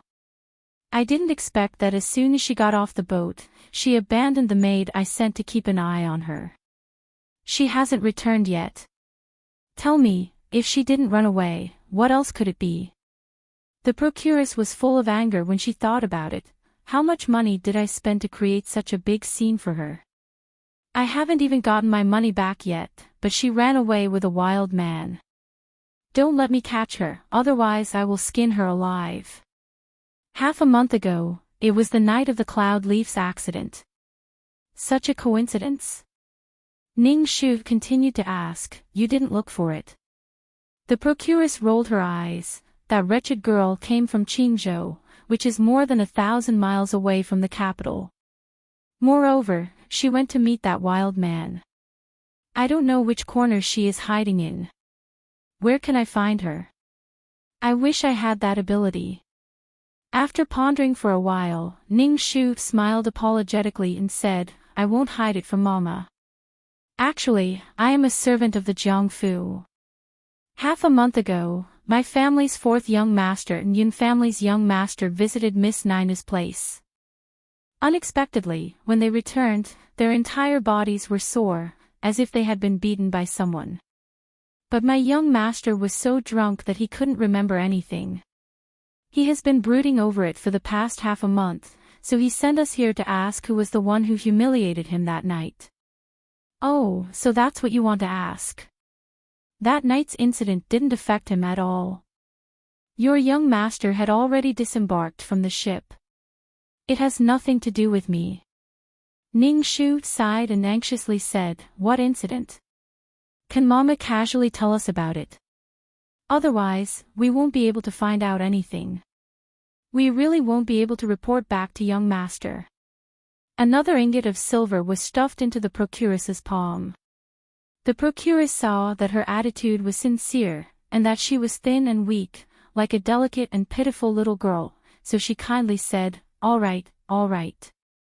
Who told Mama to be so kind-hearted that I can't bear to see people suffer? I'll tell you about it. That night, nearly 100 scholars gathered in front of my pleasure boat to compete in poetry. The final winner was Nainu's guest that night. That situation was truly lively. In my opinion, several of the young master's poems that night were very good. Among them, there was no lack of people who spent lavishly. But for some reason, Nainu chose the Yun family's young master as the winner. That girl has always been willful. I had no way to discipline her, so I could only let her be. Your young master followed the Yun family's young master onto the boat, but Nainu's rule only allowed one person to meet. Thus, after listening to the song, your young master disembarked first. The Yun family's young master was also a strange person. When young master Jiang disembarked, he also wanted to disembark. He didn't want to meet Nainu. Just as the Yun family's young master was about to leave, a rich young master dressed in gold and silver suddenly rushed over with 7 or 8 thugs. He insisted on meeting Nainu and wanted to take her away. That attitude was truly frightening. I've seen many rich playboys in the brothel, but I've never seen such a bold and unreasonable one. Seeing that Nainu was about to be taken away, the Yun family's young master blocked their way. I thought to myself, it's over. What use could such a weak scholar be? I didn't expect that the Yun family's young master to have such a strong aura even though he looked weak. His words made the rich young master speechless, causing him to lose face. The rich young master left the boat in shame and anger. Before he left, he said that he would let the Yun family's young master know how to write the word death. The procuress was beaming with joy as she spoke. In the end, she suddenly remembered the rumor that the Yun family's young master was not well recently. Her heart skipped a beat and she hurriedly said, could the matter of the Yun family's young master be related to that rich young master? Oh my God! If you want to find him, go find Nainu. This has nothing to do with this old woman. The procuress hurriedly turned to run. Ning Shu hurriedly went forward and smiled apologetically, Mother, don't be afraid. Every injustice has its perpetrator and every debt has its debtor. It definitely won't be blamed on you. I only have one last question. Mother, do you remember what the rich young master looked like or what characteristics he had? A bulging pouch was presented in front of her. The procuress was extremely conflicted. In the end, she clenched her teeth and hugged the pouch tightly. Then, she whispered in Ning Shu's ear, I don't remember what he looked like. I only remember that he had a small red mole on the tip of his nose. You're tuning into the LoveLore Library YouTube channel. We're so grateful for your support and don't forget to subscribe to join us on this incredible journey through captivating stories. Your generosity through donations truly makes a world of difference, as it's the primary source of revenue that allows me to expand and enhance this channel for you. Thank you from the bottom of my heart for being a part of this adventure.